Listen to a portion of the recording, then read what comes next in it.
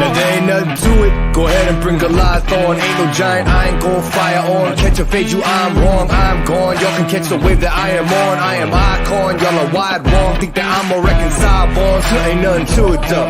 This is on me, ain't got much to do with who you know. Keeping it true to form 10 L's into a milli though. But they already knew that those for well to your opinions. Know that he is something. This is all me, ain't got much to do with who you know. Yeah, keeping it true to form, but they already knew that though. Here we go. I'ma show you who I am unbreakable. I'm a big gun, but still watch me escape.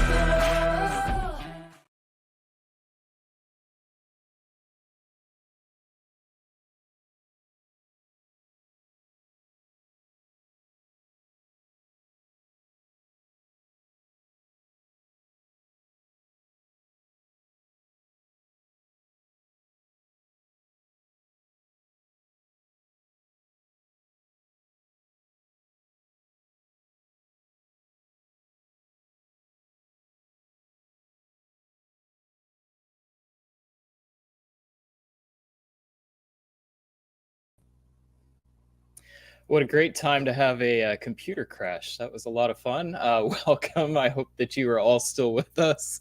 This is what we call live broadcast. Always a little fun there. Welcome to League Night. We're going to have a great show tonight. Looking forward to it, covering games from the 7 Years' War and the Virtual Diplomacy League. I'd like to welcome onto stream two of our longtime hosts. Really happy to be on air with them once again. Michalis Kamaridis. Michalis, welcome back. Pleasure to be here. Ed Sullivan. Ed, how are you doing? Wait for my chat. All right, so am I. My name is Brian. I am the host of League Night, one of the founders of the Diplomacy Broadcast Network, and really grateful to be back on here. Grateful for all of you for watching, especially for those of you participating in Dip Chat. One of my favorite parts of every broadcast. If you get the chance, join us live during our broadcasts and join in with a little bit of the fun, a little bit of the smack talk. It's a great time, great community. So tonight we are going to be covering 6 games from the 7 Years of War. This is going to be a super league of sorts from the European hobby, the French, German, and Dutch hobbies, virtual leagues combined together to create one super league, and we get to watch their games tonight. Every time we get a chance to watch these European games, I learn something new. It's a very different meta. I think the 1907 time limit that most of their games are played to forces people to think of the game a little bit differently, and they've created a lot of different perspectives, different ways to play the game, one of which is become very popular in the virtual hobby. Michalis, I know you're very familiar with it, the AI borrowing of Trieste. That came out of the French hobby, motivated by the short timeline from the C Diplo scoring system in the 1907 timeline. So great way for all of us to kind of challenge our preconceived notions and learn some new ways to play. Ed, what are you going to be looking for tonight? I'll be looking to learn this C Diplo thing. I'm going to WDC, and it looks like they had some short deadline. So let's see what I'm supposed to do here. I don't really know. Michalis, being European, have you had much opportunity to play in that format, and anything that you've learned that translates?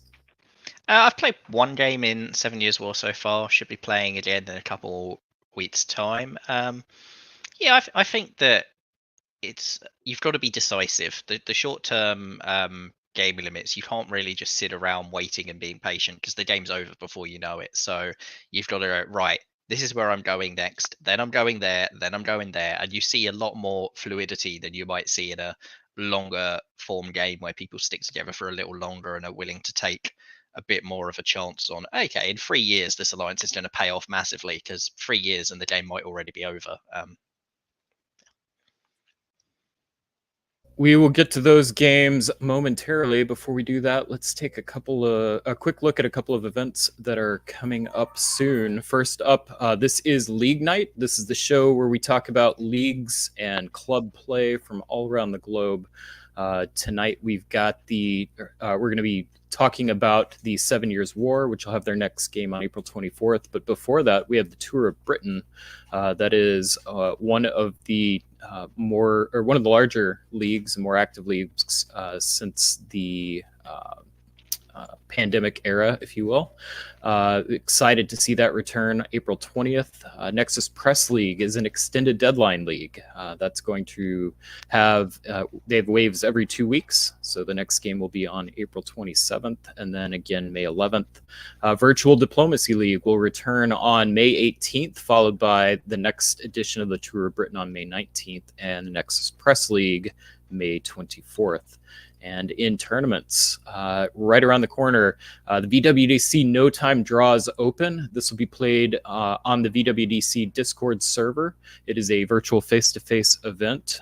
We've had fewer opportunities for virtual tournaments. So Peter McNamara has helped to organize a virtual tournament that we're really excited to have back on the docket.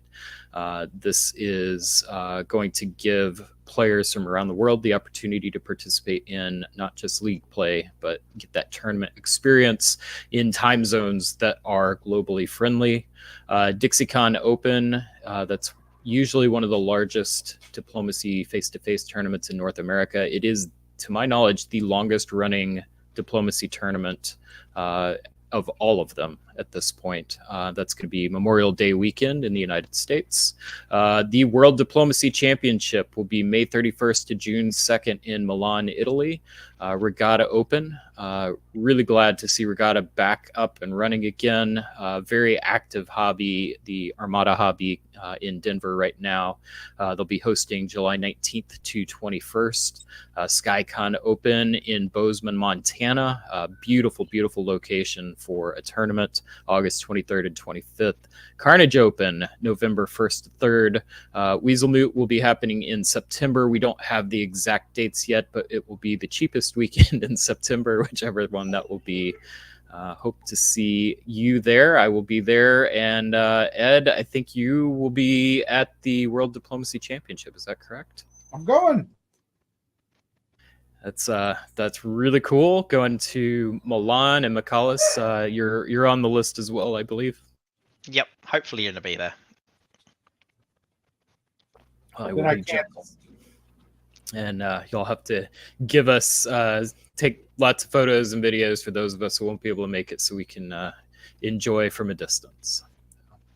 All right. Well, with that, we're going to go ahead and see if this manages to not crash on me. Here we go.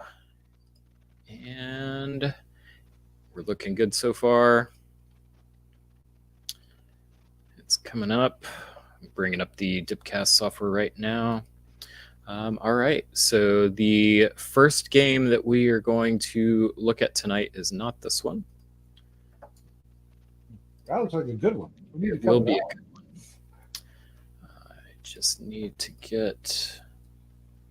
Sorry, folks. You got some crashing software. I don't think my computer's liking the latest software update. And okay, this is going to be the first one we do. So we've got in Austria, Landmu. In England, we have Klaus de Graaf. Klaus is a longtime diplomacy player, has traveled internationally, so is known to many of us here in North America. I had the opportunity to meet Klaus. Really, really good player. So definitely one to keep, a name to keep your eye on if that's one that you're not familiar with. Christopher Borja has been one of the dominant players in the French hobby for quite a while, appropriately playing in France. Germany, we got Micah Blom. Micah narrowly missed the cut for the DB&I last season, was new last year, and has really, really started to come into her own I definitely expect to see her if she continues at the same rate of growth she had last year. We would expect to see her qualify for the DBNI this year. Yelta Kuiper did qualify for the DBNI. Is one of the best European players. Won the EDC last year. Rimir Van der Eems, I know the name. I think we've seen him when we've covered some of the German league games. And then Laszlo Levich, Laszlo's new name. Yeah. So yeah, you can laugh. Everyone can laugh at my butchering of these names, and I apologize. All right, so Michalis, you've played with some of these. Ed, you've played with some. Any names that we should keep an eye on here?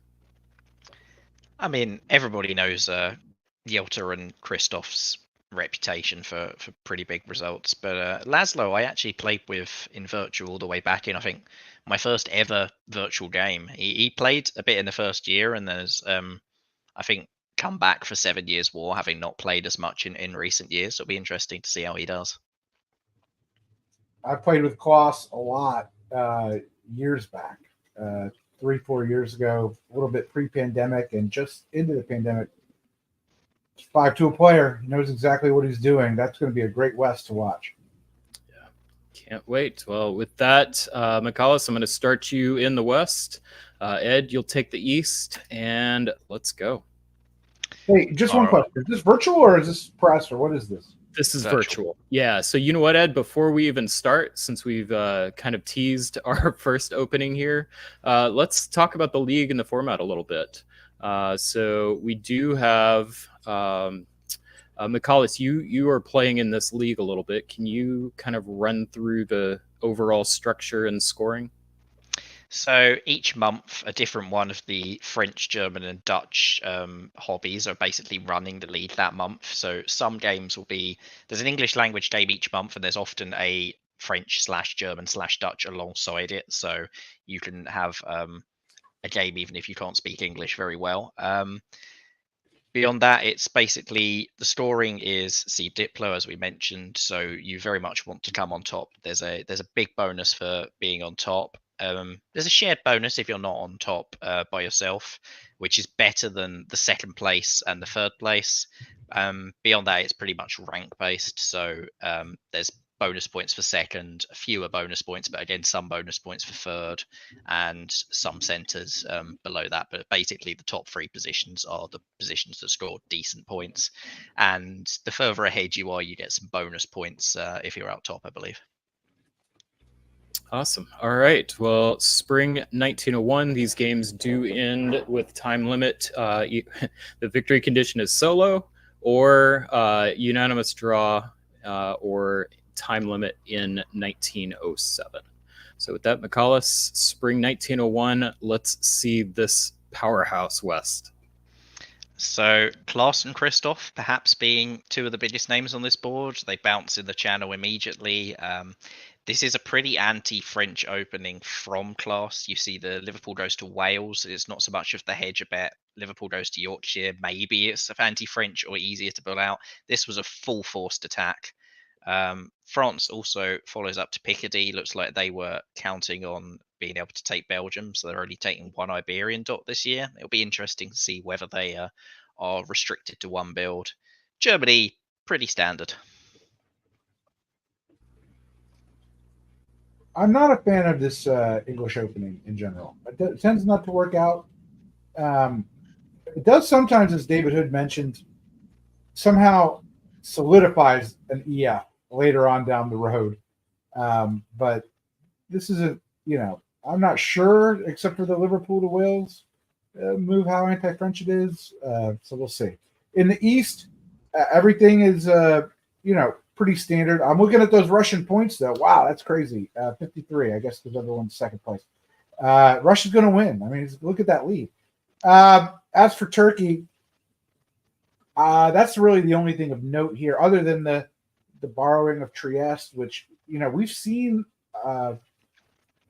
We've seen in the North American hobby this not work out. Letting Italy in the spring is now passé.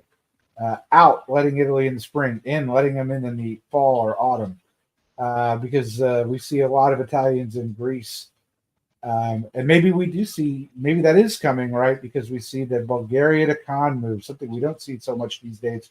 But maybe in the C Diplo thing where you gotta get big and you gotta get big early, that's the way to go. Yeah, it'd be interesting whether Laszlo, having not played for a while, he's just using the sort of old meta, because this was the standard Turkish opening for decades in this game. It's only sort of been in the past year and a half to 2 years that it's gone completely out of fashion in the North American and in the VDL and wider virtual hobbies. So maybe he's just not aware that the meta has changed so much against it, or maybe this was, as you say, a 1907 play to just get armies into the Balkans as quickly as possible and try and take some dots. Turkey's a bit less scary in a 1907 cutoff as well. You don't have to worry about them exploding quite as much.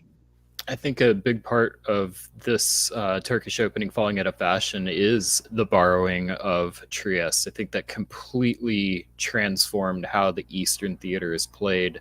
But now I wonder if there's an opportunity, if we go back to this old school opening, Bulgaria supporting that army into Greece. If that happens in the spring, this could be really, really fun. Michalis, if you are Turkey, how do you feel about that offer? I love it. People may or may not know that I'm a big proponent of the IT, and this is a delightful position to do that IT from. Sure, I'll support Italy into Greece. They can cut Serbia. We'll just go full force. In 1907 game, you want the dots quickly. All right. Well, Ed, staying in the East, let's find out whether that convoy happens. No, so what we have is an AI here in the East with Ionian going to Aegean. The right thing by Yelta, in my mind. I hate Italy to take Tunis in this situation. The whole point is to go to Aegean. And Austria gets Serbia and Greece. The bounce in Galicia standard. But if I'm Austria, I'm looking at the army in Romania now, and the fleet getting into black. Those are the things that see that. Obviously, Bulgaria supports Albania to Greece. Maybe I guess there was no stopping it. Yeah, I think we're seeing why the Trieste opening and the loaning of Trieste so that Italy can take Aegean Sea forced that Turkish meta change, because Turkey doesn't have the ability to pull a fleet out. Sure, they can build one in Smyrna, but it's very much on the back foot in the Mediterranean battle as a result of this. All right. Over in the West, however, fireworks. We see, as Ed said, the weakness of that, if that English move of trying to go straight to the channel and sending 2 units south, is they no longer have the North Sea at the end of this year. Now, at least they don't have a foreign unit in the North Sea. It's at least still neutral, but it's not an ideal position. Meanwhile, Christoph has gone unpunished for the English Channel bounce. Still gets to build 2, gets Brest out into mid-Atlantic. Will presumably put Fleet Brest down, but it looks like Klaus has pulled Wales away, and maybe Klaus is now trying to rescue something in the terms of the EF. Yeah, that's exactly right. I mean, Klaus sort of just turned tack here, but it's kind of a difficult position. I mean, for Klaus now, right? That bounce in the north.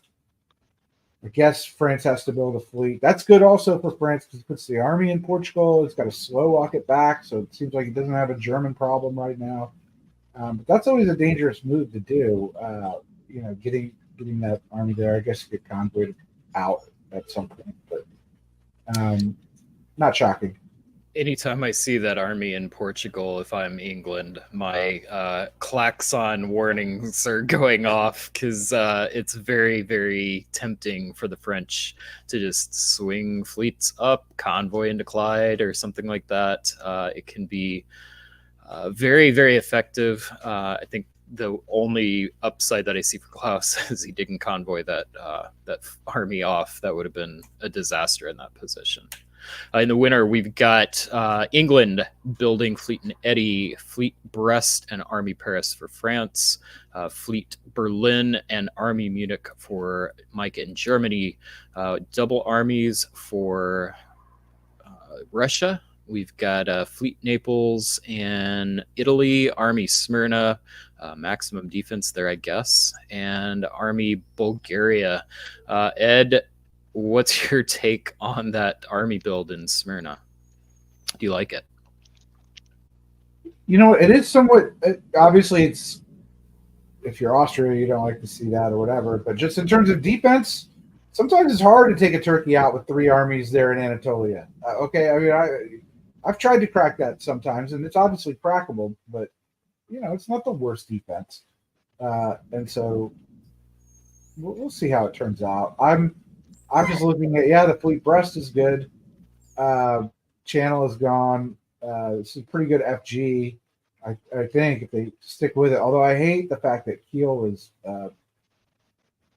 This is a problem with. I think Kiel backfilled to Denmark for some pointless reason. There, as opposed to just she could have supported it in all. I presume that Micah thought there was a realistic chance she'd actually be able to slip into North Sea, that London would go to the Channel again, and so the idea was that she could slip into North Sea, still get 2. So she took a risk that hasn't paid off yet. I'm not as good a Russian player as Michalis for sure, but this Army St. Petersburg, I tend not to like it when I play. But everyone says it gives you more flexibility. To me, it's more limiting because where's it going to go? It's going into Scandinavia. It's staying there. It's 1905 might convoy out. Who knows? But it's here you go.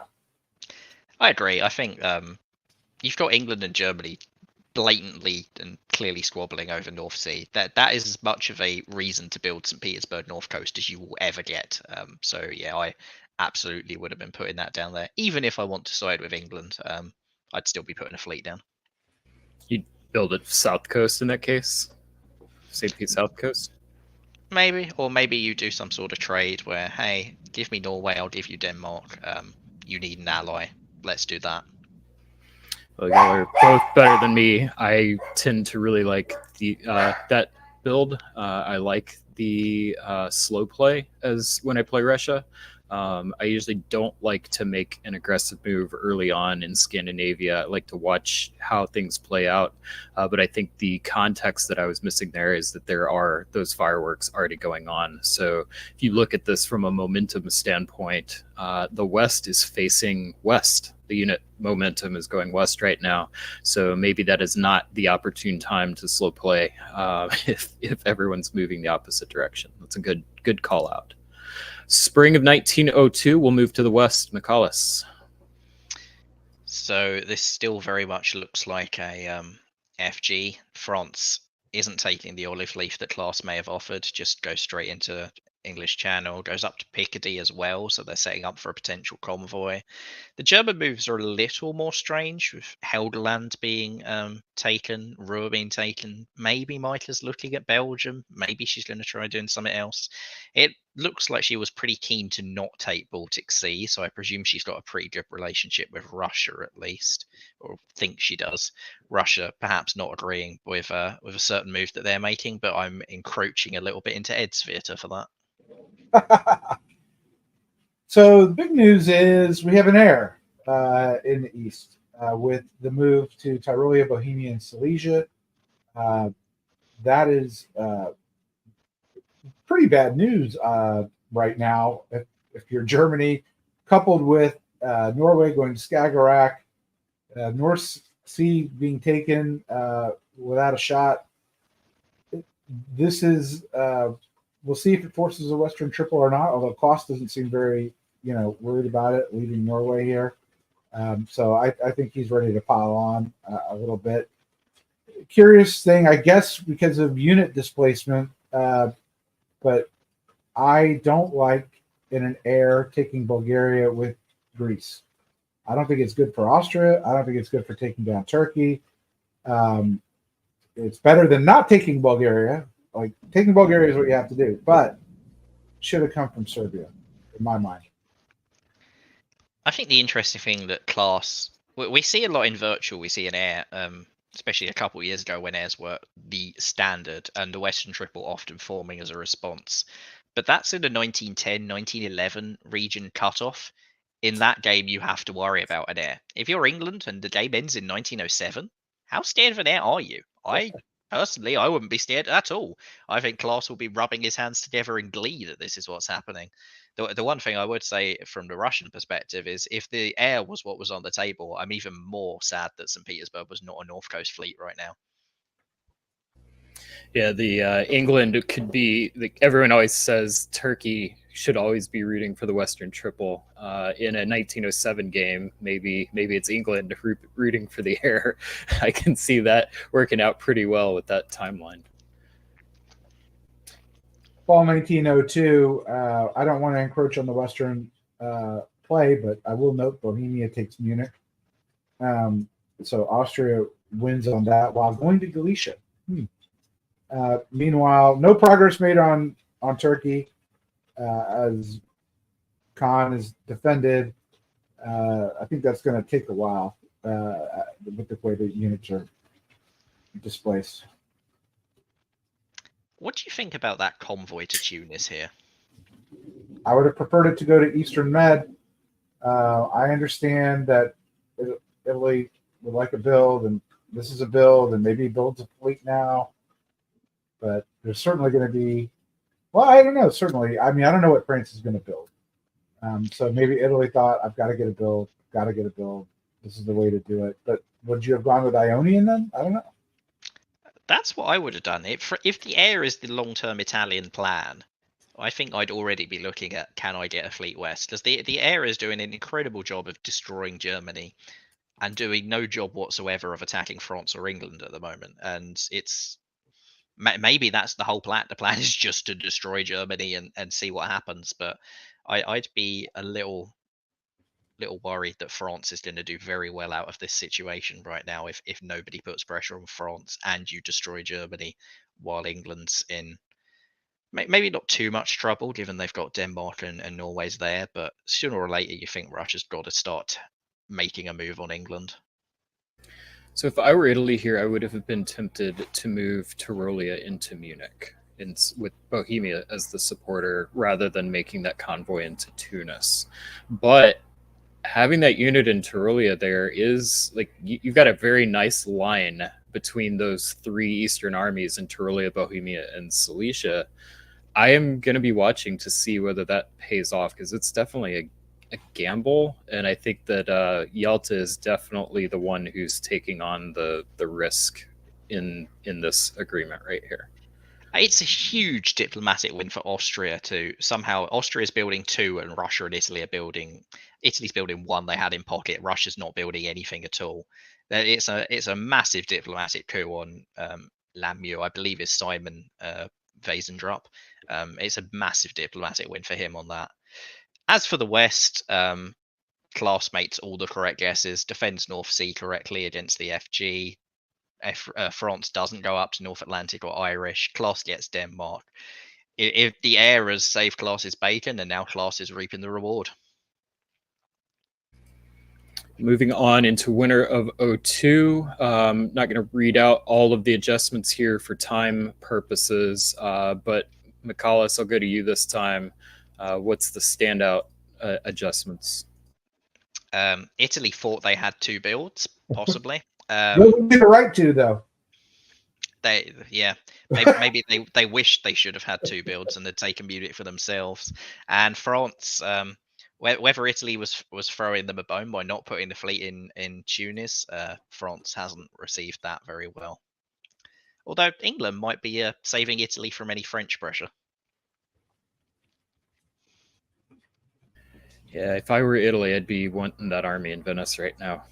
I am definitely going to be watching what happens when we get to the east if Austria decides it's time to move in with this short timeline.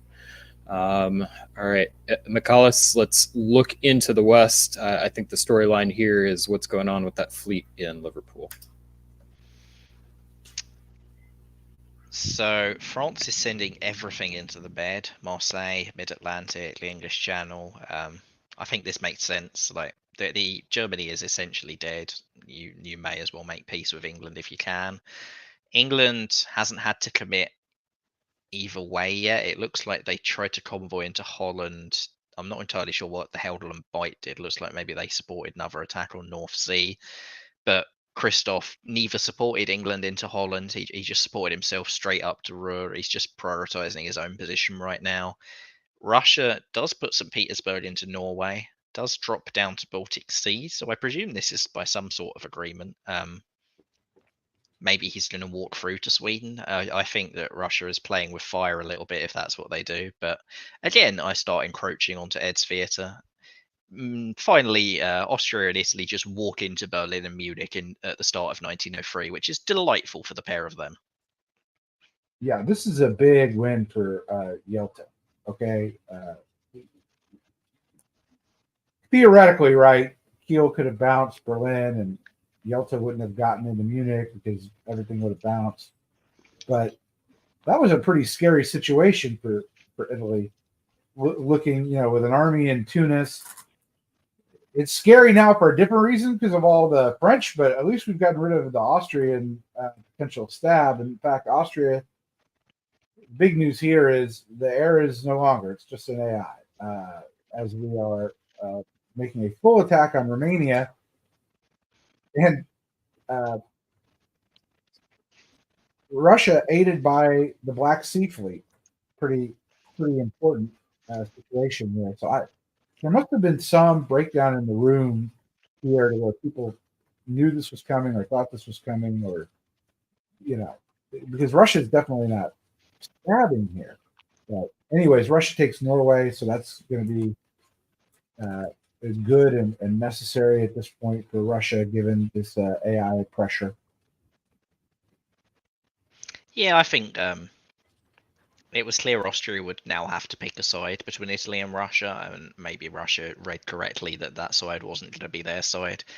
It's good work by Russia and Turkey to get this together as quickly as they have and go, yeah, I know we've attacked each other before now, but it's time to peace out, and I'll defend Romania. You help me defend Romania, and get them both on the same page to stop that. Italy going Aegean back to Greece is quite interesting because essentially all of the pressure has now come off of Turkey. It's already the start of 1903, and I think any chance of Turkey being eliminated has gone down pretty heavily. Thank God for that army bill. Here we go. Okay, fall 1903. What you see is, it's kind of French, but the French and Tyrrhenian Sea here. Italy keeps Greece because they were bounced out. It's a horrible situation for Yelta, not. And AI going to Bohemia and Vienna, I guess trying to peace out with Russia a bit and say, hey, I'm going to go fight in the West. It's kind of an unfocused attack here from Landmu.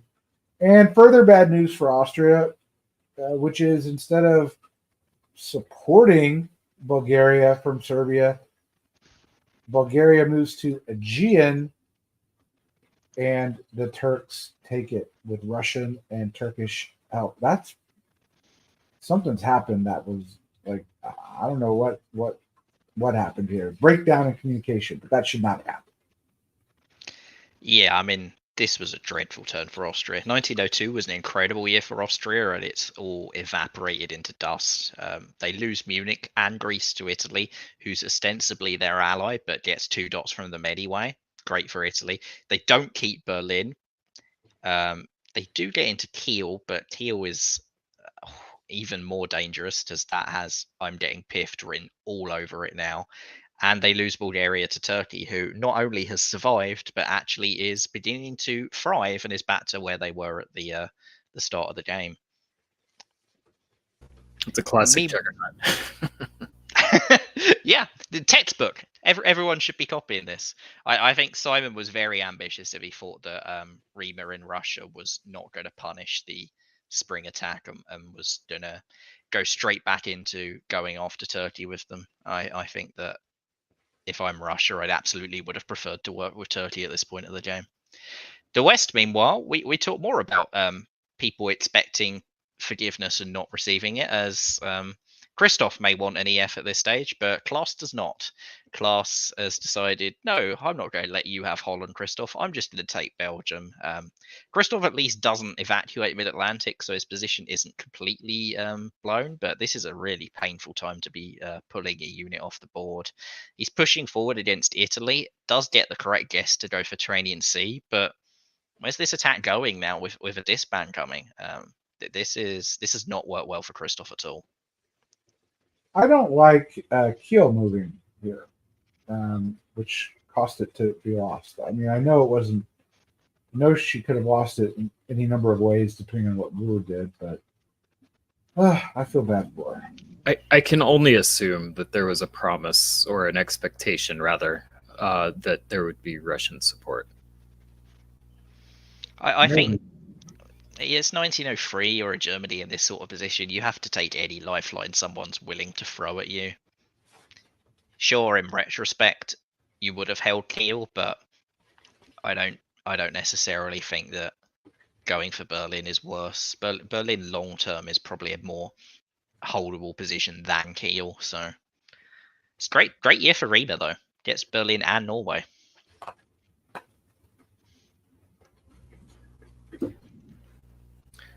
Winter of 03, we've got 2 disbands from Germany, 1 disband from France. So everything looking pretty good for Klaus.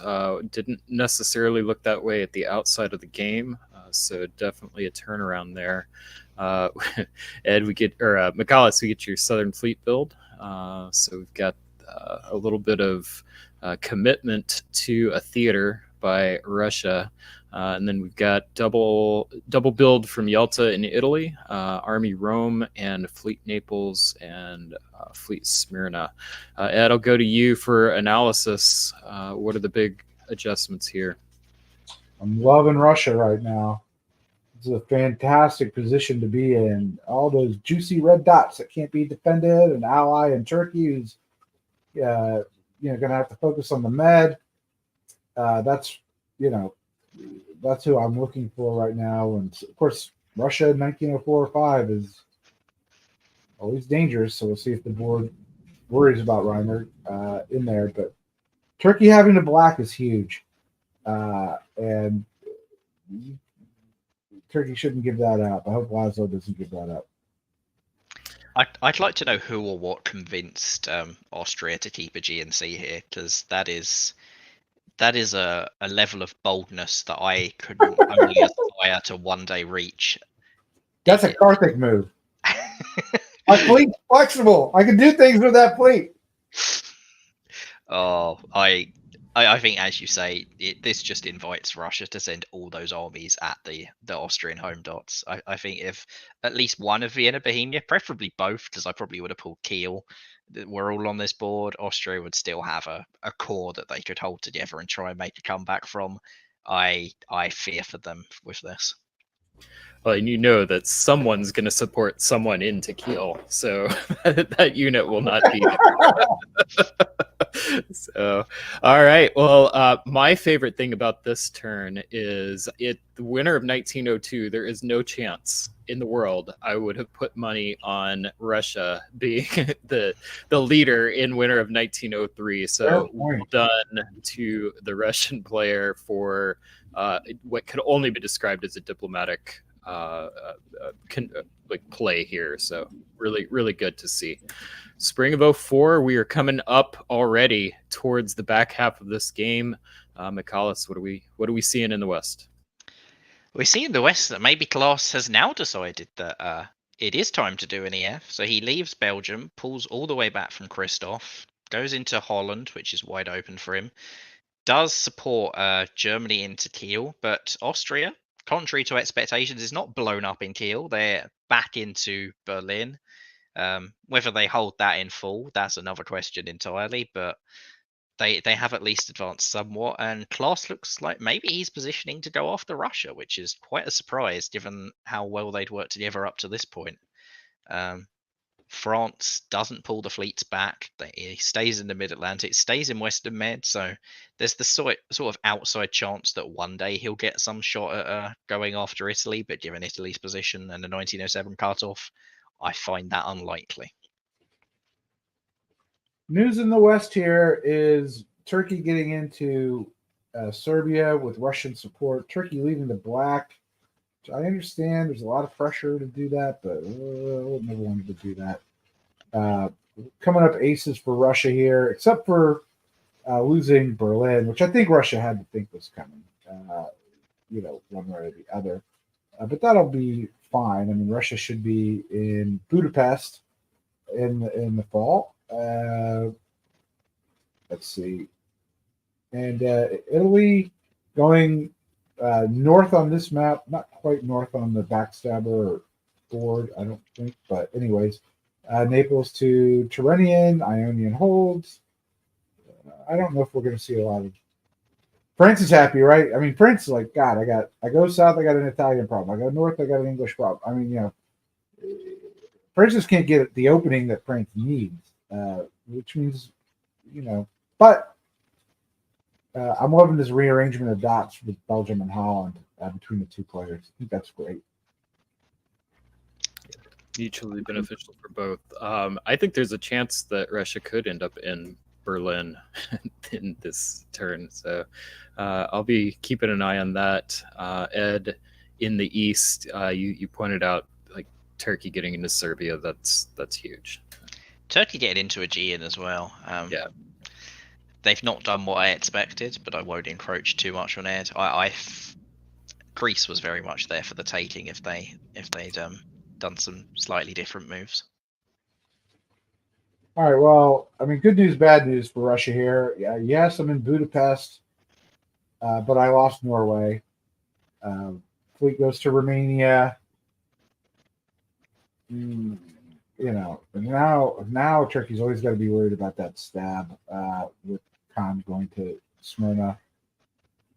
Let's see. Poor Austria leaves Trieste, loses Vienna. I have to think Austria just gave that to Italy on both. I'd rather you have them than the evil RT. And Austria remains alive. Russia had, I guess, made an offer to England as a way of avoiding problems in Norway, but that didn't work out. Offered Kiel, but didn't happen. Yeah, I think Russia was the big leader and was getting bigger. It makes sense. There's been some sort of reaction. I think this is a huge year for Yelta in the East. Russia's struggling in the North, goes down 2. Yes, they pick up 1, but they're pulling overall. Yelta just keeps Trieste, walks back into Vienna, doesn't lose Greece, doesn't even have real threat on Munich, except from Austria, who's, as you say, I think pretty much just locked into being an Italian janissary at this stage, and doesn't have a French threat really either. Even if France builds Fleet Marseille, look at all those Italian fleets. So what? Turkey's been pushed back again. Yes, Turkey could come back out, but they're not likely to take more than maybe Greece by the end of this game. This is a great year for Yelta in the East. In the West, yeah, pretty much as expected.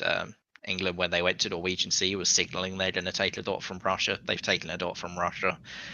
I would expect them to demand that one of those fleets is pulled off the board in the north, and perhaps they'll then work with Russia again because they need Russia to contain Italy at this stage.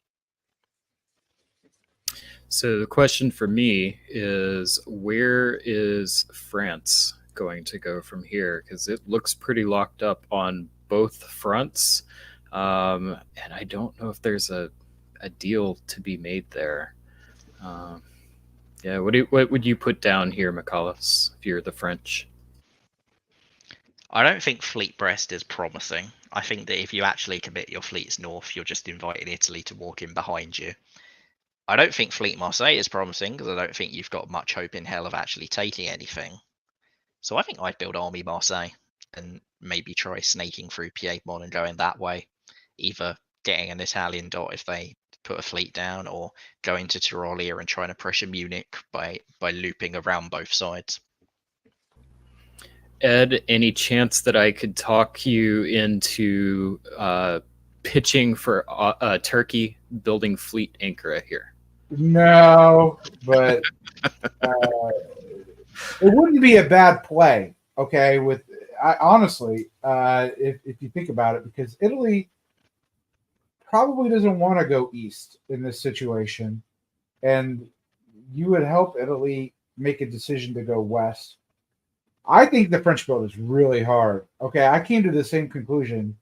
I probably would have built Army Marseille with all of this, but I bet you he builds a fleet. Like fleet Marseille, I think has to be on the agenda, but I don't know if it's a good build. We do get Fleet Marseille and Fleet Eddie in the west, and Army Ankara, Army Venice. We get the disbands, the important disbands this year in Silesia, Albania, and Aegean. Austria choosing to keep the Italian army in Berlin. Silesia is a surprising disband for me. That suggests that maybe this English-Russian relationship is more damaged than I kind of expected. I kind of thought that Russia would go, fair play, I was big, I'll let you have Norway back, it was yours in the first place. But this very much suggests they intend to keep fighting England. Well, I mean, I can see an argument that with that fleet build in Eddie,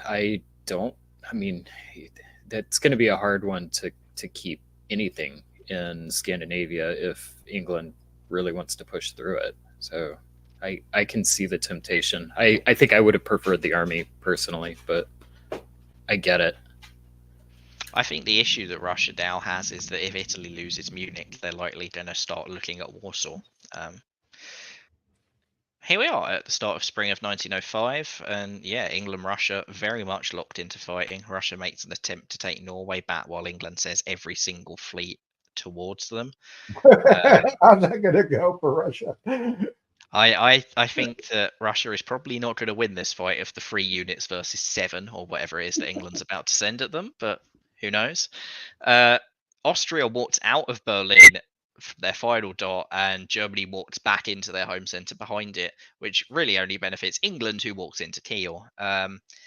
Meanwhile, Italy, France, the Fleet Marseille build, as sort of expected, it's tried to get out, but it's not got anywhere. Maybe you can get something by the end of this game if you have Turkish help on the other side as well. Italy, there is being a little bit of a counter to Italy's good position now. Russia, maybe doing stuff, but I'm getting into Ed's theatre for that. Italy couldn't have held Vienna, but I would have thought now would have been a good opportunity for Italy and Russia to come together here and get some Turkish centers that way. They had, not bad position to do it. Instead, I guess it's going to go this way. Meanwhile, Russia's got a little bit of a problem with Berlin to Prussia, Kiel to Berlin, Holland to Kiel. Micah just continues to hang in there one way or the other. And they can't take Warsaw, but they can certainly be that annoying pest, which had to have been a result of that disband of Silesia. And poor Yelta didn't get the message, right? Because Munich's going to Burgundy. Hey, I'm supposed to go to Warsaw. We can get Warsaw now. That didn't work. I think you can see in the scores just how far ahead Yelta is of Rima right now. I think that in a scoring system that so heavily incentivizes the top, maybe you don't do a wintergreen at this stage. Maybe you're just squabbling and trying to keep Turkey friendly because they're not the threat.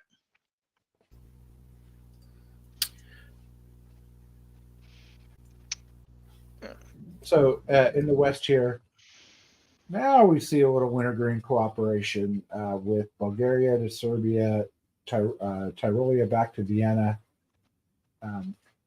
and Piedmont to Tyrolia, although pesky French fleet follows up in Piedmont.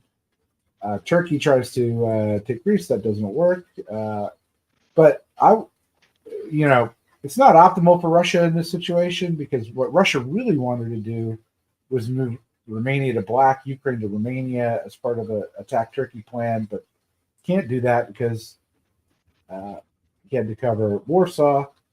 Meanwhile, it's my theater slightly. For reasons Michaelis can explain, Norway's in St. Petersburg. Yeah, I mean, given that England attacked Russia with essentially every unit, for Russia to stay even in the north this year is actually quite a big win for them. England, instead of going after Sweden, has prioritized trying to cover Holland and keep Kiel, and instead the big winner is France, who out of nowhere has somehow got themselves an extra build with Italian support into Kiel. Delightful. Didn't see that one coming. I would hedge a guess that Klaus didn't either, but maybe his move suggests that he sort of did. Austria, we say farewell to. Thank you for the game. And yeah, pretty good situation for Yelta again now. Stays even for the year. Russia actually gets to build, so maybe the fact they haven't gone to Black Sea isn't the end of the world. And it'd be really interesting to see what France does with this build. I have to say, I do wish that Marseille was an army again, though. I think this has been this turn has really illustrated to me one of the differences with the meta between what we're used to seeing here in North America versus this European C Diplo style. I think we're just seeing the board react to the leader every single year. I mean, that's the one truism that's held throughout this game. I am going to be watching to see whether that trend continues in the into 1906, in which case we would see the Italian would need to be on alert. And if the board cooperates, they do have the units to push Italy back a little bit here. Ed, I'm going to go to you this time. We've got we got two adjustments, but I'll go back to the French. What are you putting down? Kind of depends on the relationship. I'm inclined to build another fleet, but I don't know where. Given they took Kiel and England was the one who was in Kiel at the start of that turn, I think Fleet Brest is almost a necessity. We get Fleet Marseille, so I think prioritizing attacking the leader over trying to become the leader by taking English dots might be the thought process here. Let's see how France, that's the one I'm going to be watching, handles this. So, looks like England doesn't care too much about Kiel. France just walks Belgium into Ruhr. They send everything towards Italy. Piedmont's now in Tuscany. Again, it'd be so much nicer if it was an army and could have threatened Venice, but at least it's threatening an Italian dot now and forcing Yelta to make some tough decisions, because Tunis isn't really holdable, given that he's got to cover Rome and Ionian's likely getting tapped by Turkey. I think other than that, it looks like England finally gets a dot off of Russia. Interesting to retreat to Finland rather than to Baltic there. I think you could make a pretty solid case that Baltic's more annoying to deal with, but fair enough, I guess. What did Holland support and Berlin support? So Holland did try and support Germany against France. Germany tried to support Denmark into the Baltic Sea. Not great communication between England and Germany there.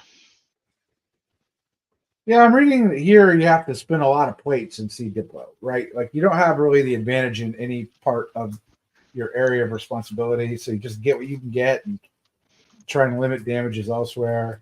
Meanwhile, in the east, we do see Romania to Black Sea, Budapest, Romania. So we see a détente between Russia and Italy.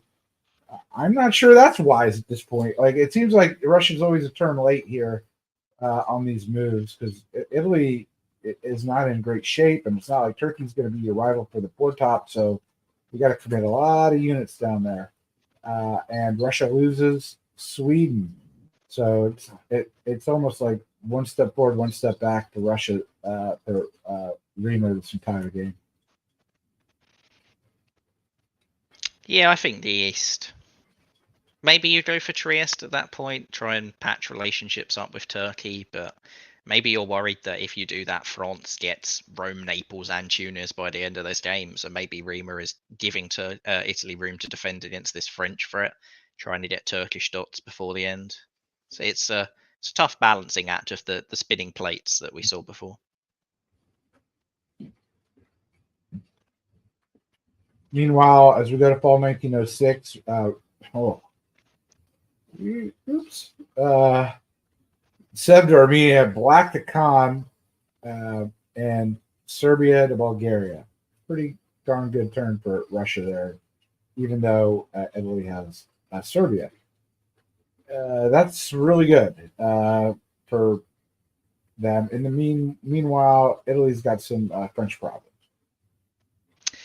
Yeah, France, as we said, with Turkey tapping Ionian Sea, Italy couldn't hold Tunis, and they've lost Tunis as a result. And with the situation where it is, that PIF is actually pretty handy for them, because getting Serbia losing Tunis but getting a rebuild means that Rome is under way less threat than it otherwise would have been. So it's possible that Serbia was agreed between Italy and Russia. In the West, massive arrow as everybody decides they want Germany into Kiel. Micah gets to build for the first time since 1901. Congratulations, Micah. Yeah. England deciding to do somewhat anti-French moves around Kiel, but not send any fleets down towards Brest, which is interesting, especially as France doesn't have a build. So, like, if England had just gone into English Channel here, France losing Kiel, gaining Tunis, what a position that could have been for class. Oh yeah. We'll just go quickly through the winter here. I think the adjustments are pretty self-explanatory. Moving into spring of 1907, I think the setup here is we've got the West one center behind the East moving into the very last turn. What can the West do to catch up or to exceed those centers in the East? It's always going to be hard when you've got all those juicy Balkan centers sitting there. Can they do it? So, starting off in the West, England has decided that their way to the top isn't through the French dots, even though Brest was still there for the taking if they'd gone to the Channel. The EF finally springs from the ashes at the very end of this game. They're going for Helgoland, which suggests they're going to try and take some German dots. Other than that, it looks like they're hoping that 8 centers is enough for at least a shared top in this game. Rush, yeah, that's Ed's theatre. that's the West. It's a massive help here for Russia, right? Russia now can take Vienna at the end of the fall. It takes Ankara, keeps Khan. I was going to say Klaus had no room really to grow against Russia. The only move was against Germany or France. That was it. He doesn't seem inclined to attack. Germany. He kind of wants to attack Germany through Kiel, but that's where his last dot will be. I don't know. I can't read what's happening with Italy here. It looks like Italy can take something. Can't take Tunis back. Won't lose anything. Maybe he takes Budapest here, but Serbia is vulnerable. I don't know. Be a fun little game at the end here between Italy and Russia, I think. And England will get to 8, so we'll see what happens. I think 9's going to win it. I think the problem Italy has that if Serbia tries to take Bud or Rum, Greece could very easily fall to a Franco-Turkish attack here, especially as Turkey's sort of been helping France for the last year or two anyway. I could very easily see Laszlo saying, yeah, I'll put Christoph into a center at the end of this game to punish Yelta for the attack earlier. Yelta's going to have to really to spin those plates to perfection to get some sort of top out of this. Well, Ionian gets to Greece unaided because Greece goes to Bulgaria, and Reamer does not take Vienna. Interesting. on the last play, but does get Ankara at the end and loses Bulgaria. So 8. I can't do the math. That's 8 for Russia. Italy's got to be going down, right? Italy goes down to 7. Italy stays at 8. Yeah, they lost Greece but gained Bulgaria. Bulgaria. They backfilled. Okay. France did add up there, but because Klaas didn't get Kiel out of it, Klaas is the one who's not part of the shared top. He could have had Kiel, right? Because Ruhr cut Munich. I guess he didn't want to do that to Micah. Or he just didn't trust Christoph not to go for Holland. That's why he's gone for the extra support there. Fair point. Well, into the game, we've got a shared top between Russia, Italy, and France. Really entertaining game. I think that this is. I'll pull a David Hood here a little bit. It's always fun to watch different ways to play this game. We've seen a lot of games in Virtual Diplomacy League, tournaments, things like that, end in 1907. This is not an uncommon time to end a game. But this one had a ton of different shifting alliances, trying to nibble back on the leader. But then we also saw some cooperation there at the end where they were working together to try and race. Really, really entertaining game. I'm looking forward to watching the next one. While I pull that up, Michaela, since you're first on my screen, I'll let you sum up what did we see in this game and what did you take away from it? I think we saw a lot of fight the leader, stop the leader, getting ahead, balance of power, sort of everything this scoring system is designed to encourage. Pretty good game from that perspective. I think Christoph will be delighted to have somehow got a shared top out of that game.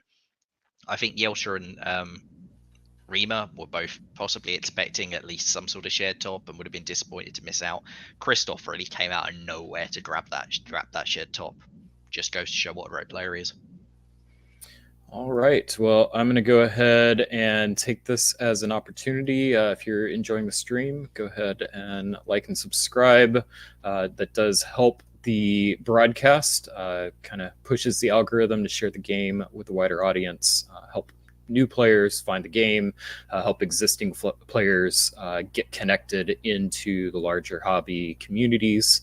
And with that, we'll move to our first German language game. Lots of players here that are new to me, several that I do recognize. We're going to start with Sasha Cook in Austria, Lucas Schwenk in England, Abstiegskrieger. Robert Schupa's got to be rolling his grave right now in France, Germany. We got Robert Schupa, Italy. We've got Max Intikap, Russia, Merlin Koenig, and Turkey Yelta Kuiper. So we've Ed, I'm going to go to you to this one. Who are you going to be watching in this game? You're going to be watching France. I've actually played with France in the Olympus semifinal game. Newer player, very eager. Like a lot of people in diplomacy, sometimes more interested in cool moves than advancing the ball.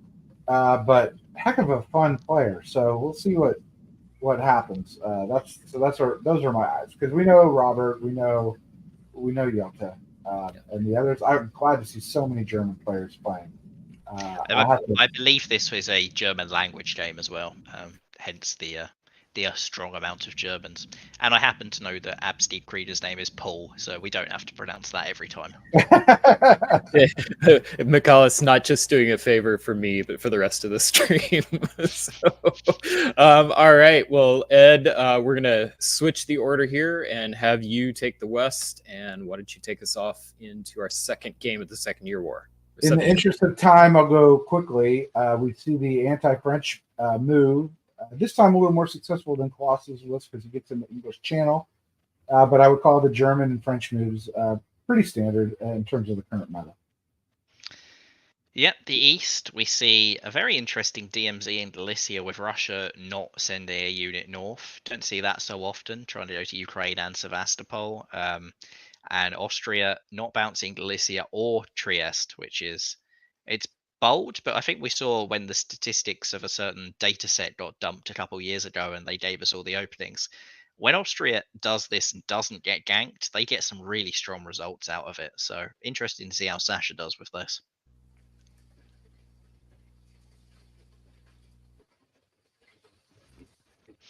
I'd say this is probably not the ideal way for Austria to get the great result out of it. They do bounce Russia out of Romania, but they only get one build as Turkey gets Greece. So Yelta gets Greece, Bulgaria, and Black Sea in fall of 1901.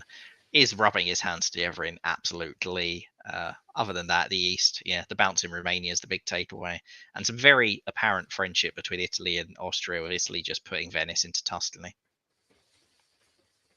Yeah. Sort of a teaching point here in the West, where there's a failed convoy to Brest, but France picks up 2. I don't know if I'm any. Oh, and Germany gets 3, which is kind of a big news because Picardy has to cover Brest. But if I'm England here, I don't want to give away my stuff, but I rarely convoy or attempt a convoy into Brest because I suspect Picardy will cover Brest, and that means that now France can build a fleet in Brest, which is not great for England. And so you wouldn't mind Picardy being in Brest at all. It's just the classic Princess Bride situation. Is that they know that they know that it's a toss up. I tend to, here I go showing my cards.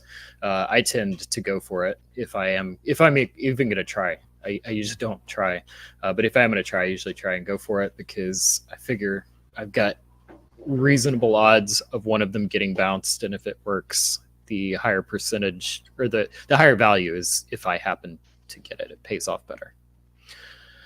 Michaelis in the fall. Okay, we've done the fall, Brian. I'm sorry, you're right. I was too caught up in my analysis. I can do it again if you want, but yeah, it was good. All right, winner of 1901. Again, I'm not going to call these out, but Ed, I'll go to you first. What is the most interesting adjustment on this board? 0, none of the above. They all Army Ankara. Yeah. It's probably the most interesting though to me. I'm not sure why Ankara over Khan, but I guess because it's going to Armenia. Other than that, Pro AT, I'd say. Yeah, it's an AT. It's an AT. Yep. All right, Ed, spring of 02. All right. Well, that English attack went as well as the last English attack and the other game, except they moved away. I think England would have preferred that London support English Channel in North Sea as opposed to London. It's kind of too clever by half. If I'm England, if you're pulling back, pull back. Let's see here. Meanwhile, good news for Russia as Germany moves the fleet towards Helgoland, so that is not looking good if I'm England here. And it's difficult to be England here and go for some Russian help given this new war against England when you're supporting Germany against Sweden. Sometimes Russia won't play the board. They'll be like, oh, whoa, dude. Who are you? Can't be doing that. So we'll see what happens. Meanwhile, in the East, Turkey made the Pro AT builds, but Austria decided that an AT is not what they wanted.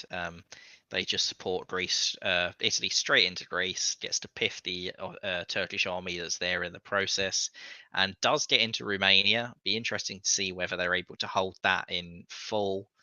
It's an ambitious move to go straight for Turkey like this, but Yelta and Robert had a very good first year. Yelta is didn't have to do some incredible work to have as good a second year here. So I know we're trying to go quickly here, but this is a difficult question that I find myself facing often. If I'm in a situation where I am Austria and I've got a solid alliance going, good position, but I know I've got the lower. I'm the junior partner in that alliance. There's always a temptation to switch, like we see here. But is that the right call here in this situation? Would you do that if you're in this situation? Michaelis knows I'm more of a 1906-07 stabber. I don't like to stab early. If I pick an alliance, especially an unusual one, stab early. If I don't like this back and forth, and I'm not sure it matters much, right? Because what I failed to notice was Germany going to Silesia and Bohemia. So Austria might be turning around, pretty quickly, and probably is happy that he didn't anger Italy too much. Sasha will have to wonder what on earth they did to get this out of Robert. That's an achievement to. We sometimes see heirs going to the line and pressuring Munich in 02. It's been a while since I've seen Germany's coming across the line to pressure Vienna in 1902. That is why we are watching a different meta at play, so we can all watch the board play out differently than we're used to and learn a little bit. Let's learn about fall of 1902.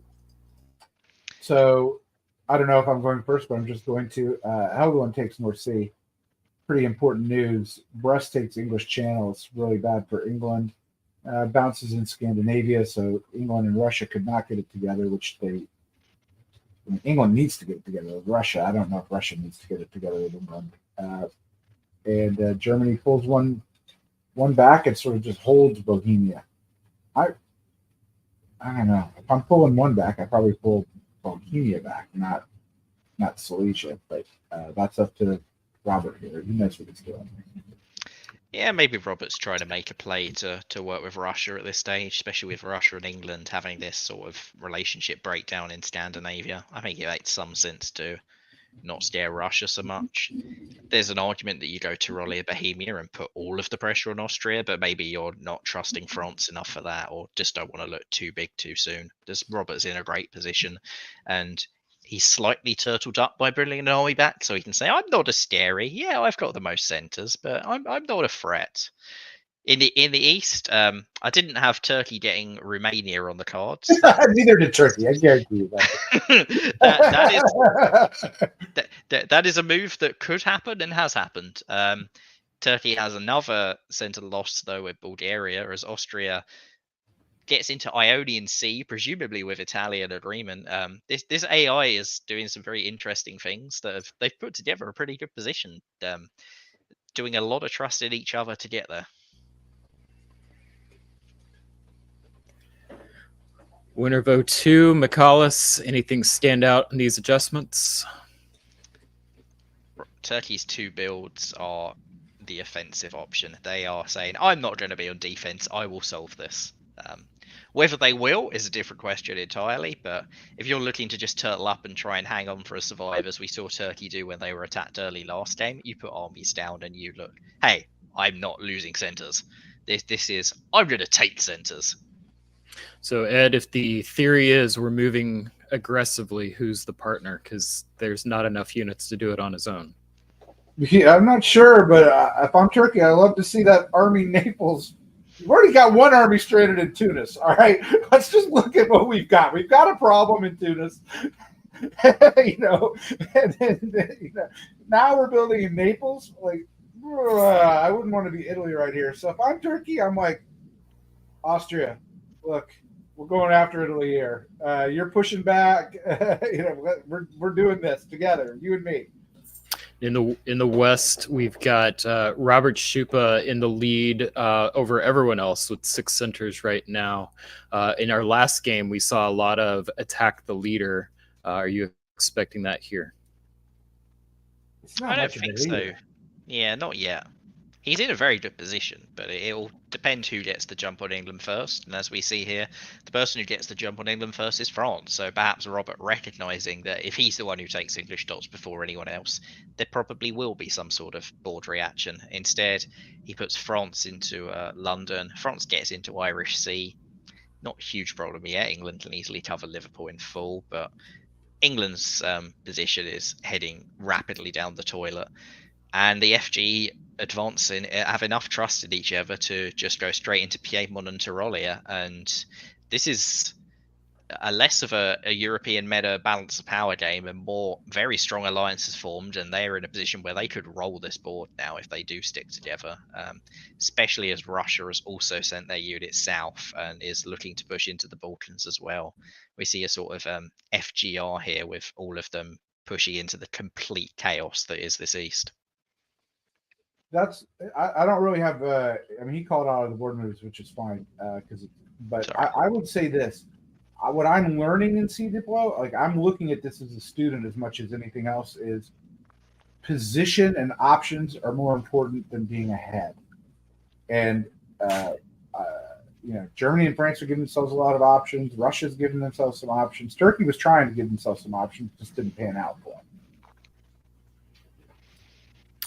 In the fall, we'll go to you, McCallus, in the East. In the East, we see Turkey does get a center out of it. They take Bulgaria, and such is the trust between this AI that Austria, instead of retreating into the wide open Greece, just pulls it off the board. You love to see it if your name is Mats. You maybe don't love to see it so much if your name is Sasha. Mats does lose Venice, though, with the FG just going straight into there. Austria conveniently convoys that stranded army off of Tunis. So again, we're just pretending that Red Fleet is actually green. Maybe they're colorblind; they can't tell the difference.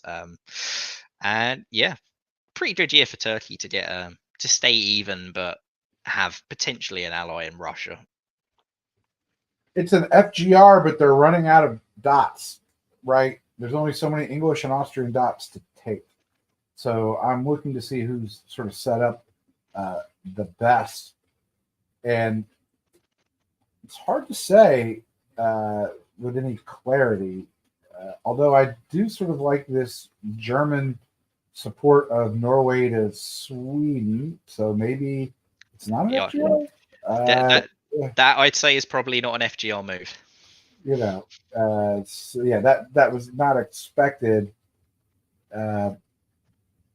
But yeah, I mean, but then Russia puts Tyrolia into Venice, and so France puts Tyrolia into Venice, but that's for play in the East. I don't know how to all play out, but if I'm France, I don't care about any of that. I'm in London and Liverpool.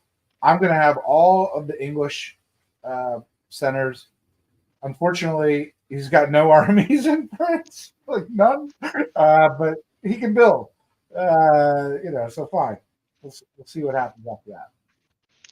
Yeah, it's France getting both Liverpool and London for free this year is pretty big for them. The problem they may have is that it's going to be quite difficult to justify armies being put on this board. I feel like Fleet Marseille is essentially guaranteed to be one of your builds. You have no excuse for building anything that isn't that. If you get lured into building Fleet Brest or something as well, that's a pretty shonky position, as our Australian friends would say. Ed, my favorite thing you said is that they're running out of dots, and it's fall of 1903. This has been just a masterclass in dismantling the board, taking advantage of some chaos. But as you pointed out, I think the dots, the next step has already been decided on. Winter of 03. There you go. We've got that Fleet Brest that you called out, McCallus. We'll move into the spring. Ed, what do we see in the West? Well, we see an English Janissary. As Liverpool goes to Edinburgh, I assume that we were going to see an English Janissary there. It makes sort of sense, but that's great news. Great news for Paul in France. And convoys back to Brest. Thank God, Paul. You got one army back. I might have gone to Picardy there, but I understand you're playing Great Alliance game, and who cares? You're picking up centers. Be curious to see what England does now. If England gets sneaky or not. Yeah, I think France, that's a really, really good decision to pull an army back while still building that fleet and putting it down. So fair play to them for that. Whether they have to pay for it around London or Liverpool later, I think either way, you want that army there just to say to Germany, don't try anything funny. Meanwhile, in the east, Venice was nice, but the Germans have had enough of their canals. There's too many tourists there. We're leaving. We're going straight back up to Tyrolia. I'm going skiing now. It's spring. So back into the Alps they go. Looks like they're perhaps putting pressure on Austria again. Turkey, meanwhile, those fleets that we said, oh, they're probably not going to get anything from their aggressive moves. Now they are. They're in Aegean Sea and Black Sea. They're up into Armenia. They've got I've got a guarantee on Sevastopol. They've got potential pressure of Greece.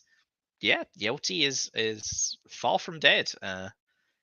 Russia, this is a pretty tough turn for them to get kicked out of Budapest, have no ally with their key ally having stabbed them, and they lose the Baltic Sea. They're losing position in the north. Merlin's going to have to turn this diplomatic situation in his favor. Merlin needs some magic right here.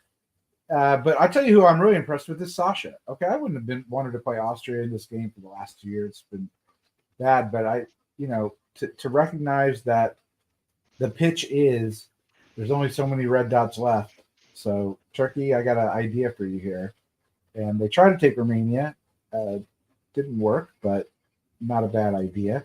And so I'm really happy for Sasha here to hang in there. And who knows what'll happen. I don't think Italy's mad at Austria, but man, 3 armies limits your options in Italy. Yeah. I mean, 3 armies is great. It's 3 armies that are where they are that's not quite so great. But they can build a fleet if they hold on to Venice, which they should hold on to here. So not the end of the world. Yeah. There's 2 games in a row I've been impressed with Yelta's diplomacy. Their last game that we saw, there was a position I did not see a good pathway forward, and there was some negotiations done that worked in his favor. We're seeing that again here. Well done, Ed. My question in the East is going to be, Michalis in the East. My question is whether or not he's going to be able to turn that into Russian dots or not. Yes, he is. Gets into Sevastopol, which was guaranteed. Gets into Romania as well, which was not. Austria not bothering to cover Trieste. They're just all on board this alliance. They help Turkey into Rum. Looks like maybe this is some sort of AIT, so it is a reaction to the FG. Turkey doesn't go for Greece. They're just pulling fleets forward. Given you're building 2 anyway, I think that's pretty sensible. You've got plenty years left in this game to take Greece later if you need to, but for the moment you need to hold back this FG that are advancing pretty much everywhere. Germany getting into Vienna is pretty big news.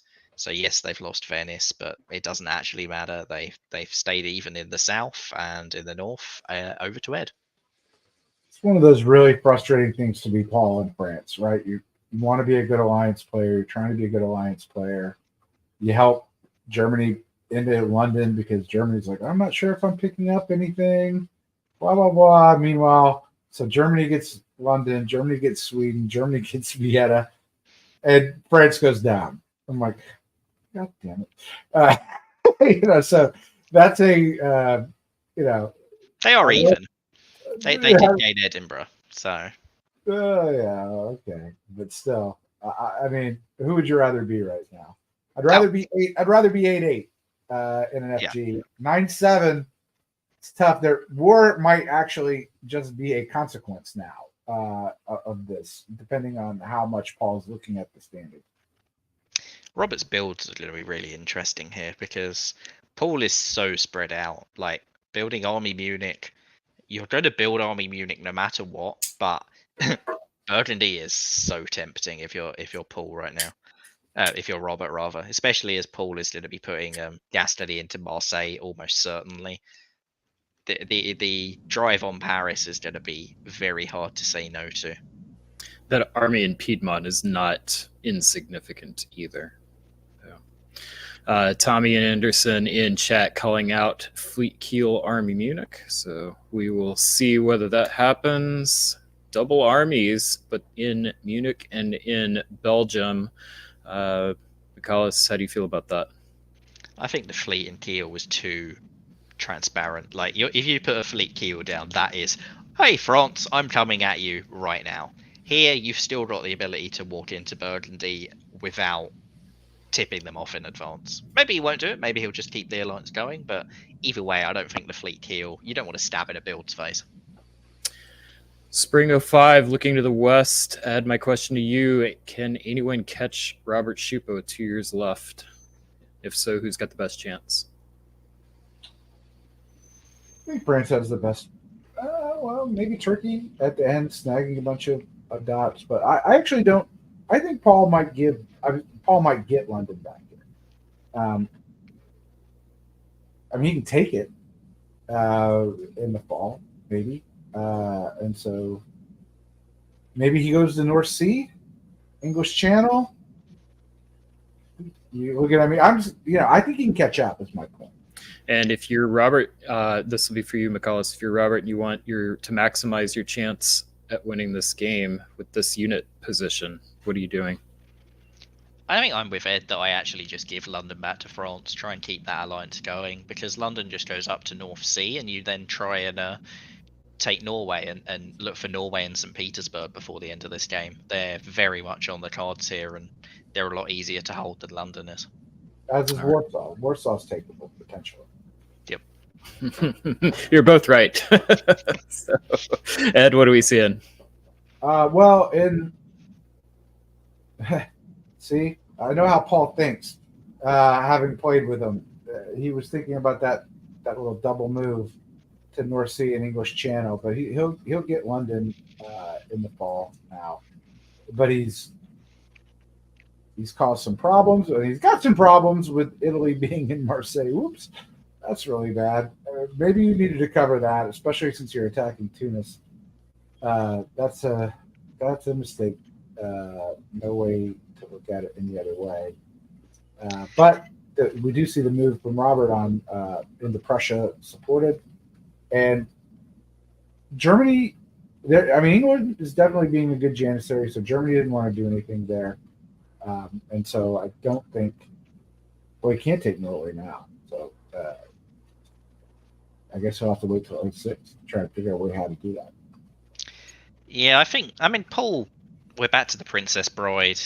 If Paul goes to Marseille and isn't bounced out, and Robert goes to Burgundy, Paul is toast. Paul decides not to cover Marseille as a result. Italy gets into Marseille. Paul is potentially toast anyway. It's sort of damned if you do, damned if you don't. He got the guess wrong. The East, meanwhile, is just a massive bounce in Galicia between 3 and 3 on each side. Looks like Russia has joined this sort of Eastern quadruple, perhaps. Not too sure Turkey's part of that, though. They do a nice little convoy swap to get into Rum. I think Yelta is still looking at getting some more centres before the end of this game for sure.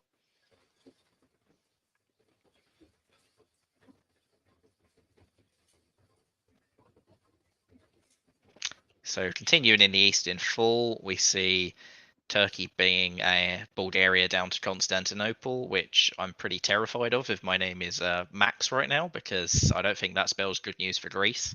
That can now go to Bull South Coast, go to Greece. I don't think Max needs more Turkish fleets to help his position. I think Yelta's going to be looking at Greece sometime in 1906. The rest of the East is once more a lot of red arrows. Germany this time does get into Galicia and doesn't lose Vienna in the process, which is not insignificant. And at the risk of straying into the Western territory, it turns out that Italian in Marseille wasn't scary whatsoever, because they'll just walk back out.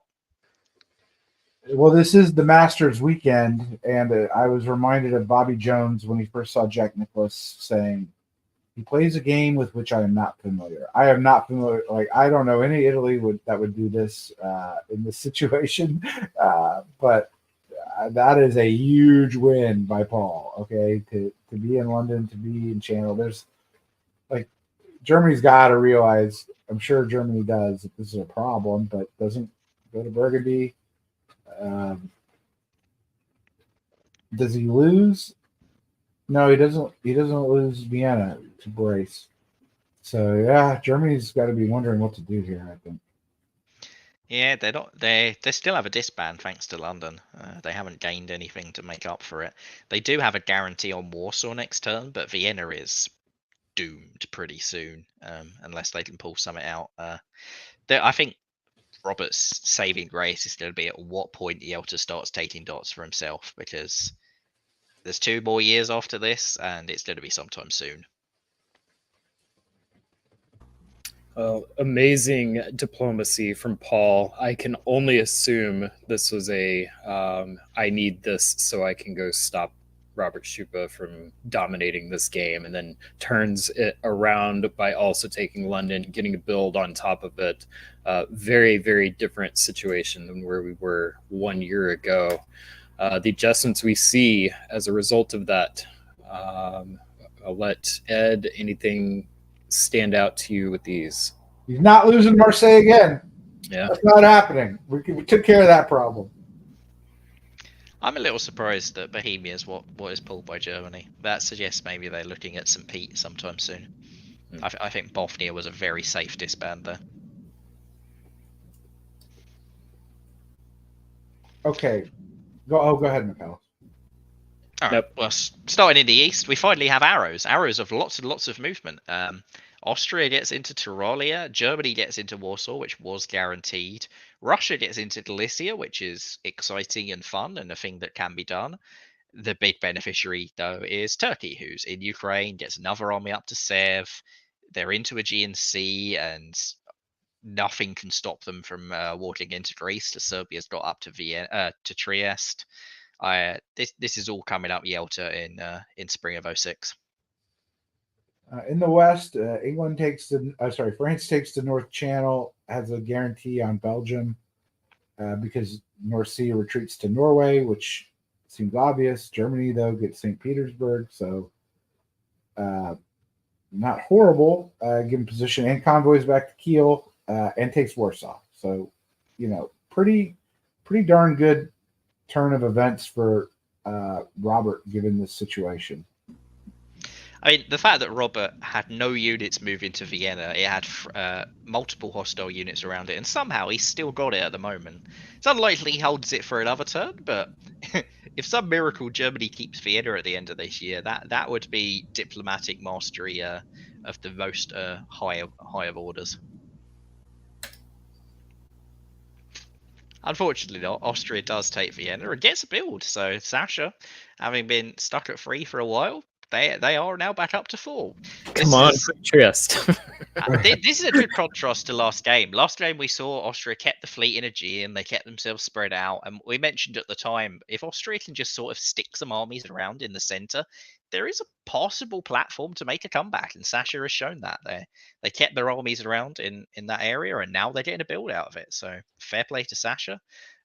Turkey does walk into Greece. I think that was pretty clear what was going to happen. We say goodbye to Merlin, who has finally run out of magic. Oh no, he's still in Moscow. Never mind. In the West, other than France taking Belgium here, trying to work with England a bit, but didn't work. England didn't take the bait. Not much happened other than I wish I could have been playing or in a sideline reporter for this just to hear the talk about Prua by 2 Germans, and that would have been awesome. I'm a little surprised about Paul giving up on Western Med there. Like, I feel like supporting Western Med made a lot of sense, and instead doing this, try to pull back to Spain, and that they have some issues to deal with now as a result of that Italian fleet being in Western Med. It's got to be prioritizing the defense of Marseille, right? That's got to be the thought process. Marseille Could have done it the other way. Yeah, you just hold the fleets where they are. Lyon supports Western Med. Boom, sorted. See, it's also simple for McAllis, Brian. That's all it is. Winner of 1906. We got McAllis. I'll go to you for the adjustments. I mean, critically disappointing that Austria didn't build Fleet Trieste with 1 year to go. And other than that, yeah, I think this is all as expected. Turkey puts an army down. It's the only thing that can get Summit within the year. Italy pulling Naples is a bold decision that I think Yelta will be rubbing his hands together with Lee, having seen. So that's basically one in the pocket for Yelta is the assumption here. It's the end of the year, or probably the last turn or last year of the game. There we go. Words are hard. We've got France and Germany continue to be tied as they have been for much of this game. But we've got Germany kind of being pulled back or France pulling Germany back so they can stay even. Then Yelta is probably the one power in the East that we called out. Any predictions from you, Michalis, on who comes out on top in this game? I actually think it almost entirely depends on what Sasha does here in Austria. If those Austrian armies fight Yelta, I don't think Yelta's got a chance of getting up. Even with a free Italian dot, I think Yelta will have a difficult time holding and actually taking another centre to get up to 9. If those Austrian dots charge up to Bohemia and Tyrolia and punish Robert for his earlier move, Robert's in a really bad position, and France is in a good one, and Yelta's in an incredible one. I think Yelta's got a shot because it sort of depends on what Tunis does, right? Because Yelta can go up Rome and Naples, might be able to work with Russia against Germany here in Warsaw, and maybe snag Moscow. So I wouldn't count Yelta out, especially given I think really good play we've seen from Yelta this game. I don't think, just looking at it really quickly, that F and G have much to get against each other at all. So I tend to think that they're just going to stay at 9-9. And so it's just a question of whether Turkey can catch up. Yeah, one of FG have to make an error for the other one to get Summit. But Germany can definitely go down with Warsaw or even St. Petersburg at a push. Something crazy happens up there. I'm gonna call it 999 with all three of our leaders. Turkey picking up one of the Italian centers and Moscow. We'll see.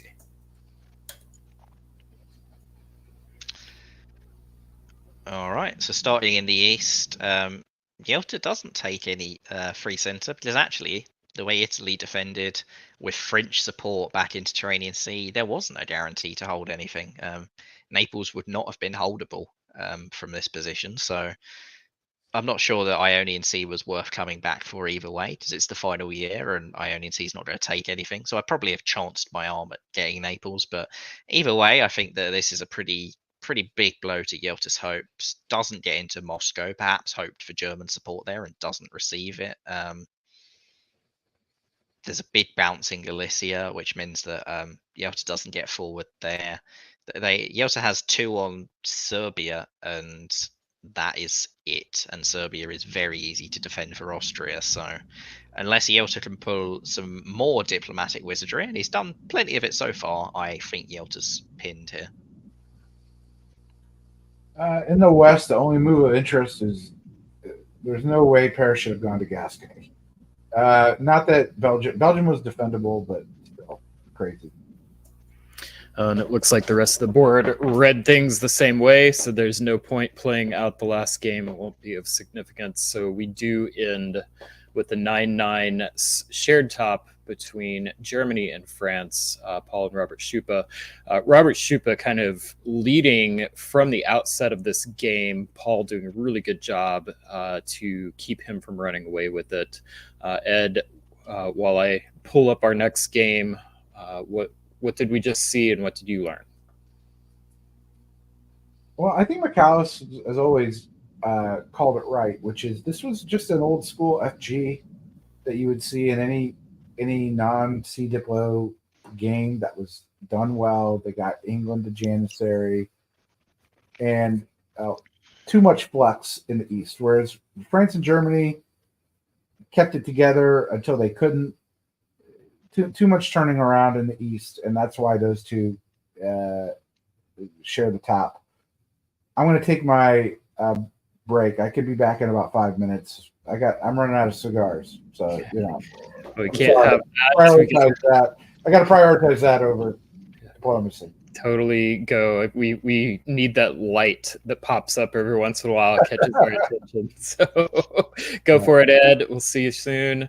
Michalis, you and I will introduce our players for the next game. Go ahead and transition us over.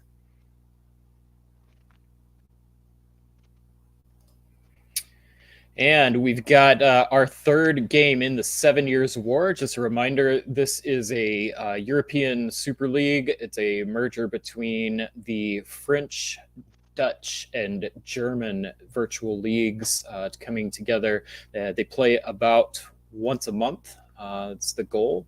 And all games are played by Discord. The games play to a year limit of 1907. They're using a modification of the C Diplo scoring system, and players' total score is calculated by their sum of scores divided by their number of games plus 3. To kind of average things out a little bit. And games play from January until November. In November, the 7 highest ranked players will play for the league championship on a top board. So really fun games so far. We've seen a lot of diversity in play. We've got our next game, which I'm assuming because Tom DeGrief is playing, this is probably Dutch.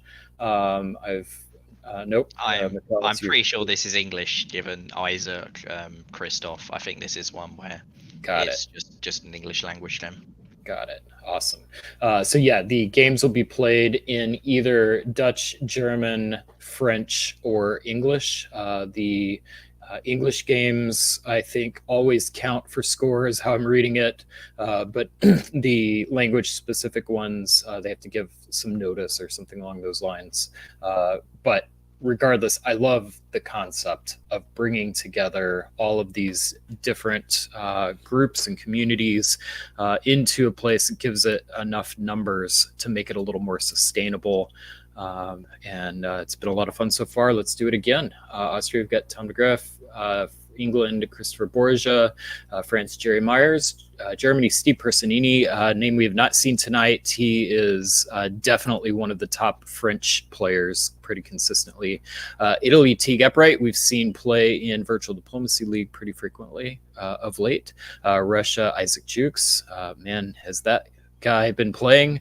And Turkey, Jan Olibol. I don't know Jan. So, Michalis, anything you want to call out on any of these players? Jan and Jerry are unfamiliar to me. Tom, it's really nice to see playing again. Was one of the top players on the entire circuit a couple of years ago. He made a VDL top board, the one that Nicola Taye won for the end of the 2021 season. Hasn't played so much for sort of about a year and a half. Really nice to see him back, and hope to see him light some fireworks. Yeah, looking forward to it. All right, so Michalis, I'll put you up for 1901 in the West. Go ahead and take it away. Well, we see no double English move on Channel and Wales this time, contrast to our prior 2 games. But other than that, pretty standard moves. England doing the bog standard move with North and Norwegian, and Yorkshire. Germany completely standard as well, and France doing the sort of double back and forward. Paris goes to Burgundy. They're putting 2 down for Iberia. The big question will be who gets Belgium. And in the East, we've got the borrowing of Trieste from Venice, or is it? Because it's the spring, we shall see. In the Turkey and Russia are the big ones that I've got my eye on here. We've got the bounce in Galicia, always something that I try and watch for. Pretty standard to see that followed up with the army from Moscow into Ukraine. But big news, Russia getting into the Black Sea because Turkey sends Ankara to Khan and holds in Smyrna. Michalis, any idea what that is? Is that maybe a newer player, or do you think there's some design behind this? I mean, we've seen Turkey both games so far. They've done the old-fashioned both armies to Bull and Khan, and it's not worked out for them, at least in the short term. I know Yelta came back later on to get a decent result, but early on it was a tough position for Turkey. This time Turkey's bringing the fleet out. Maybe this is just, I'm kind of expecting a Trieste loan. I want to cover from that. maybe Isaac has broken a Black Sea DMZ in the process. Yeah, we shall see. Um, I'm not a big fan of breaking DMZ agreements in 1901. I think the part of the game of diplomacy, you build trust throughout. I feel like that's kind of a currency, and to burn through that right away is pretty risky. But if I've got a shot at getting into Black Sea, that's one where maybe the value of that space, it's so powerful. It might pay off, or this just could be by agreement. So in the fall, we see Black Sea supporting into Romania, Ukraine into Romania. We've got Trieste moving into Budapest. So if you are going to take Trieste in the spring, this is hyper aggressive play from the AI. This is a very fast way in order to get an extra army instead of having to go all the way around through Tyrolia, Bohemia, Galicia. You can get that unit right into play in 1902. It's a little difficult to coordinate, though, and there can be some funny business that can go on. So you don't see that as often, but it's always fun. The other big play is over in the West. What are you looking at there, McCullis? Yeah, in the West, we see England does get Belgium. Nobody bounces them out, and France gets free as they walk straight into Munich. Cool, fun. Haven't seen it in a while. We'll see how it works out. A lot of the time, they just get kicked straight back out, and it sort of stabilizes to a normal position. But if this is an EF, and they can keep that going, this could be pretty good for them. I have to say that the Budapest move, I hate that from an AI perspective. It's often talked about as, oh, you can put an extra army on the line. But what happens here if Italy's still in Trieste? What does Austria do? They're building an army in Budapest. So it doesn't actually get you an extra unit on the line. It just makes you a horribly tangled mess where you have to coordinate harder to work together, and the stabs are so much stronger for both of them on each other. It's not my favorite from any sort of AI perspective. Or from an attack on Austria perspective, because Budapest is way harder to hold if it's hostile. So I have not run these statistics since we've entered into our virtual era and we started recording all of this game data. I kind of want to see if this still is true. There was some analysis back in the postal hobby from the primarily 70s and 80s, where when Germany lost Munich in 1901, their end result was more successful. So we'll see whether that happens. In this game, though, we've got France building 3 and England building 2. That's not usually the recipe for a successful Germany, especially in a game that ends in 1907. McCullis, anything stand out with these adjustments? Germany will be quite happy with them, as happy as they could be. Fleet Brest and Fleet London is what Germany would have been praying for. Not the most pro EF of builds. Other than that, the Russian builds are quite interesting. Just leaving St. Petersburg open, there was a pretty credible case for putting Summit up there. They're pushing hard in the south by the looks of it. I'd be worried if I'm Jan. Yeah, and if I were Austria, I wouldn't be super thrilled with that army build in Venice, especially with that army in Budapest. We'll see if that is meaningful. I'll go to you, McCullis, in the spring. In the West, this is definitely not an EF. I will put my cards on the table on that. It's England is going straight into France. So Christophe convoys to Belgium, gets into the Channel. France probably thought it was an EF. I think Fleet London should have tipped them off that it wasn't, but France, they go to Lyon, they go to Spain. They're doing what they can to put pressure into the Med.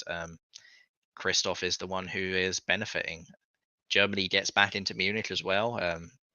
The retreat to Silesia is fun because it has a lot of places it can go, so it's not necessarily a lost unit yet, but it's also the unit that probably gets pulled off the board if they don't get the guess correct. And given they only have one army back home, that's potentially an issue. Yeah, in the east, we've got Bulgaria moving into Serbia. I always watch to see when Turkey can get into Serbia. That's a big deal. But when you're also losing Romania and you've got the Italian retreating into, or I'm sorry, also losing Bulgaria, retreating into Romania, and you've got Russian moving into Armenia, that's not looking real good for Turkey in this position. Looking pretty good for the Italian, though. I love this convoy into Albania. It's a little spread out. I don't love that, but I feel like if I had to pick someone in of the AI, they're the ones getting the upper hand. I think if I had to pick anyone in the East, though, it would be Russia. Yeah, for sure. I think Isaac pretty much telegraphed this with his builds that he was going to drop to Armenia. There wasn't a lot that could be done about that, but leaving Bulgaria open is probably an error. I think that Summit should have been covering that and blocking this set of moves off, because this Turkish position is so much better if you're into Ambul right now. Sure, you'll lose Ankh, but you'd probably have lost Ankh either way, and you'd have threat on Greece, threat on Rum. So many more options than where it is now.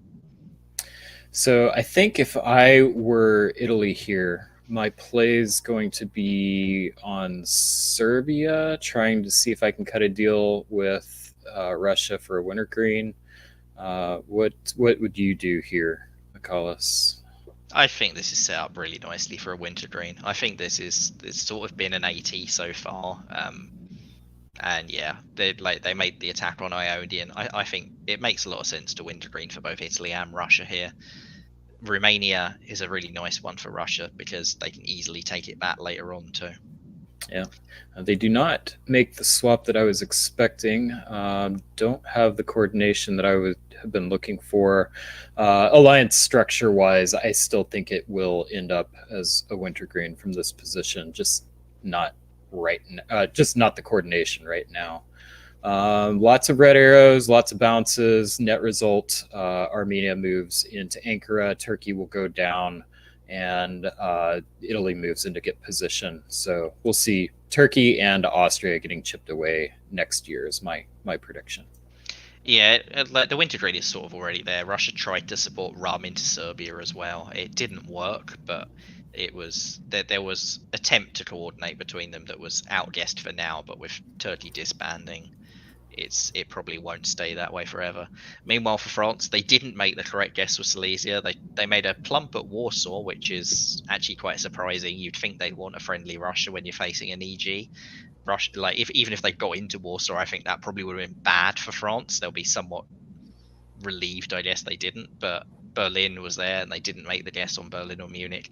And even better for Germany's perspective, because they didn't bother covering Munich or Berlin, they've just got straight into Burgundy, and France is down to 2 armies at home. They are up in North Atlantic, but even that isn't great because England's got St. Peter's building and has Brest and is building again. So yeah, this is a really rough year for Jerry. Mm-hmm. Net result +2 for England, +1 for Germany. We've got France going down too, so pretty big shift in the West.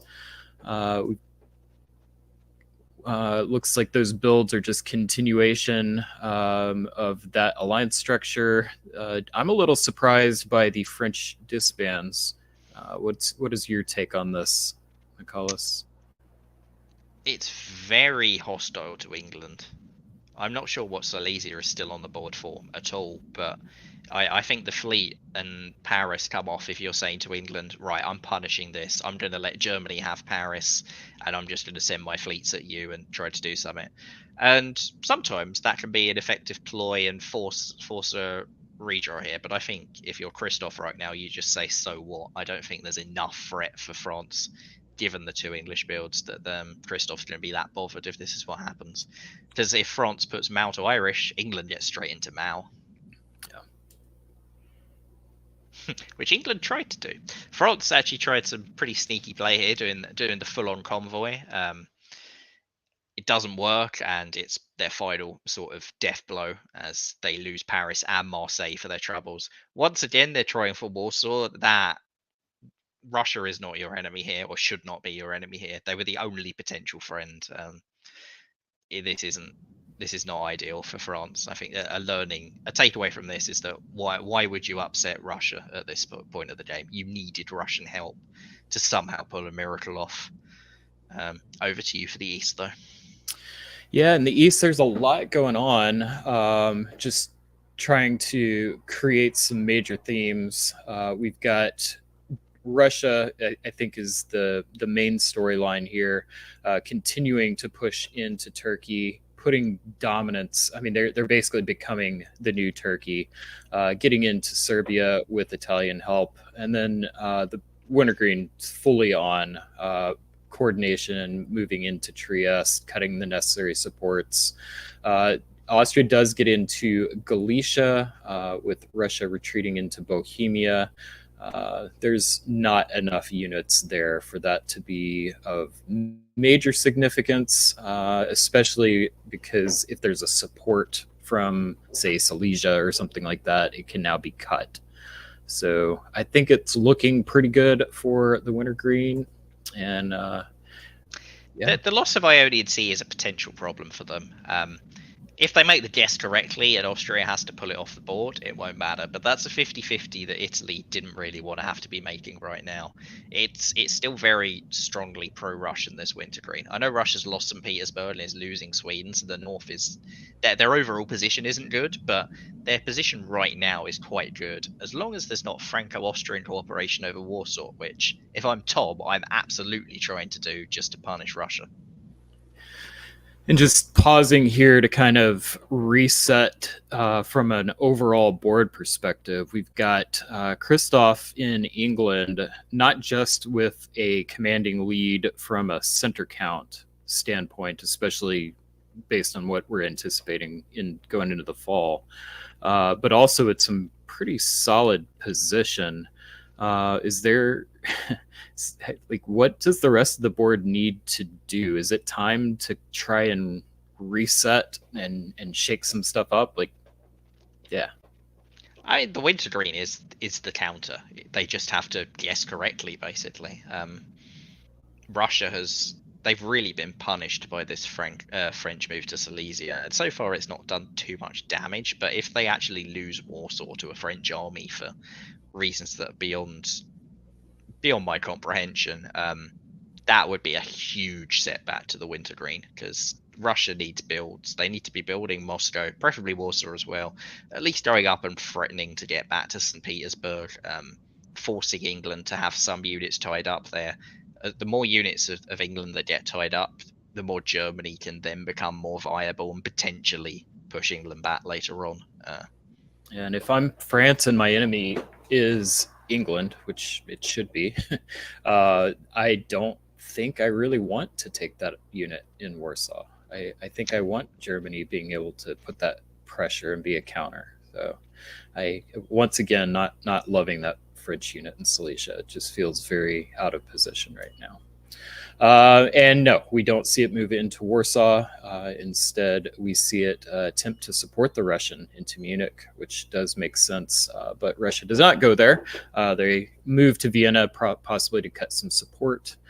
There's some reshuffling. Russia gets into Ukraine, and Romania moves into Bulgaria. Galicia gets into Romania. So a little dipsy doodle going on there. I think one of the most significant things to happen, though, is that Bulgaria moves into Serbia, and that does not become Russian. And Turkey takes Bulgaria. So the bad news in the north continues for Russia, and it's not great news in the south as well. Yeah, and Austria made the correct guess. They get into Naples. This is actually a catastrophically bad turn for the Wintergreen. Like, they haven't actually got... They got Trieste and Caen. They lost Romania in the process. They lost Bulgaria. They did get Budapest, but that's in a horrendous position with Austria still being on this board. Yeah, this has gone about as badly as that turn could have gone, given how they outnumbered their opponent.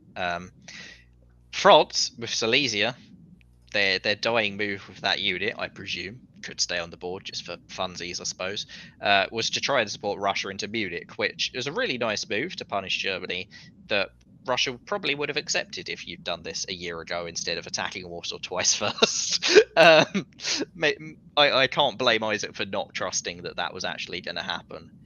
The West is just EG. It's just EG rolling through the board. Germany's in Spain at the end of 03. They're in Livonia as well. Ouch.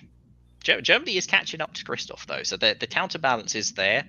It would be interesting to see if Christoph can justify putting another fleet down. I think he needs it, but it's really hard to square it. He does need it. It will not make Christoph happy, but yeah. So I think these are really interesting adjustments here. So, Michaelis, I am going to go to you. If you are either of the powers in the West, what are you putting down? I mean, you have to build a fleet as Germany. You have to then afterwards say, sorry, I couldn't not do it. Maybe you build Fleet Berlin as the fob to England to say, I had to do it, but it's defensive. It's not coming after you. No, I build Fleet Kiel and just say, look, this is the alliance hygiene. It's like, I'm working with you, but I don't want to make it too tempting. Yeah, and you could say you're worried about the French fleet in Norwegian not coming off the board, so you have some excuse for that too. England, I think they need another fleet to push forwards through mid-Atlantic. And what? Well, we get double armies from Germany, and we do get the fleet from London. So a lot of trust being shown there by Steve Personini. We'll see whether or not that pays off. Michaelis, I guess the thought there, we're going to see like a convoy from Kiel or something. I don't know. Yeah, Kiel to Prussia maybe, with Berlin taking Silesia. France does keep Silesia on this board. They do the fun thing that Isaac will continue to look at and go, what did I do to you this game? What did I do to deserve this? The Winter Dream, Albania's off the board. Italy is in an okay position, but the AT have done some really incredible defense for how outnumbered they've been. And given that Turkey lost 2 of their home centers already, is still on 3 dots, and Greece is no longer under real any threat unless Austria turns around, there's even the possibility of trying to counter against Russia at this stage. Fair play to Tom and Jan. Yeah, absolutely. So started in the West in spring of 04. They pushed the fleets down to mid-Atlantic. They convoy Sweden to Livonia. Okay, fine. Because they've got the walk into Moscow. Great for Germany. They actually do nothing with those German armies that they build, which I think is an error. But maybe they saw this reaction coming, that there was going to be a whole board reaction at Munich. So if so, really well read ahead of time by Steve, because they're actually in a very strong defensive position despite the all units going to the line that seems to be happening. Well, if everything was coming up Russia at the beginning of the game, that momentum is no longer there. This is a probably catastrophic or unrecoverable position for Isaac at this point. We've seen some great diplomacy from him tonight. I don't see any scenario. Well, now watch, we'll be wrong, but this is not looking good. In the AI and T look like I'm seeing some coordination here. So I think they're reacting to the rest of the board. A lot of trust from Tom to move out of Naples into Tyrrhenian and start heading west. I don't know that I would have made that choice, but it's going to be a fun one to watch. If they're able to hold together, it could work out. I mean, I think this is an Eastern Quadruple, but I just question why Bulgaria is being convoyed to Sevastopol instead of Constantinople and do it the other way around. Like, Con has no use if you're in an Eastern Quadruple. Just convoy your own army back there. Sure, Isaac's probably screwed either way, but you need a sort of core of units that are still hanging together, as we saw last game with Sasha, who was in a really, really rough position as Austria, but they kept their units that were left close together, and they got to survive and a little bit of late comeback out of it. I think Isaac is horrendously spread out, and that is part of his issue here. If you had some sort of little core around Rum, Sev, and hopefully getting back Moscow, there's hope for you. I think that if your units are in Bohemia, Galicia, Black Sea, and Ankara, there's a lot less hope for you. Well, Ed's cigar is lit again, so I'm going to go ahead and bring him back on. Ed, welcome back. We found 2 French people who don't hate each other. Yes. They're still. I mean, usually I used to get scared playing French people because I thought, but they almost always hate each other. I know Christophe is Swiss, I believe, but still, the point remains. Yet was very timely. we look at fall of 1904, and England's just taken Spain from Germany. Possibly by agreement, though, given that Germany could just retreat it to Portugal. So it may all have been arranged there. They kept Italy out of Marseille for now. The Eastern Quadruple looks like it lasted all of 1 turn, and then it turned into an Eastern all take dots from everyone else. But I guess that's now Ed's purview. Oh, I'm in the East? Oh, wonderful. We gave you a fun one. Well, Isaac may not have a lot of places to build, but damn it, he's going to go try and get some units for them, okay? We're taking all of Turkey. We're taking Bulgaria. He's reestablished Russia and Turkey. And I guess he'll have a build in Sev. Meanwhile, Italy, like, hey, I got an idea. I'm going to take Vienna and Budapest, but Vienna retreats to Trieste. Okay. Like, fine. Poor Tom. Tom's the only guy he should have gone for Rome here. I mean, if we're gonna hold the Tom's like trying to be a team player and just getting ganked. Anyways, if I'm, and this was arranged in the West, right? Because otherwise they could have. I mean, the idea was, hey, if you get in Marseille, great. Otherwise, retreat to Portugal. Otherwise, it could have been in Marseille. England could have been in Portugal. Anyways, it's hilarious. I'm glad I got it on this turn. It's quite funny that the best turn of the game for the Wintergreen has been the turn after they worked with Austria and Turkey. They were unable to beat them tactically, so they've beaten them diplomatically by getting them off guard. Fair enough. So the other reason that not moving into Silesia is not ideal for Germany in this position is it goes up +1 with no centers to build in.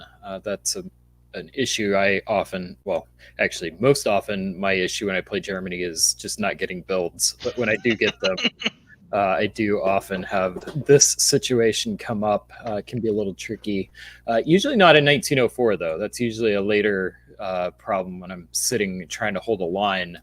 But this EG is pretty much got the West wrapped up already, so maybe it is time to start talking about which alliance is across the line. Regardless of how all that turns out, we've got these adjustments. They all make some sense to me. Michaelis, you're shaking your head. What's the one that's bothering Ed? You too. What's bothering you?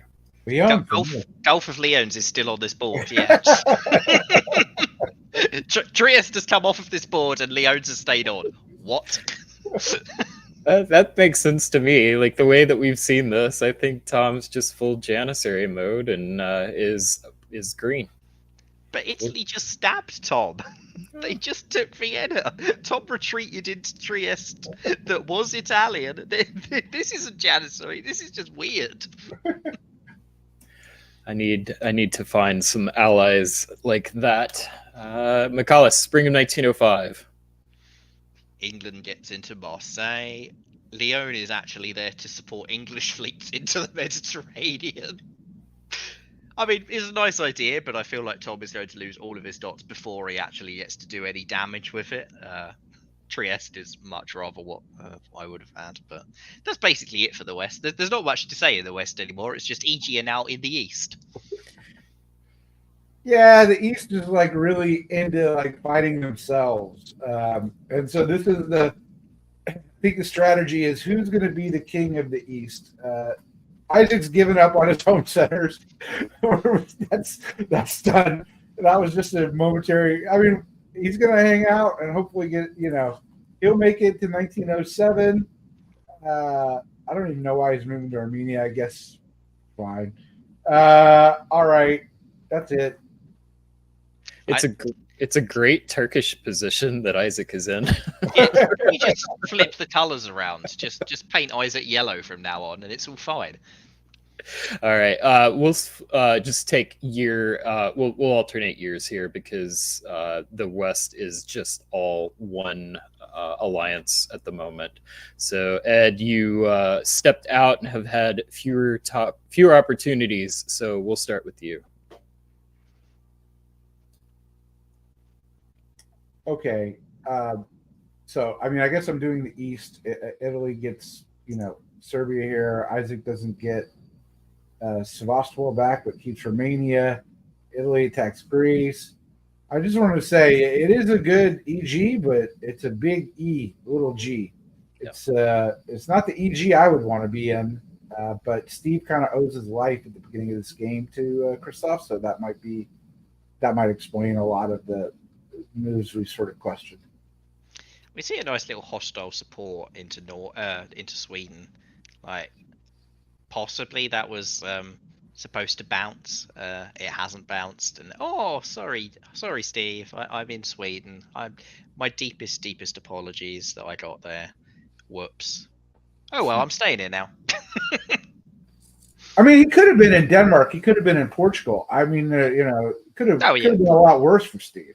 It's definitely not a blatant stab for all the dots, but it's also did he perhaps suspect this is going to happen? Did he tell Isaac, "Oh, I'm going to bounce you out of Sweden," and then Isaac read between the lines there and went, "Oh, okay, I'll support you into Sweden."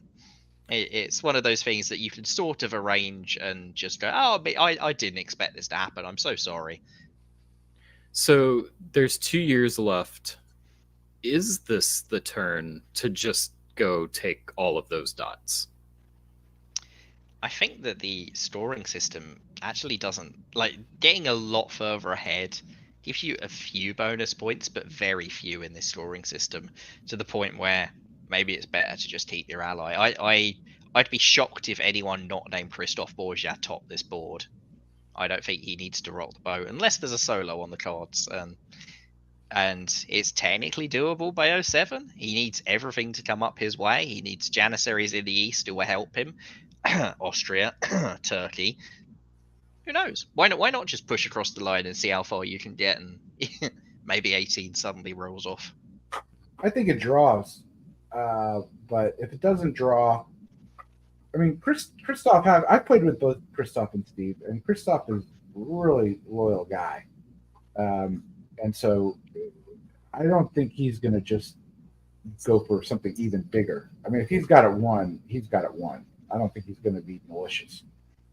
Yeah, I don't think the scoring system really relies on that. Also, somehow Italy's at 9 centres, which I don't think either of us or any of us saw. What? Well, that's when you keep Leon and don't disband Trieste. I mean, that's what happens. Tried to get back in Italy, but Italy was like, cool. Yeah, you got Trieste, Serbia, and Greece. Okay, fine, fair enough. But I don't think this game's going to draw. No, I agree. I don't think the game is drawing. Well done, Teague Upright, for slipping under our radar and perhaps the rest of the board. Yeah, we got a ball game now. This is fun. All right, we got double builds from Germany, triple build from Italy.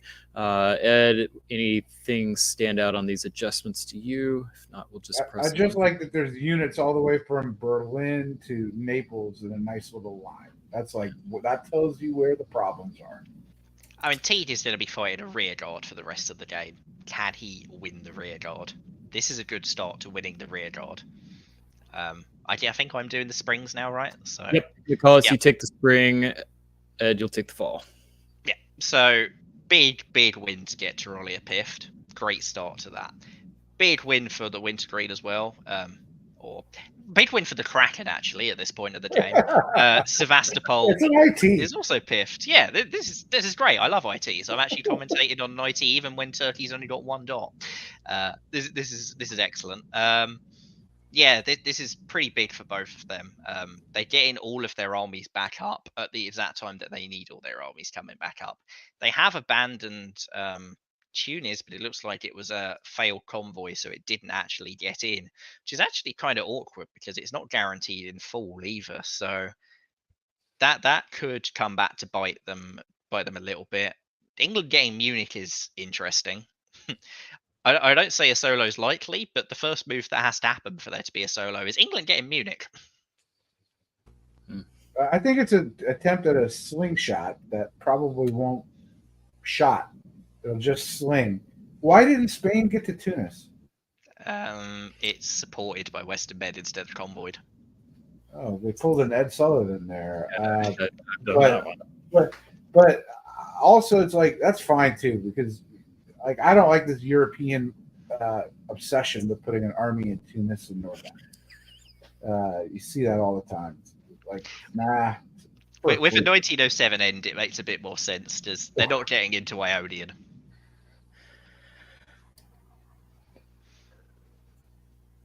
All right, so I've got the fall here. Well, Germany is in Sweden with Norwegian support. Interesting little convoy to Belgium. I guess Munich was agreed. I mean, there's a lot of cooperation here between EG. It's like Steve's basically just saying, well, I don't know. He's getting Moscow. He's getting Sweden. He loses Munich. I don't know what they're like. I don't know what he loses Baltic Sea, which makes no sense. you know. I can't see what world Belgium and Baltic are justified, but Sweden was deliberate. I mean, maybe this is Christoph trying to get Steve out of position. I don't know. I don't know, but Steve's going to build, right? He's definitely building. So there's not. It's not like there's a walk into Kiel. This is true. I don't know what's I don't happening. know. I mean, the big news is that because they messed the convoy up in spring, they haven't got Tudors in full, and Teague's position is pretty solid now. It's not 100% solid. There are holes in this defensive line, primarily at Tuscany, but with only 1 year to go, Teague's in a really good position to stay where he is to the end of this game. And obviously Isaac is as well. So I'm pretty proud of Teague. I mean, he's not been playing for very long. There were 3 well-known players on this board, and then others that have got good reputations, and he's done a good job. Yep. Well, despite losing Munich, we do have Germany go. I think this is losing Munich for the second time. Is that the same game, or am I getting? Doesn't matter. It is, yeah. France took it in 01. Yeah, so despite using Munich again, we've got +2 for Germany. So they've got the ability to take it back if they want to. This is still fun. Is there any reason? 2 fleets down. Yeah, that would be fun. Is there any reason to not keep playing for Germany? Germany won't get a shared top out of this unless Christoph is feeling more charitable than anyone has ever been. I actually think there's a lot of reason to draw this right now. We shall see whether they do it or not. All right. Well, we get double armies again, and we draw. So, McCallus, why did you feel that way? Teed wasn't going to go up at all. Isaac was sort of irrelevant in that corner now. That his game was done. Teed's game was done. They were just being defensive. The only changes were going to be between England and Germany. I didn't think Steve was going to stab. I didn't think Christoph had a reason to stab. It just felt like the situation where they all say, yep, cool, good game. We call it. Ed, what's your takeaway from this game? I thought Christoph played a wonderful game. He turned at the right time. I mean, that's always the thing is that in the West, a lot of times, the Alliance sometimes leads to a lot of board tops, but not necessarily the best play is when the big dog partners with the little dog. And the little dog gets happy, and they go after the medium dog. And that prevents the medium dog from catching up to the big dog, and the little dog has to do. I mean, Steve was on the ropes, Christoph threw him a lifeline, and I think you got to keep your options open. Sometimes the best move is just keep pushing, and you both can get a really good result. Sometimes you got to sit there and reevaluate whether turning would be good if you're And I think here Christoph made the right call. And he had a really loyal guy. I don't know if everyone like not building the fleet, the double armies, like he got rewarded for his move. Yeah, they worked well together. I think Teague and Isaac, they got outplayed tactically early on by AT. Like AT managed to hold a position together, but as soon as they realized that they were being outplayed tactically, they offered them the quadruple, and Austria and Turkey took it, and that got Austria and Turkey out of position for Teague and Isaac to then take their dots, which is it's really good play. Like they've recognized they were losing tactically, so they flipped it diplomatically and stuck together regardless to then go in and get the dots that they would have liked to take 2 or 3 years earlier, and it would have been a more competitive game all around if they had. But I think they absolutely maximize their result from this game by doing that quadruple and then stab. So you've got to give credit to both of them, and Teague in particular got a really good score out of it. All right, well, let's move on to our fourth game of the 7-Year War. We've got in Austria one of our DBNI Super 7, Saren Kwok, playing from Casablanca. England, we've got Jelte Kuiper. France, Bradley Grace. First time we've seen him tonight in this league. Germany, we've got T. Getbright again. Italy, we've got Christopher Borza again. Russia, Robert Schupa again. And Turkey, we've got Simon, I believe. So a lot of actually all of these players are known to us. So this is going to be probably from a DBNI perspective, the one that we are the most familiar with and loaded with talent. But we've got a lot of these European players who just haven't had as many opportunities to score DBNI points. And so really good to see them getting some spotlight as well. Looking forward to this one.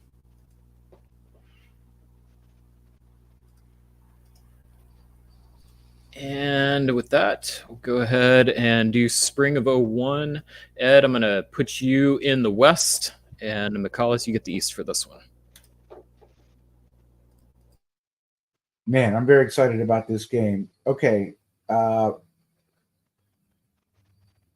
Supportive move to Burgundy, which you don't see too much from Bradley. Well, you don't see too much from anyone these days. But I like that move a ton. I think that's good. And the only other thing of note in the West is Liverpool to Edinburgh, which I prefer, but you don't see very much of. I hate it. I hate it with everything. Yorkshire's so much better. Blah blah blah blah blah. Yeah, it's fine. Yeah, big names, boring moves. Where's the excitement, guys? We've had such exciting 01 so far. This is every 1901 I've ever played. Wow, throwing the shade. Let's go to better. the fall. This is better. Move.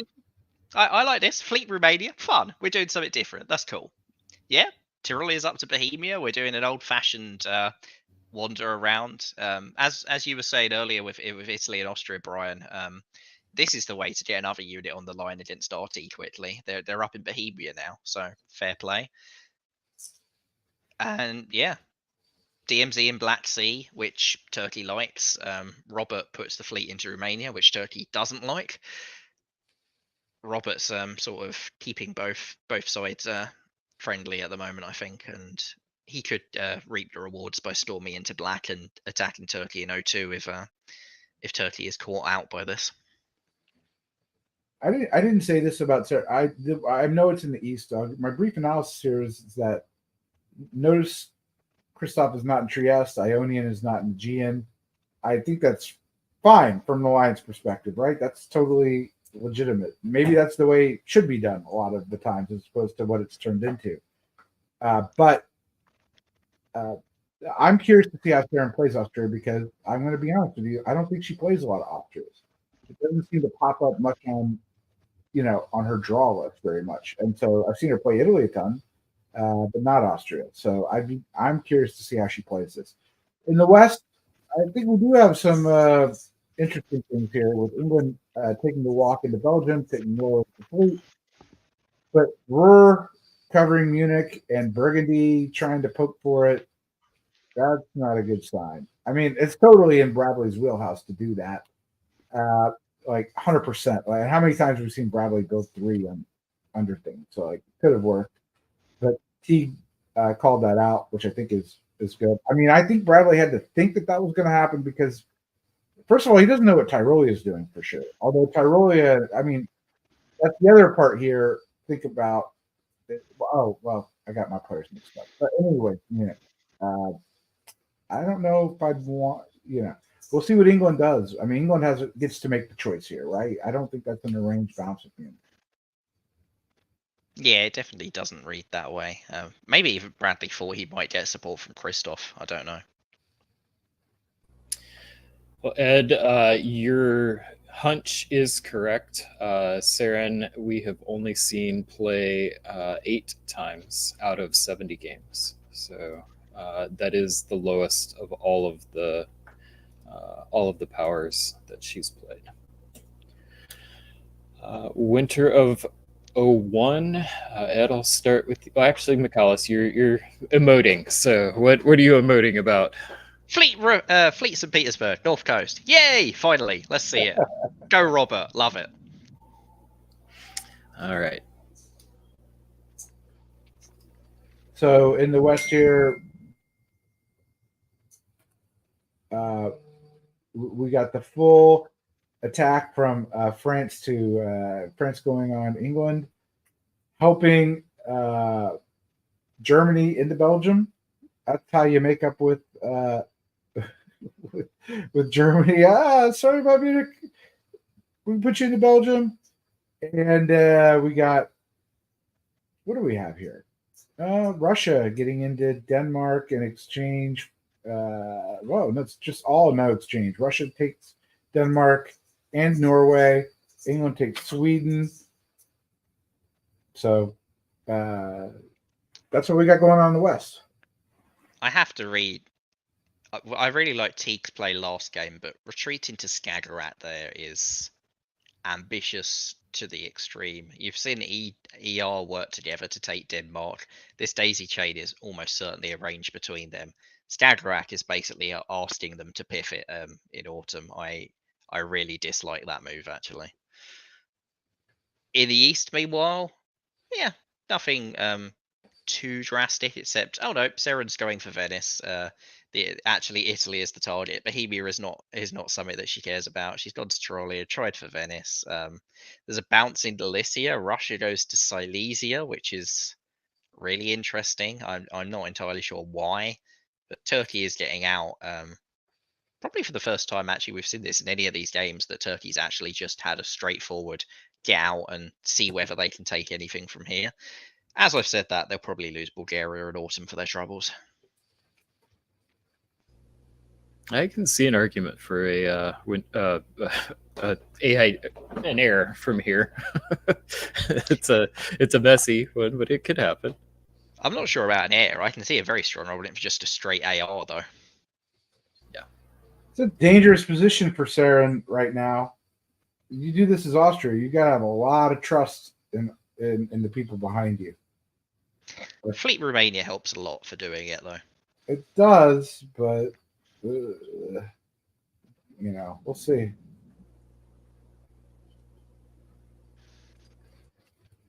Well, Saren does get Venice. It was guaranteed doing it this way.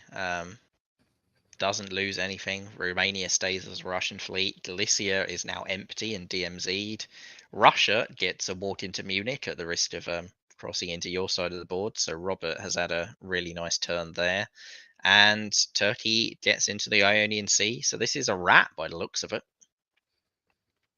It's a rat versus a Western triple with France backing off, now moving in towards Italy, but I'm sure with Italy's ascent. And, you've got England convoying, taking back Norway, keeping Sweden for good measure. And who was worried about that Skagerrak fleet back in Denmark? No problem, back where it's supposed to be. And now we've got the retreat to Helgoland from Russia, which fine. But wouldn't want to be Russia here. Oh, except, we had a little lack of communication over Munich. This is not good. Danger. Where we had Burgundy thinking, hey, maybe we need to support Munich, and Germany at the last second going, no, I think I'm going to poke Berlin, and oh my God, it's a disaster. I will maintain my criticism on Skagerrak. Yes, it's got back in, but it could have got back in from Kiel as well. Just because the results, it wasn't punished, it could have been punished. I think it's really interesting that Robert actually chose to keep Helgoland on the board here instead of rebuild it. That's an interesting call. I'd have been really tempted to pull it off and decide that you're not getting anywhere from Helgoland by it. I can only assume that would indicate Robert at least is optimistic about being able to find someone to ally with in the West. Otherwise, I don't think you keep that one. All right, pushing through these adjustments. Spring of 1903, Ed. Okay, well, Germany's got all the home centers back. That's goal number one. Yalta is convoyed to Norway, moved to Finland. It's kind of bad for Russia, so Russia moves an army up to Moscow while moving an army down to Galicia. And let's see here. And France just sort of continues because why not? Didn't have to worry about Tunis there because looks like Michaelis has some talking. Yeah, so I mean, the rat has broken. It looks like Seren thought they were going to piff the Russian fleet. I wouldn't assume that was an attack on Russia that she was supporting there. That it's probably the usual. All right, we don't need that fleet Romania anymore, so I'll help Turkey piff it. Instead, Turkey has taken Greece with a fleet, which is not ideal for actually following up. Galicia, bearing this in mind, looks a hell of a lot more hostile than it might have done without this happening. So this could be a juggernaut just attacking Seren at this stage. Seren has lost Venice. Christoph has decided he just wants to punish Seren. He doesn't care about Tunis.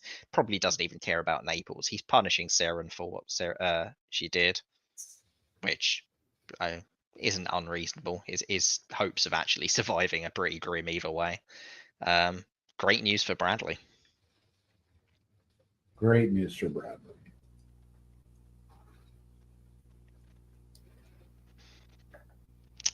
So we see a follow-up here. Not a juggernaut, it looks like. Or maybe Robert sold Turkey on doing this and then decided to side with Seren after all. But Robert pulls the fleet out into Black Sea. Doesn't get the army into Romania because Seren doesn't trust him enough, presumably. Question mark? Not sure. I don't really see why Seren would want Robert to not get into Rum to attack Turkey here, but maybe she had some plan. Maybe she thought that Turkey would support her in or something. I don't know. I think that's what she thought. I don't think there's a better explanation for that because she doesn't support Greece. Yeah. She doesn't attack Greece. Yeah, she does get back into Venice with Bradley's help and gets into Rome with Bradley's help, which is not insignificant. I have to say, if I'm Bradley, I'd probably give one of those supporters and demand support for the other. There's a big win on Seren's part to get both of them. Christoph is down to one center and on the ropes, and the rest of the East is quite messy. Yeah, Bradley didn't care about Rome or Venice. He's in Tunis. He's in Belgium. He's doing just fine. They picked the Russian fleet, Helgoland. Be curious to see what happens now in the West, right? Like, I don't think this is a viable Western triple, especially with Bradley being in Belgium. I think we're about to see, now that we have these Eastern hijinks, I think we're about to see Germany collapse like super quick. So if I'm Yalta, I am probably getting a little nervous with the coordination with Austria there. Do you agree with that, Michaelis? You're shaking your head. No, I'm nodding. I agree. I think Yalta should be scared of Bradley.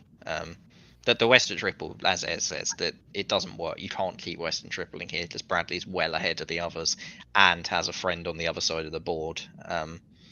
Yelta's got to make a decision on whether he goes, all right, I'm coming in on Germany as well, or he goes, all right, I need to deal with Bradley. That's going to be the key move in the West here, I think. The Sarah and Bradley thing, they're friendly now, and they're friends a lot. But there's a lot of enmity too. They're kind of frenemies. Like, I don't know how that's going to play in the long term between the two of them. Do you feel like France can get the position they need to push through, because they've got the fleet advantage over Austria? So is that a gamble worth making, or is that, I guess my concern is that you're just forcing Austria and Turkey to work together at that point. I think you try and work with Turkey here, actually. I think you potentially offer them Naples. I think Turkey is a good friend to France right now. That is what I'd be looking for if I was Bradley. I'm concerned about, if I'm Bradley, if Yelty turns. Oh yeah, I think Fleet Brest is pretty much a requirement here. You hear that, but I mean, yeah, I mean that's probably build 2 fleets, but I don't think it's a wonderful 2 builds for Bradley. I mean, like, it's probably the best 2 builds he's got, but he's got to manage a lot of problems right now. Yeah. Yep. Or just or just do that.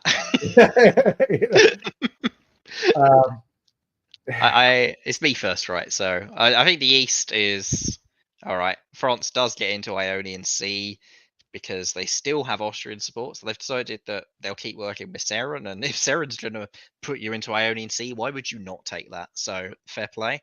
Bradley gets into Ionian. I've seen games in the past where Seren gets people to overstretch themselves and then gets to stab them afterwards. So Bradley's going to have to be careful not to do that here.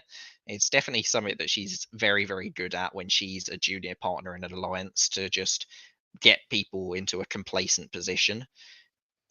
But for the moment, Ionian Sea isn't too scary for France. They're still keeping a good core together, and the fact that there's no fleets behind them is really nice. Seren gets a walk into Bulgaria, which is delightful for her, and really unfortunate for Turkey. I don't understand why Greece didn't try and cover Bulgaria or something. You'd far rather have Bull than Greece here, I think. So in the West, Brest goes to English Channel. England apparently not concerned with that, going to Norway and North Sea. I think this is a really dangerous position for Yelty. Yelty's got to be thinking, where's Bradley going to grow? And you want Bradley to grow in the south, sure, but you also want Bradley to grow through Germany if there's going to be some sort of step. And Bradley's going to say, well, I need this to defend Belgium, and that's why I have to go. And I'm Yelty. Nobody's getting anything off of that line there between Belgium and Burgundy, and I'd also be like, if I'm Yelta, I'd be a bit worried about Germany here. Like, the fact that Germany has just accepted Belgium, hasn't really done anything about it, and now has put 2 fleets in a position where they can attack North Sea. This could actually very easily turn into an FG, which is. It's been a long, long time since I saw a Western Triple where England was the big loser out of it, but it's very, very possible with how stretched Yelta's position is and how the threat to North Sea is there right now. We could see a convoy to Wales, North Sea, Burgundy covers, but this is a really good FG position if they recognize it. And there's not that much threat on Munich, but they can cover that too.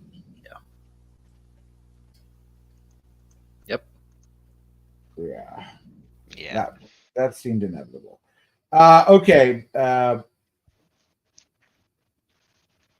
only curious thing about this move is that Ruhr, as opposed to Burgundy, goes to cover Belgium, which means Bradley's even, and I can understand why, because he got Naples, but Bradley probably didn't like that. But that was good negotiating on the half team to get that done, because I don't think Bradley would have just offered that up. I think it's the right alliance play though, because I think that Bradley actually really wants Teague putting a fleet in Kiel to go after Scandinavia here. whilst he's in North Sea. Like 2 fleets isn't really enough for Teague to do everything he needs to against Yelta. So I think that it's a pretty good alliance per move from Bradley. But meanwhile, I will just point out, unless I'm missing something, Yelta will have a build. Yes. So I assume it's going to be an Army Liverpool. Yes. It will, but with North Sea and Channel and Wales gone, I don't think that it's enough. Liverpool is defensible for now, but Mid Atlantic's going to come up. It's not good. The East, we skipped over that, Brian. Do you want to? Yeah.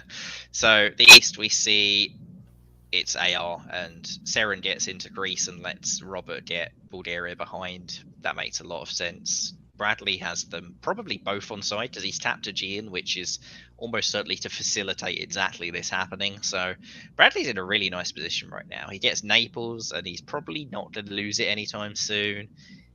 He's got a really, really solid position diplomatically, where he's got Germany, Austria, and Turkey all working with him while he's the biggest power on the board. And Bradley, you woke up in the middle of the night because you heard Michalis saying nice things about you. You're the opposite of the spider senses tingling. So there we go. Winner of 1904. We've got there's the Army as predicted, Fleet Kiel as predicted, and Army Sev. Moving into the spring. Ed. London's gone, taken by Bradley. North Atlantic by Mid-Atlantic. Meanwhile, some more cooperation here between Bradley and France. And man, I'd love to be Bradley here with the Austrian armies in the boot, can't do anything to you. And it looks like a failed convoy from Belgium to York. That's what I got in the West. Yep. The piff on the fleet in London's really nice, obviously. I imagine that was what the convoy to York was designed to do, to guarantee the piff there. Russia and Austria are coming. Like, AR are not out of this. Turkey is pretty doomed by the looks of it. So, well, they're only coming against Germany. oh yeah, great. It's great news for Bradley either way. But Teed's got to be pretty. If I'm Teed, I'm actually at this point outright annoyed that Bradley's still working with Austria instead of, say, pressuring Rome and alleviating the pressure that's coming for you. Teed has got to be lobbying pretty hard for that and isn't receiving it. And I'd be pretty worried if I'm Teed now, because I could very easily see this coming. Bradley, his next target becomes Germany. Or at a minimum, negotiating to get some of those English dots instead of them going to France. He can go after Sweden. Oh, or that. Wow. Okay. So this is the first game tonight that I have been completely shocked by drawing at this point. Michalis, you made the most emotive of the faces, so I'll go to you for comment. How do you feel about this? I take all my compliments for you back, Bradley. What are you doing? Like, this is such a good French position. I don't understand taking a shared top.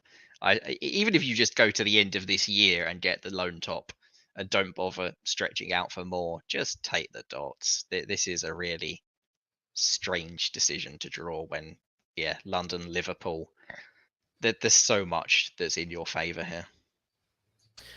Don't underestimate the diplomatic persuasion skills of Seren Kwok, because that's what this is. This is a Seren victory by other means. When you said like a few minutes ago, that a lot of times she gets her ally out in front of her and then just takes advantage of them.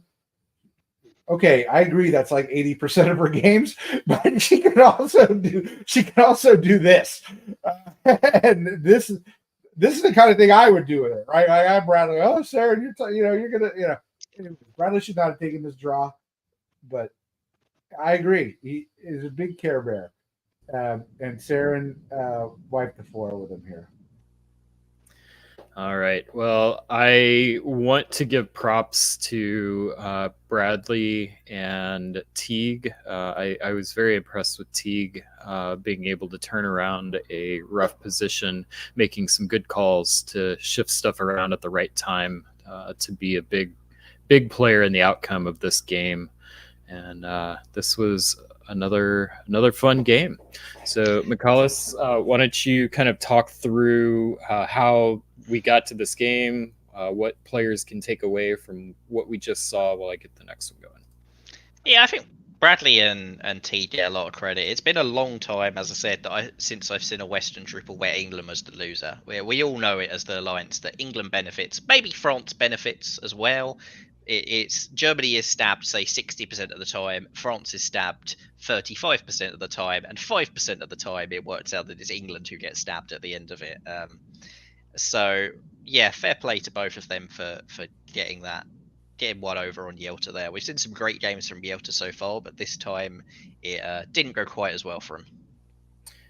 All right. Well, we have done 4 of our 6 games in the 7 Years' War, and we're going to go to our next one. We'll make it number 5. Here we go. This is like the 100 Years' War.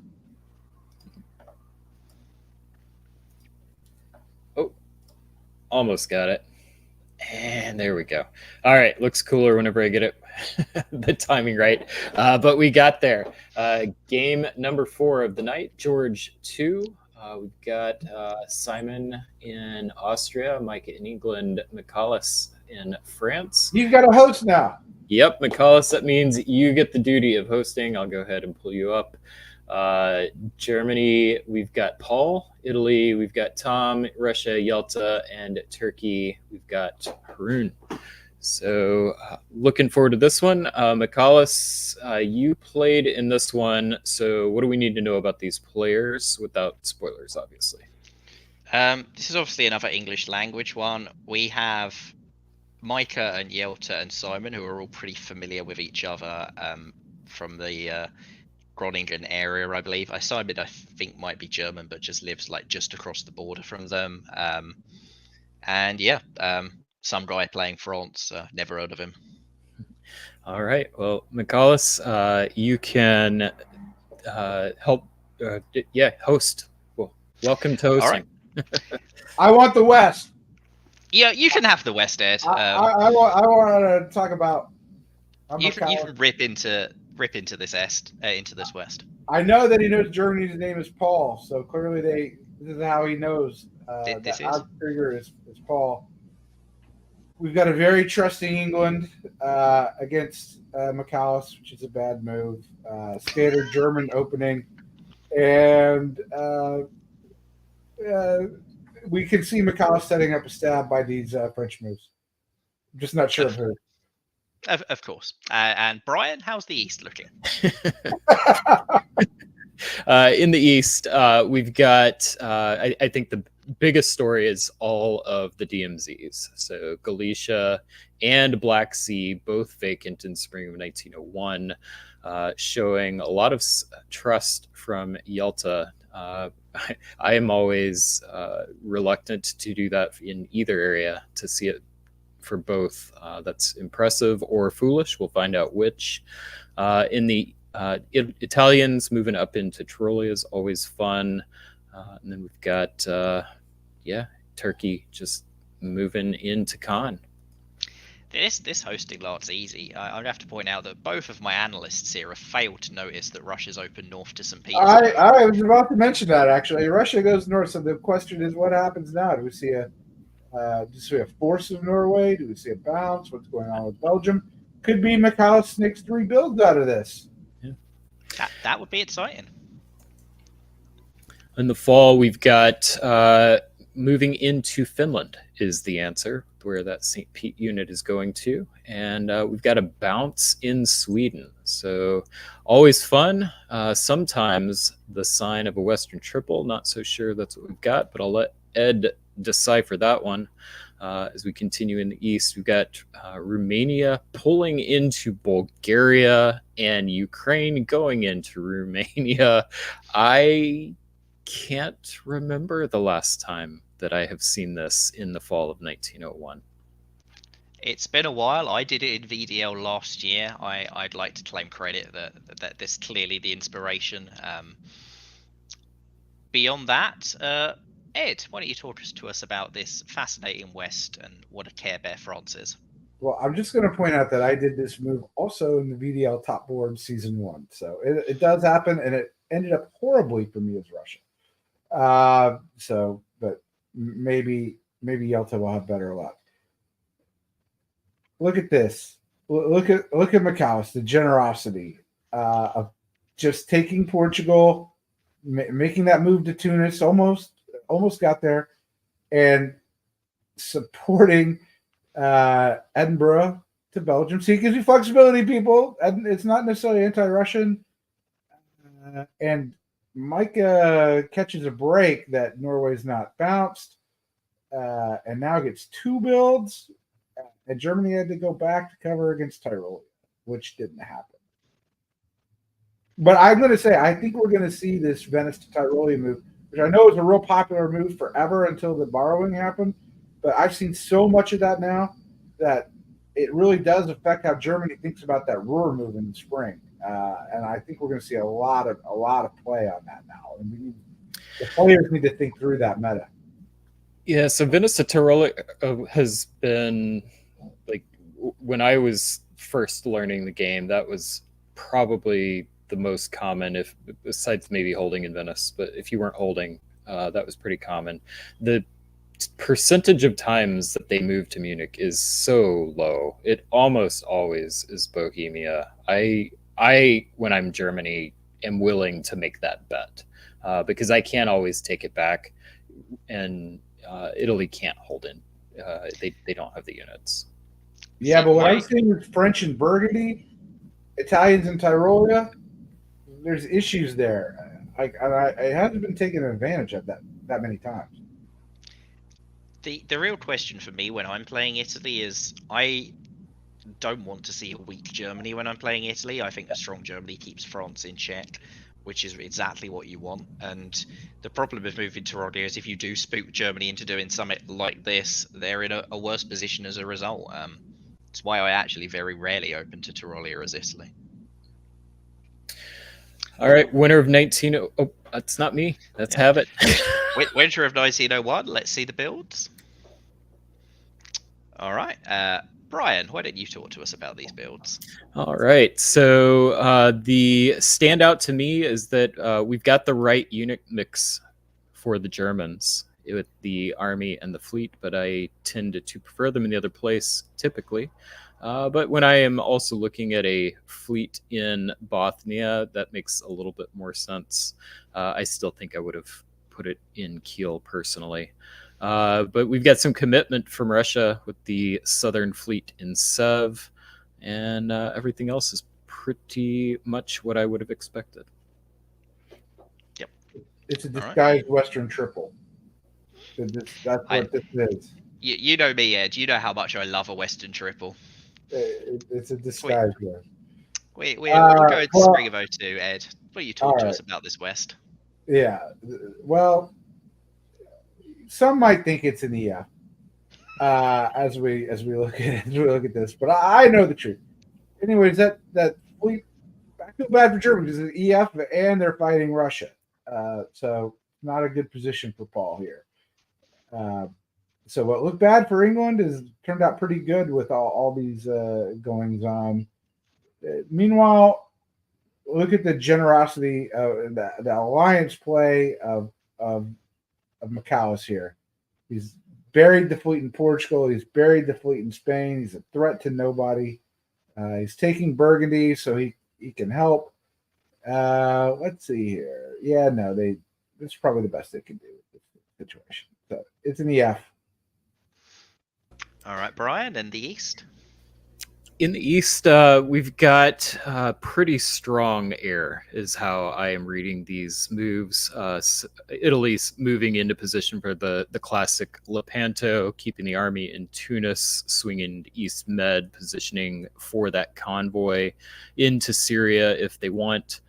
We've got Russia pulling into Black Sea. and then making an early move into Silesia to just kind of prevent any move by the West in case there was a Western triple, and then Italy pulling back with Tyrolia. So I think the East thought it was a Western triple with the fleet build in Marseille and Rouen. I think that's what they thought. yeah, I don't know if they'll stick together like this. I think these moves would indicate that. So what do you think about Russia going to Silesia, Italy to Tyrolia, but Austria not coming up to the line, just bouncing Galicia? Ed? Not a team player. Did I get it right? Yeah. I don't know. That wasn't my side of the board. All right. I mean, to me, I just read that as Austria just didn't have the level of trust that this was actually going to happen. And if I've got a unit in Bohemia by the Italian, and I'm not 100% on board with the Italian, I can kind of understand that a little bit. Getting 2 builds out of this so far. Yeah. Let's go into full then. All right. And Brian, why don't you continue talking to us about the East? No problem. So looks like we've got the air continuing. We've got a lot of the classic moves, but instead of the convoy over into Syria, we do see Italy taking Greece with the fleet.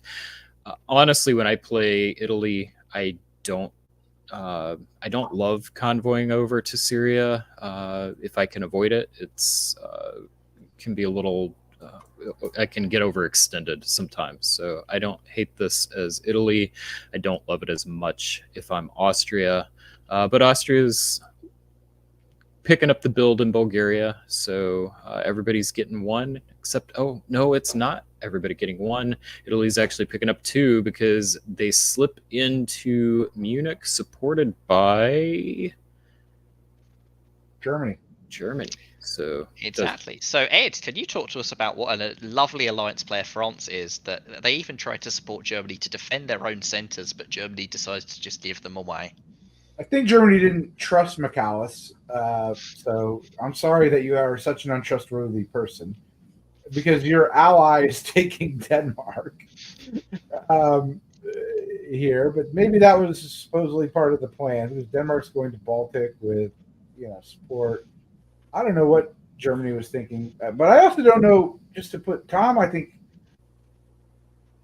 seeing those Austrian bounces, and Austria's building, well, 1 now, but so I guess Austria builds in Trieste, but I might have convoyed to Greece from Tunis as opposed to just taking it with the fleet. Now the army's stranded there forever, and Tom wouldn't have liked it, but come on, I mean, it's in Tunis. It's a totally wasted unit. Let's see here. And I think that McAllis and Micah will continue to work with each other, because I tell you what, I love working with Micah. I think she's really fun to play with, and I enjoy speaking with her in the rooms, and I think McAllis is doing the same. It's probably not happy that Italy's growing 2 now. I think that it also just makes sense from a board position standpoint as well. So you've got 2 players that can coordinate well with good board position, and you've got units that probably. I think the Italian's the big question for me. Where are they going to go strategically? So what would you do, Brian, as the Italian here? Oh, I would attack Austria. There's so no Army question. Venice, Fleet Naples? Yeah, absolutely.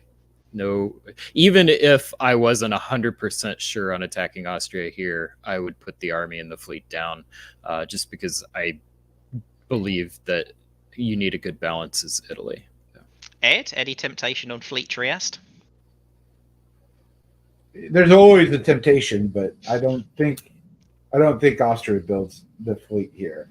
But I'm more thinking, maybe you get the army roared to Munich. See, I was loyal the whole time.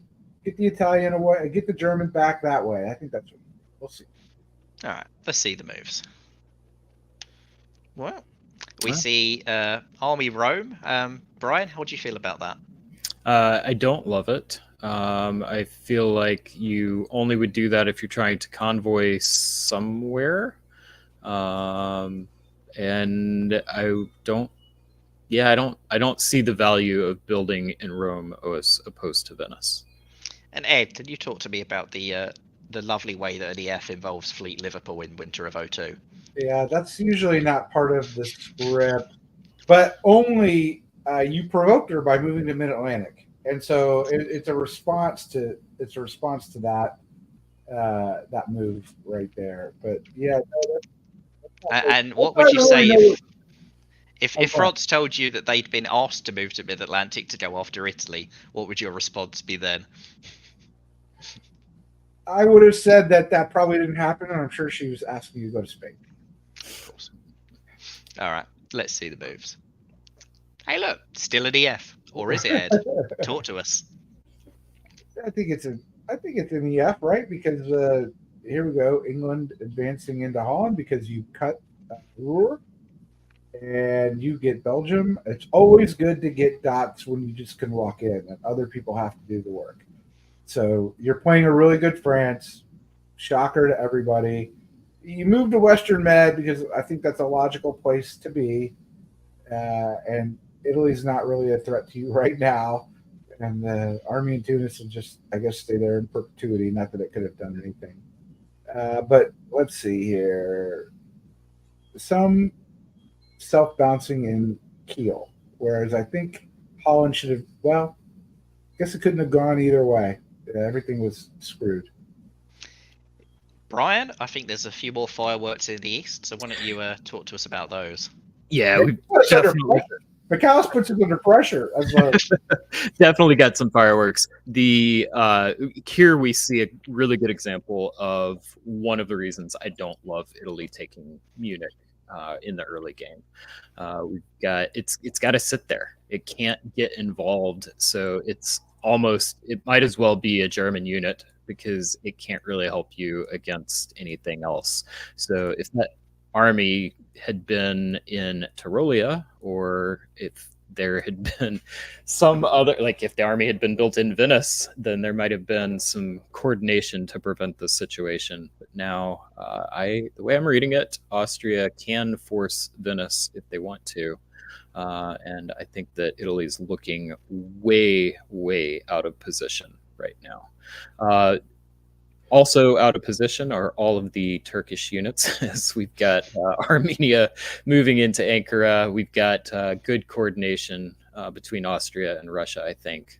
I'm assuming that the move into Bulgaria was probably agreed upon, but that is a little bit questionable.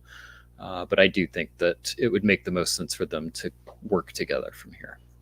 you know, I feel bad for Tom because we saw in the last game, Tom was basically a nice guy and got hurt. Tom is a very good player. When I've played with him in the past, I found him to be very yes, no, and demanding, and now he's not being that way. And look what's happening to him. He doesn't build in Venice, and because he doesn't build in Venice, this is his reward, right? This is what he gets. He did the right thing from an alliance perspective, and then Simon's just like, 3 dots.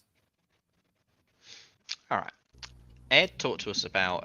No, we've already done the West. Yeah, let's talk to us about fall. Yeah, so in the fall of 1903, we do see the coordination I was expecting with Austria and Russia. I just think that makes the most sense from this board position. We get the fleet moving into Greece from Austria. We get a fun little convoy to do a swap to, I assume, get that Ankh fleet into a position it can be a little bit more useful. And Austria takes Venice. So all around, pretty solid turn for the AR. I especially like that Yalta is allowing Austria to pick up some builds.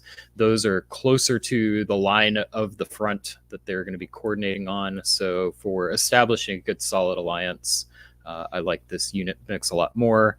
And I think they are also setting up so they can move that Austrian army down into Smyrna. So like the tactics, like the diplomacy, like what's going on there. For Italy, things obviously not looking as well. They are convoying into Rome for defense. I'm just checking the orders here. That's a support from France. So McAuliffe recognizing a potential threat there, maybe. We'll see. I'll let Ed do the analysis on that one. Over to you, Ed. McAllis got Dutch fucked. That's basically what happened here with Yelta and Micah did their magic, their Groningen magic or whatever you call it, and they're taking on Germany and McAllis. This is really bad for him, by the way. I mean, moving to Spain, losing Belgium, Russia getting the army in Kiel. They lured him. They tricked him. And even when he's trying to, I guess, support Tyranny doesn't even listen to him. Nobody listens to McAllis. And it's not looking good for him right now. So in games we've seen tonight before, we've seen a lot of the leaders a threat, let's stop them. What do you feel, Ed, about Micah's decision to convoy Russia into Kiel while they get Munich? I was actually going to say that this is a somewhat insane, set of moves from Micah because, okay, on the one hand, and I know how Micah thinks she's a newer player, and Micah likes dots. So who doesn't always like dots? But she likes them. But what she's probably not thinking about doing is, okay, Russia's in Kiel. I'm putting Russia into Kiel. That's going to happen. And Russia was already in Bulgaria. All right. And now Russia takes Munich. I'm pretty sure McAllis is telling her all this, but sometimes McAllis has a tendency to lecture. And this is really one time where hopefully she can see it. It doesn't have to be lectured about it. I would say that, speaking with no purview on the game, I definitely don't have inside information, but I have a strong suspicion that France didn't even make a lecture about this, because France didn't see this possibility remotely coming because it was so insane. Well, no, I think the lecture's coming now. I think the lecture's coming in the spring 1904. But yeah, no, it's four plus 4 for Yelta is not bad. It's pretty good for Yelta. Yeah, pretty good. All right, Ed, what are you building as Russia? What am I building? Fleet North Coast, Army Moscow, Army Sev, Army Warsaw. I think I'm going to go with that. Let's see it. Brian, I know how to play good position. Before we look at any more moves, Brian, you're anyone that isn't Yelta on this board. Let's say you're either Micah or Simon, who are both currently working with Yelta. What do you two do at this stage?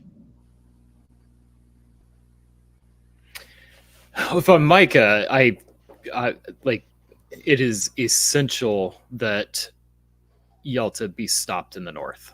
Like that there has to be coordination with France, and I should have. I don't know that I would have put the army there personally. I think I probably would have done a fleet in this situation and just, hey, we're done. I'm going to stop the leader. It's a harder conversation for Simon because he's got to play. He's got to play defense. I think that's the answer. Just stop the bleeding. Because there's a lot of risk there. You got to make up with Italy. So I don't know that I'd necessarily attack Russia here. I think I'd probably, if I were Austria, but I would definitely play some defense. I have a different read. You're probably making the right read, Ed. What is it? Okay. I've played with Micah a bit, and one thing is that just because your ally jumped ahead, I don't think she's going to be upset with that. But she'll quickly pivot to, I'd like to be second.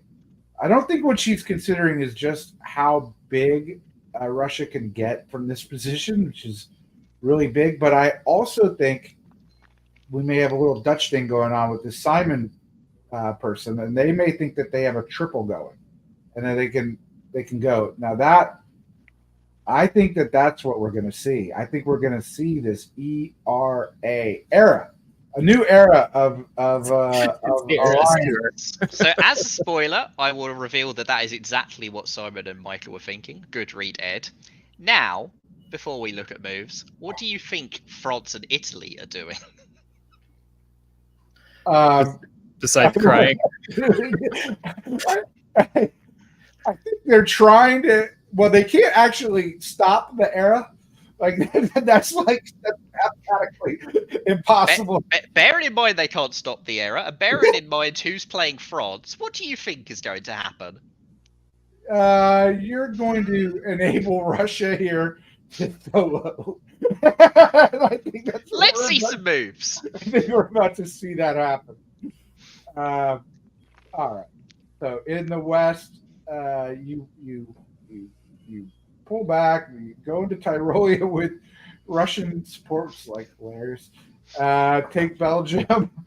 Okay, no problem there. I don't see the enabling yet, but on the other hand, we could see it now. By the way, Micah may have been. I don't know if my read is right. She is convoying to Norway, right? That's what she should be doing. That was a reaction to Yelta putting the fleet in North Coast. I'll reveal that for you. Okay, all right. And all right, well then more of the reactions trying to take Denmark. So you haven't done it yet, but meanwhile we do see Russia doing going to something Brian's going to say. Yeah, Russia's convoys Bulgaria into ink, so setting up to where they'll be able to get all of the Turkish centers from this position. They do lose Bulgaria, but they'll be able to get that back because they've got control of Black Sea and all of Turkey. I like that decision. We do see Simon moving into Aegean, which would be the correct move for trying to slow Russia down.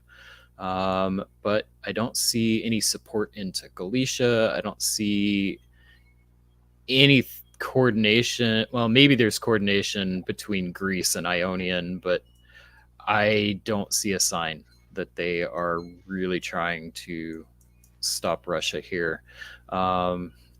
Unless Bohemia is designed to go after Munich. Maybe there's a deal with France or something. All right, let's see the auto moves, and you can keep talking to us, Brian. All right, so we do get into Galicia. Okay, so we do have a move by France into Vienna.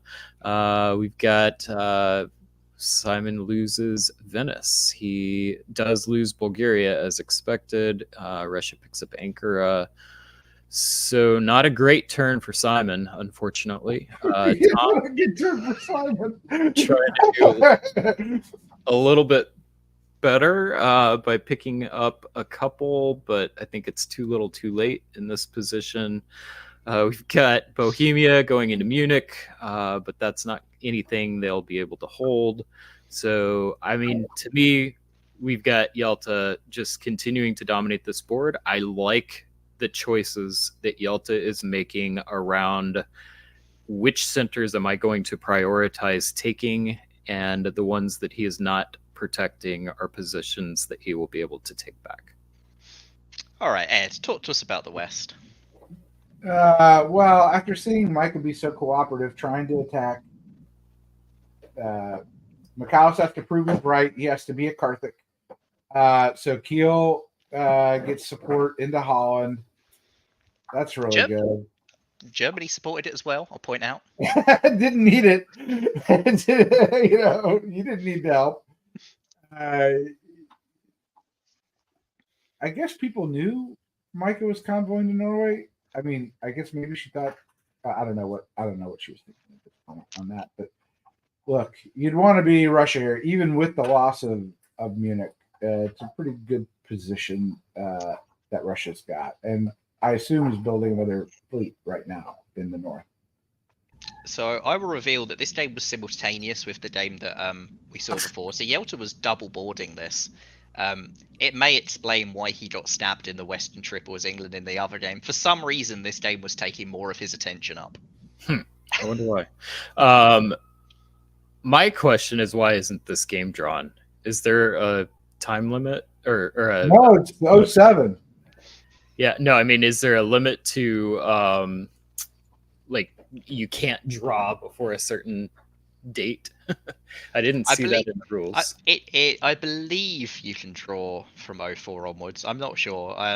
I'll say that that's not why the game wasn't drawn. It's not what the discussions were about. The discussions are whether or not we're going to give Russia a solo or not. Yeah. Okay, and if I'm Russian, and that word is being thrown around as I might be given a solo, because I'm looking at Munich, Berlin, Norway, Denmark. Yeah. Not to mention the Baltic. I mean the Balkans. I mean, And you've got two Western powers that are supporting you actively. So yeah. I point out Greece, what Greece is doing as well. Yeah. Yeah. All right, winner of 04. Oh, sorry. Have it. Winner of 04. I don't think that these builds are particularly noteworthy, so we can speed it up and go straight to the next phase.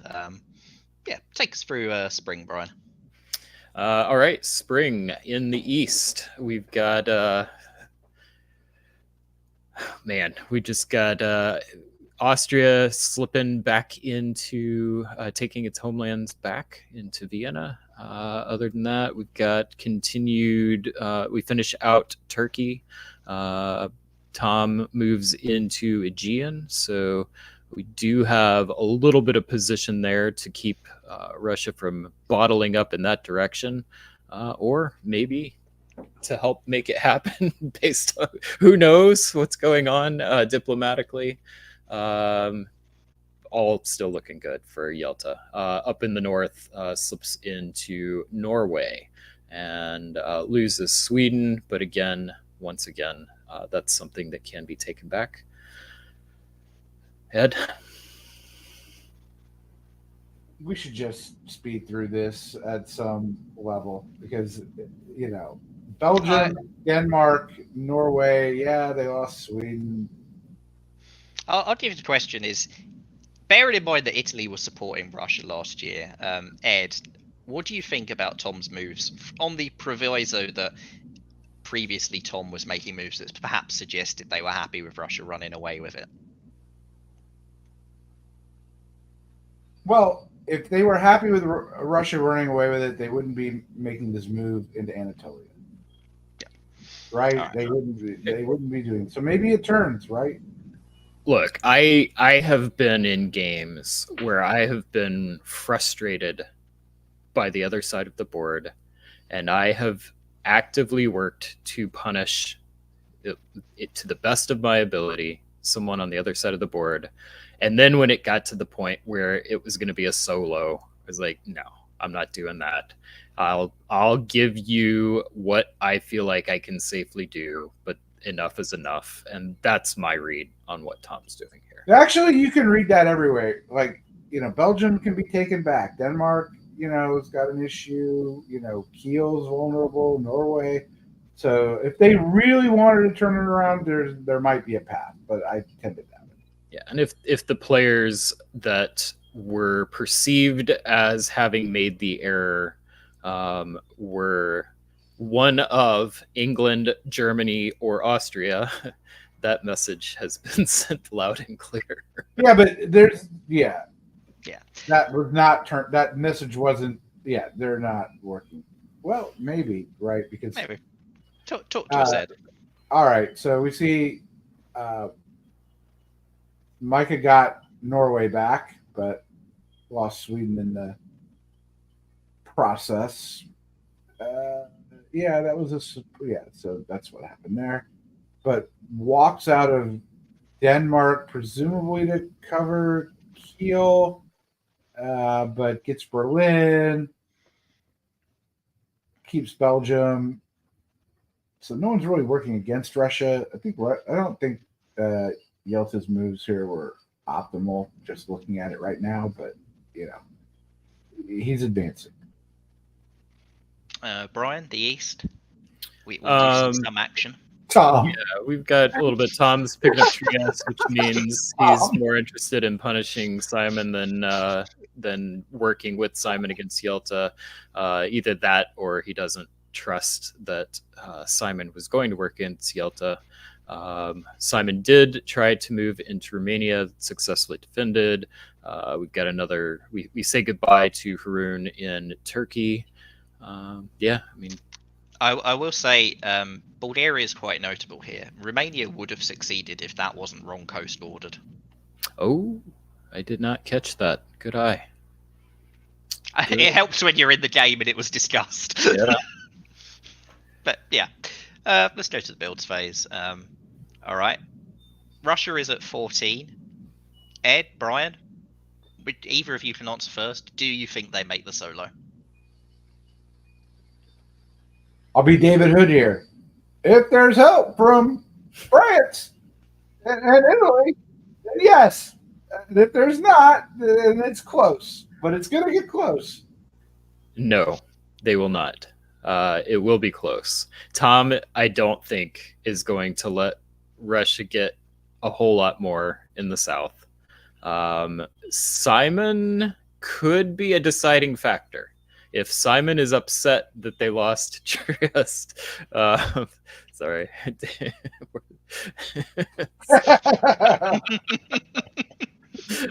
Yes. Simon, if he's upset at Tom, could become a factor in helping. So I'll be watching that one. I don't think that's going to happen, though. I think that the East is pretty locked up, and I don't think there's going to be enough in the West. I don't think that Michalis is going to throw the solo. I think he's more interested in punishing Micah than helping Yelta win and punishing everyone else, but we'll see. I think there's a mathematical case for a solo, which is if, in a league play, if you just throw one person way up and everyone is down at the same score, it's not the worst thing done. That is something that was discussed, but we'll go into the moves. Oh, there we go. Oh, there we go. So, game over. Dominant performance by Yelta. A lot of subtext going through here. Michalis, I'm glad you were here to help talk us through that, make some sense out of what we just saw. Ed, or actually, Michalis, I'll let you throw. Who do you want to do the closeout? As long as it's not me, so I can do the stream stuff. Yeah, Ed, you can close this out. Why did it draw there? It drew because you said Yelta, it's drawing now. But the truth is that you did a Karthik imitation there, but you pulled back. You modified the Karthik solo throw into a 14 throw. That's the new Karthik, which is okay. I'm right. I'm the smartest guy in the room. Micah, you're a rookie, made a mistake. We'll punish you a little bit, but not all the way. And that's what happened. And finally, bearing in mind that it's heavily scored for first place and then for second and third, given that second and third ended up being a joint second for myself and Tom, not for Micah and Simon, how do you feel that should have gone? Was that the correct result? I don't think it was the right result. First of all, you were mean to Micah. That's the first thing that you need to realize, which is when you're a younger player, I'm going to go back to Michalis' early days. When you're a younger player, you got to go for it. Sometimes you're not going for the right thing and you don't see it. But if you don't make those moves, you don't learn. So, and in one way, he taught her a good lesson. On the other hand, maybe too good a lesson, right? Give her a little at the end. Let her have her 6. Why did you have to, do that? All right. Well, at the end of the day, we had more variety. That was a fun one. Yelta, I will say, yeah, I mean, you could probably nitpick a little bit about tactical choices here or there, but as a whole, I was very impressed with the decisions that were made, especially around prioritizing getting units into the right locations where they could take what was important and then set up for future growth. The best board top of the night. Yep, and it should also be remembered that Yelta was doing this while double boarding on the other board and getting an okay result on the other board as well. So, Very, He very really, for all my joy in that game was Yelta's game, and well done to Yelta. All right. Well, this will take us to our final 7 Years War game of the night. After this, we're going to do our Virtual Diplomacy League games. So stay tuned for that. But first, our last one. It is Louis the 15th in Austria. We've got Christoph Borgia, Simon Wessendrip in England, Jamal Blackerley joining us from Australia. In France, Germany, we've got Klaus Michelson, Italy, Micah Blom, Russia, Patrick, and Turkey, Steve Personini. Ed, we'll go to you. Who do you have your eye on in this game? Well, really, I'm just thinking about Louis the 15th. You know, what an awful king he was. He messed everything up. In the game, my eyes are drawn directly to AT because we saw Christoph and Steve have a pretty. We don't know if this game was played before or after the last one, but we saw them have a pretty good alliance, I think, back in game 2. So I'm looking to see if that happens. And it's hard not to keep your eyes on Jamal Bukharli. Hard not to. Seems to be winning everything. Yeah, Jamal Bukharli, current world champion in diplomacy face-to-face and in virtual face-to-face. First simultaneous double world champion, so definitely one to keep your eye on. Michalis, I believe it is time for your break, so get out of here. Ed, I am going to let you start in spring of 1901. And Brian, if you need to take a break, I can just do this game by myself, so it's not a problem. I'm good at the moment. All right, so we got the runaway strategy from Jamal. Everything's going that way. I'm not a threat. I'm not a world champion. I suck. And standard moves from England and Germany. And I don't know if I'm supposed to do the. I'll do the East, and in the East we've got. In fact, I'll just swap to make us remember. In the East, I think the big story here is more DMZs from Russia, except it was either not honored or not understood by Christoph. So we've got the Austrian in Galicia and Russia in Prussia. So that is a very unusual situation in most of the metas that we cover here on DBN. So it'll be fun to see how that works out. Steve Personini moving Armenia, Smyrna up to Armenia, but not moving into black. Be watching to see what that means and what that's telling us as well.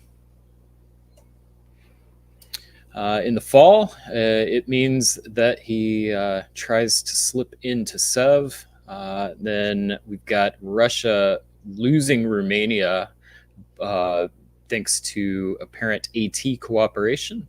Romania retreating into Black Sea. And we got a bounce in Trieste. So either Micah thought that there was going to be a loan of Trieste and Christoph did not follow through, or there was some miscommunication there. But long story short, we have Galicia slipping in, or Austria slipping into Galicia, and then turning that around, or taking advantage of that to have this AT. I think this is a mistake by Turkey not moving to Black Sea here. Okay, this isn't in retrospect. You actually know you're dislodging Romania. You know that's happening. First. So, I would have prioritized black over Aegean at that point, but fine. The West is super interesting because we have this convoy to Norway, and it tells me that Germany here knew that Germany was taking Belgium and Holland, but doesn't cover Berlin. Bounces Sweden here. I think I would have preferred to bounce Berlin and still build 2 and take Holland and leave Belgium open. So that's pretty curious. Yeah, I agree with that. In Klaus's defense, it is unusual to see the Russian in Prussia at this position. So maybe it was just a gamble. Maybe they were told something else. But if I felt that I had to defend Sweden, I probably would have also defended Berlin.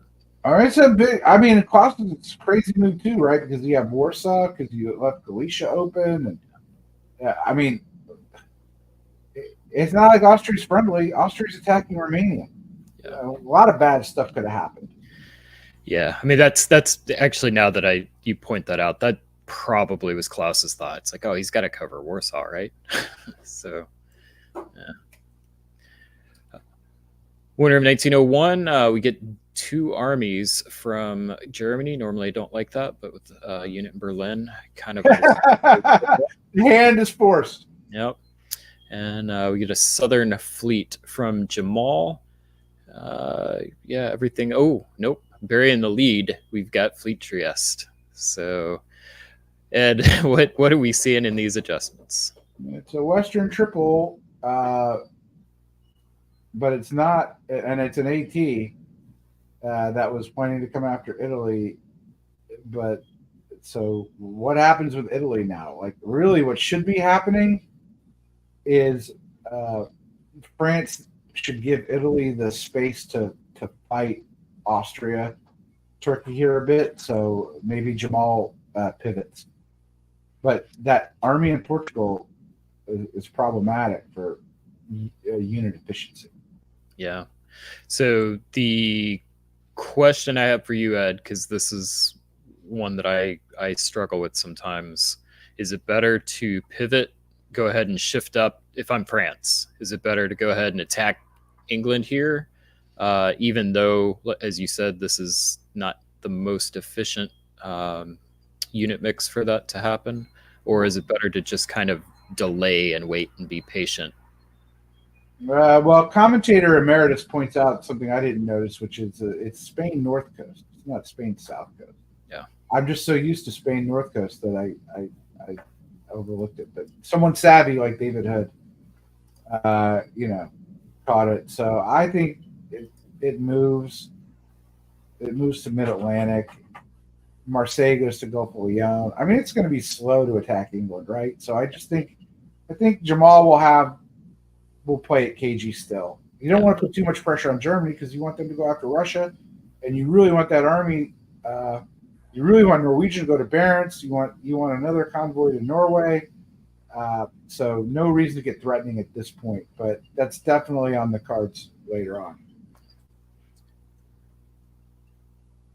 And that's what happens if you look at the West, right? That's sort of exactly the thought process there. And there was really nothing else that Jamal could do in that situation. And Jamal can't attack Germany, and Germany's going after Russia just what he likes. Yeah, the convoy doesn't get through to Norway, but what this allowed Jamal to do, he's not a threat to either England or France at this point, and that move to Mid-Atlantic gives him plausible deniability for why he had to do it to get the army out of Portugal.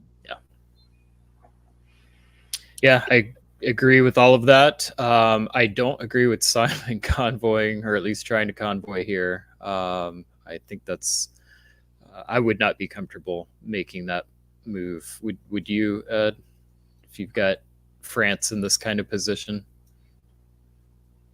No, I wouldn't. But on the other hand, Jamal is like a charming guy. Yeah. And I'm a charming guy, as much as people on the stream don't believe it. And Jamal can out-charm me. And so I probably, I might be buying what he's selling here at this point. But the other thing is, it's not a bad idea for a Western triple because it's an AT.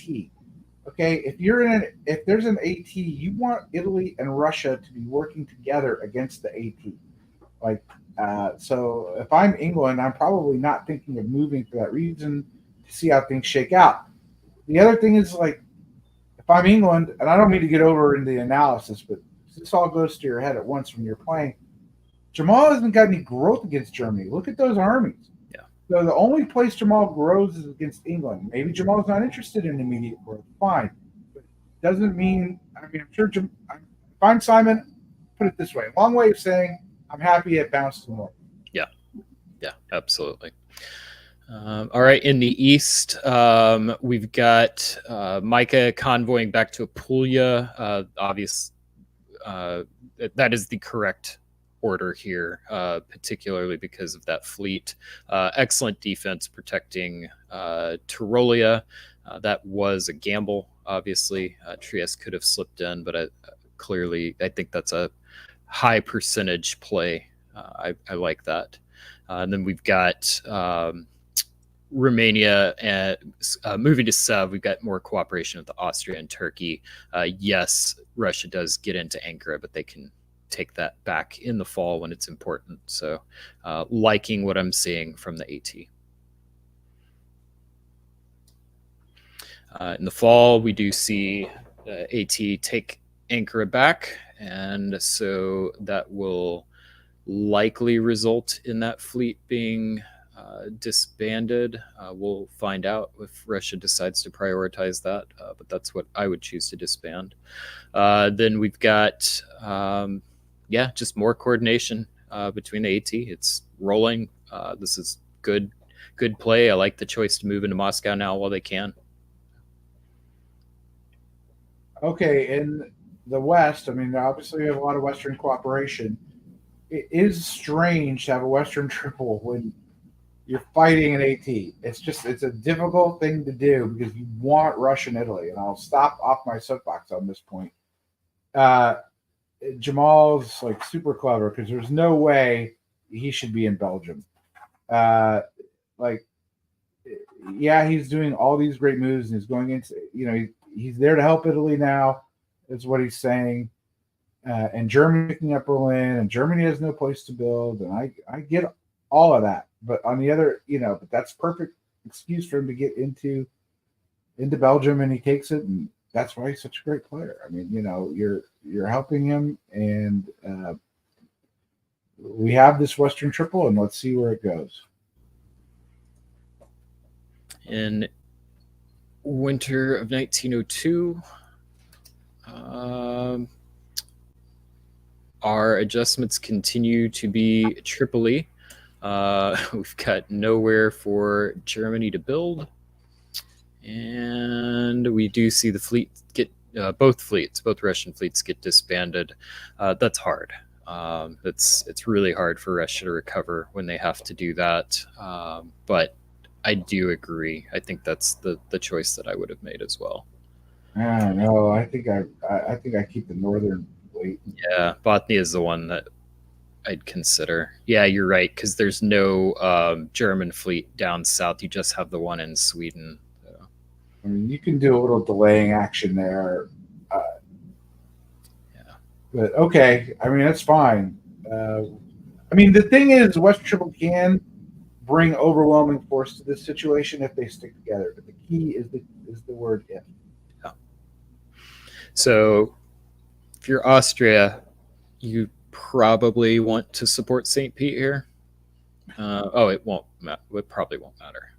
No. I mean, St. Pete's gone, but these are all problems that should have been thought about by someone in the AT in response to the Western Triple. All right. So in the West, just sort of as predicted, Jamal's helping Italy here for now while advancing his fleets. Curious that Marseille goes to Spain and not Gulf of Leon. Just keep your eye on that. Curious that Western Med doesn't go to Tyrrhenian and it's Leon. Keep your eye on that. Those fleets can ship. And meanwhile, North Sea has an order to convoy Belgium, I think, to Norway. That didn't. Yeah, that's curious that Jamal didn't take that. Maybe he was concerned about Germany. Curious. But the English do get into St. Pete, and that's as far east as I want to go in the country. I mean, look, you've just got more great moves by the AT. There's not a lot more to say. I do want to highlight that we've got Turkey moving into Apulia here. they've just got excellent position. They've got overwhelming fleets right now, because Jamal is holding stuff back in Spain. So there's no build up. Yeah, they've got control of Italy right now, from my perspective, even with a little bit of French help. And we do see them continue. They push into Ionian. They've got Ukraine. Interesting. Okay. Sev choosing to leave, or Turkey choosing to leave Sev and move into Ukraine, rather than taking Sev this turn.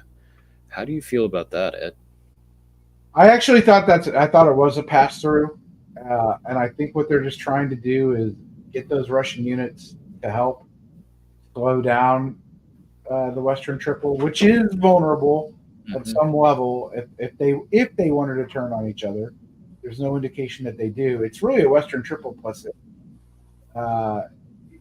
right now, and so they can't stop it.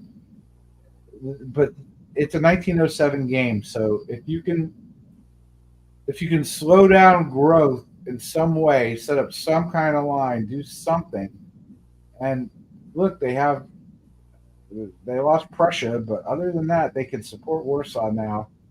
They might be able to just lock it up enough to where they halt progress and other people get greedy. Yeah, I kind of like that. Now that I'm looking at it with a little bit more time, that will be a decent defensive position. It'll take a while for somebody to break through that. What's going on in the West, Ed? With that, I'm especially interested in that north to Brest. Is that it's a joke order, because obviously North could have gone to English Channel. Yeah. They're sticking together for now, and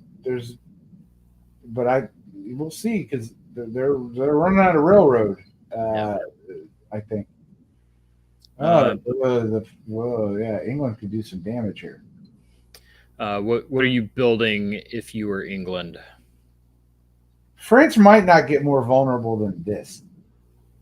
Okay, Germany can't go anywhere. Germany has no play, and I don't like a Liverpool here, but maybe we'll see if it's another army or not. But even an army could be bad, right? Even an army that convoys to Belgium with Ruhr support. Yeah, army London, convoy into Belgium with support from Ruhr, maybe. There's stuff you could do from there. A lot of out of position right now for Jamal. I mean, and people trust Jamal because I think he is 95% of the time trustworthy. You just don't want to be on the 5% end of it.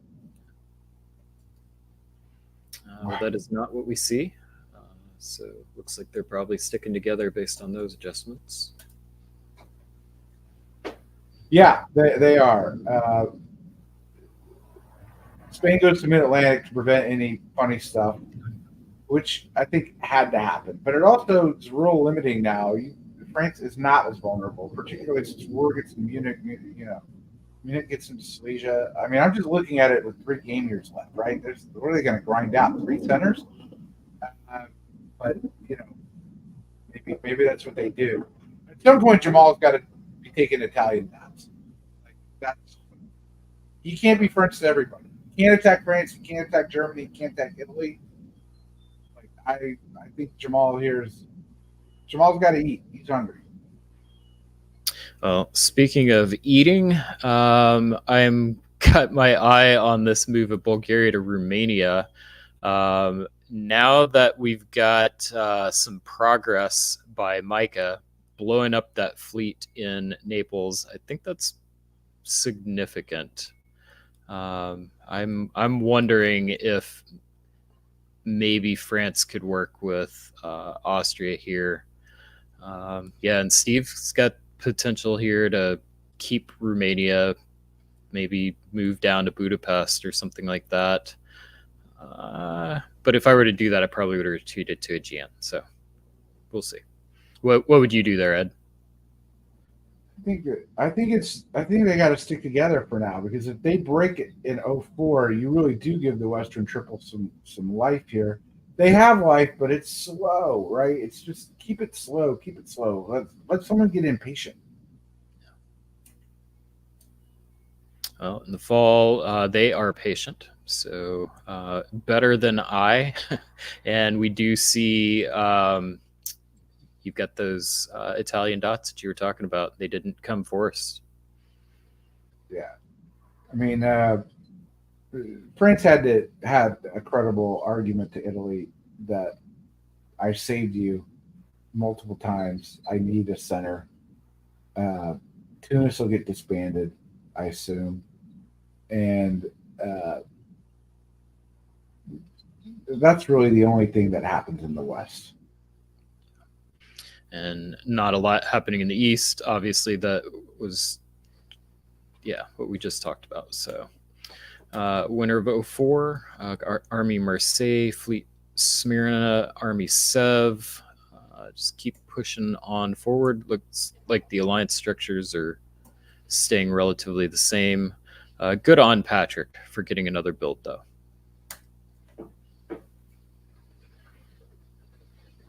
So we do see Naples to Ionian with Italian support. Significant that France is in the Ionian Sea, which is huge. And the other thing is, it looks like there's a bit of a move here on Germany. Germany got themselves out of position, and it's coordinated with Jamal. Ruhr, Burgundy, Helgoland, North Sea, Sweden, Norway. See, like they saw what there was no growth. And in Germany, like you always have to be thinking, if you're a player, where am I growing? That's basic level diplomacy, right? But where's my ally growing? And you figure out your ally ain't growing, then you got to start thinking that they might want to grow through you. And that's when stabs commonly happen. And that's how you snuff out stabs. And so I think Germany here just got caught unawares. We've got in the East, Turkey moved into Romania, but then also pushed forward into Bohemia. So I'm assuming this is probably coordinated. I guess we'll find out. And moves back out. So the AT still continues, but we've got Ionian moving into Adriatic. So we've got a big push from France now having pretty dominant control over this Italian position. That's bad. But, Christoph's hanging in there, too, from the east. Okay, this was a pretty dangerous position. Christoph getting into Munich and getting support of Steve to do that, and getting that, plus the Romania walkout, which I know I'm encroaching on your territory here. But, yeah, it's looking great for Jamal. It's looking great for Simon. It's also looking pretty darn good for Christoph. And I think we'll have a good race before 1907. Well, to help us with that race, we're going to bring McCallus back in. McCallus, welcome back. Thank you. And we'll keep Ed in the spring. We've got two adjustments here. McCallus, I'll let you go ahead and make some predictions. I think these are important for the West. I feel like that's where the big race is. What are you putting down if you are England? Jamal has to put Fleet Brest down, and therefore England probably has to put Fleet London down. I don't necessarily think I want to fight Jamal yet, though. I think that I possibly then Army Edinburgh, try and arrange some sort of deal, because I don't think England's got a great hope of taking and holding stuff from Jamal when Jamal has Italian dots that he can easily counter with. You're not going to force disbands on him. So I think England's best hope is to push through Germany, maybe even into Russia, if that's possible to do that with before the end. All right, and Christoph also goes up one. Good on Austria for being the one in the East that seems to be chipping away and coming out ahead. And that is not what we see from Jamal. We do see a fleet, but not in London. So just a swap. We do see, I'm sorry, from Simon, but we do see the fleet in Brest. So that does make some sense to me. Ed, how do you feel about those adjustments? All coming up good for Jamal, right? I don't think Jamal moves to the channel here. He doesn't have to. He's got Tunis, probably got Rome. He may have Venice. It's like, the thing is, if Simon's not going to put pressure on Jamal, who is? Yeah. So, and I don't think Jamal has cause to do anything against Simon. So it'll be. I think it's good for Jamal. What do we know? Am I doing spring? You've got the fall. It's got spring. Okay, so Jamal goes to English Channel. I'm sure there's some good reason for that. That's really pro-alliance. I don't know what it is, but fine. Advances to Burgundy. This was an issue of how he took Holland, right? So, while Austria just looking to consolidate, goes up to Berlin and Munich. Keep noting the Turkish support, right? Because if this gets to a race near the end, keep your eye on that relationship because England and France don't have that relationship. So Steve may throw a center or two to help Christoph. You never know. And other than that move to the English Channel, everything England does is, well, they're not English, but it's pretty pro Jamal. Like just to try and jerk. I think England's announced that his plan is to try and take the final German down. There's one really interesting thing here to me that Austria supports Germany into Warsaw instead of their ally Turkey. That surprises me a lot that that's what they would choose to do in this situation. What do you think, Ed? I'd be pretty mad if I was Steve. I didn't see that. Steve's got every. I mean, maybe they do that and they say it's a spring move and we'll kick them out. Just getting Russia out there. I don't know. Yeah, maybe Steve gets Sev instead. Yeah. There you go. They were so tight that it was hard to believe it was anything other than what it was. So going into full, yeah, Turkey takes Sev with Austrian support. Austria decides that actually I don't want Germany to survive after all. They put Russia back into Warsaw because why not? It might be vaguely useful. I don't know. There's still 1 year left. Jamal gets to convoy London into Kiel, supported by just about everything. Not entirely sure what English Channel did, given it ordered a convoy. Maybe they were just trying to make the convoy longer than it needed to be. No, to Brest. I guarantee you it was a move to Brest. It was showing off. That's his problem. I'm going to tell you right now, he's a bit of a show off, right? Like this stuff, like I wouldn't like that, even if I was England and I saw that. Wow. It's England who could have benefited, I suppose. Okay. But yeah, elsewhere, Jamal pushes into Tyrolia as well. It's all the correct moves tactically. FI get the Ionian Sea with supporting each other in.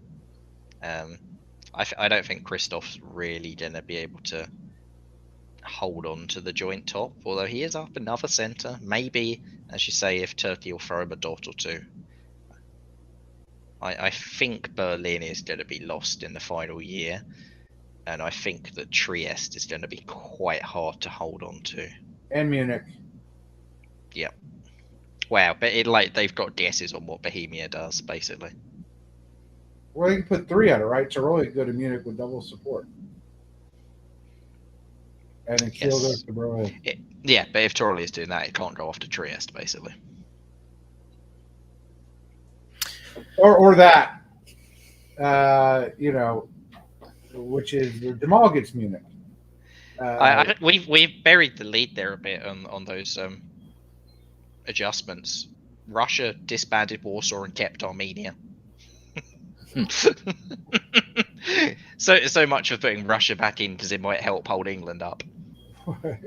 I just brushed through that because I assumed that's what was going to happen. So it did not seem surprising to me at all.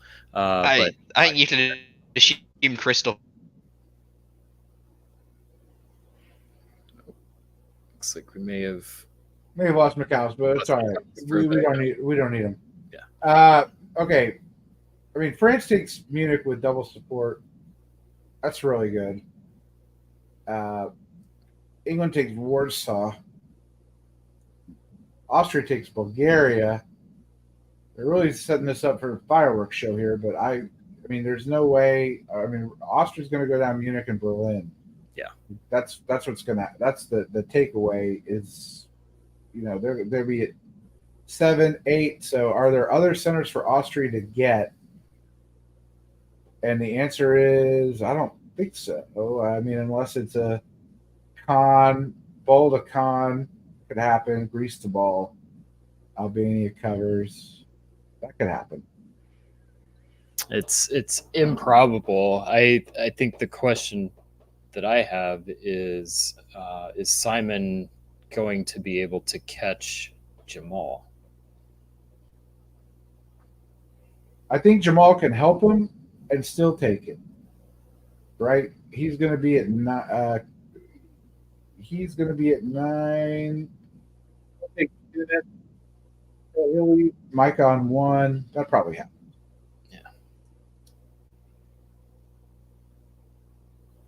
And I think that is what we see. Yeah, he took Tunis, helped, which is, by the way, for me just saying Jamal's a show off, but like he did help. He did help England here, and I bet you 9 out of 10 players would not have done that. Just to be, sure. Like, so he was good at the end. I just didn't like that move. I thought it was too cute with the convoy.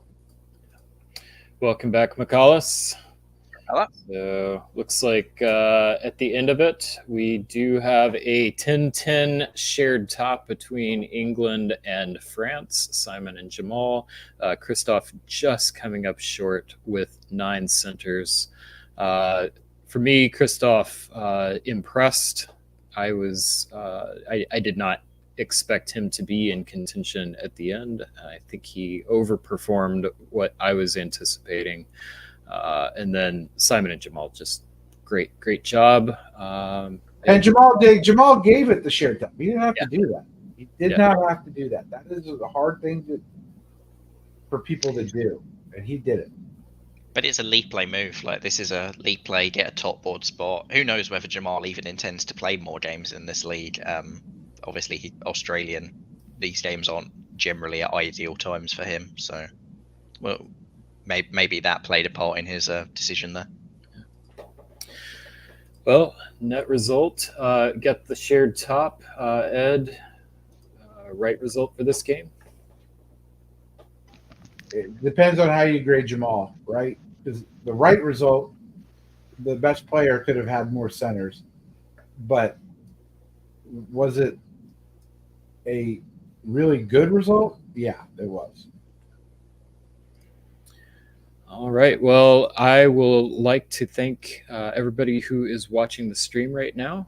We just wrapped up our coverage of 6 7 Years War games. Ed, McAuliffe, y'all are champs. Thank you for doing all of that. Hey, I want to play in the next one. Those look fun. Yeah. 7 years? That's like, I mean, people should have watched these games. Those are different. Sign me up. I'm going to go back and watch the stream to see when the next one is. Yeah, awesome. I can tell you that right now. Next one. 24th in the evening. It's a midweek game. Not sure when the next weekend one is. I would imagine that will be May. I don't know when the May game is yet, though. Yep. All right. Well, if you are enjoying our coverage, if you could go ahead and just give the show a like, subscribe if you've not already done so, and we are going to move on to our coverage of the Virtual Diplomacy League. My first time back in this season, so looking forward to this coverage. Bringing up the game right now. We've got 2 games that we're going to cover. We didn't have enough players for round 1 or for round 3, so both games were during round 2, and we're going to get a little bit of fun here. In this game, we have Michalis Camaridis playing again, so we're actually going to switch to this one, so we don't have Michalis hosting twice. And oh, look, Ed Sullivan is playing in this one. So, Ed, you get the opportunity to sit in the host chair for this game. And Michalis, looks like Ed is in the West playing France. So, you will be in Brian, the I'm the host. Oh, yes, that's right. You got to be quiet. You got to be quiet now. Shutting up. All right. What, McAllis, what do we know about these players? All right, Edwin Lopez. He's a local in the Bay Area. I played with him at Whipping last year. Great guy. I think he was pretty new to the face-to-face scene at the time. It's great to see him getting into virtual. Ed Sullivan playing France. Never heard of him. What's he achieved? Probably nothing yet. Germany, we have Isaac Jukes back for playing more games. Italy, we have everyone's favorite stabber. It's Zach Moore, and yeah, we've got a couple new faces in England and Russia, and we've got Jason Bennett playing in Turkey. We've seen quite a lot of solid results. Yeah, this is going to be a fun group. I'm going to be watching the East. A lot of times when you get some of the newer players in the same theater, the players that are able to work with them best, that can be the difference maker, especially if the more experienced players kind of cancel each other out. But other times the experienced players can choose to just work together and kind of roll the board a little bit. So those are the two storylines I'll be keeping my eye on. All right. McAllis, you're going to have the West. Brian, you're going to have the East. Let's go to spring 1901. McAllis, what do you see? We see Ed Sullivan, great big coward that he is running all of his units away from everyone on this board. He's got to get as far away from everyone. He's running scared. Yeah, down to Spain, down to Gascony, down to Mid Atlantic. And other than that, the West is pretty standard from England and Germany. And Brian, what do you see in the East? In the East, we are seeing what I would consider probably the most standard openings. So they are standard for a reason. These are all very good. Only one that's slightly less common is Venice to Tyrolia, but of late, as we've seen in almost every game tonight, that is becoming increasingly in vogue again. Okay. I'll play McAllis here. I'll play McAllis as host. What do you make of the move Venice to Tyrolia in light of the fact that Belgium is open? I mean, it's pretty good news for England if Germany has to cover Munich now. Blaine will be quite happy with that. And this goes back to what I said earlier when we talked about this, in that the Tyrolia move, yeah, maybe Germany doesn't react, but it scares Germany, and it can give benefits to the other powers in the West that aren't called Germany as a result. All right, let's roll it through, baby. In the fall of 1901, this I was about to say, hey, it's a low percentage of time that Tyrolia will move into Munich, but it is Zachary Moore. So Munich is taken by the Italian. Other than that, we've got Edwin Lopez doing the standard move, taking Greece and Serbia.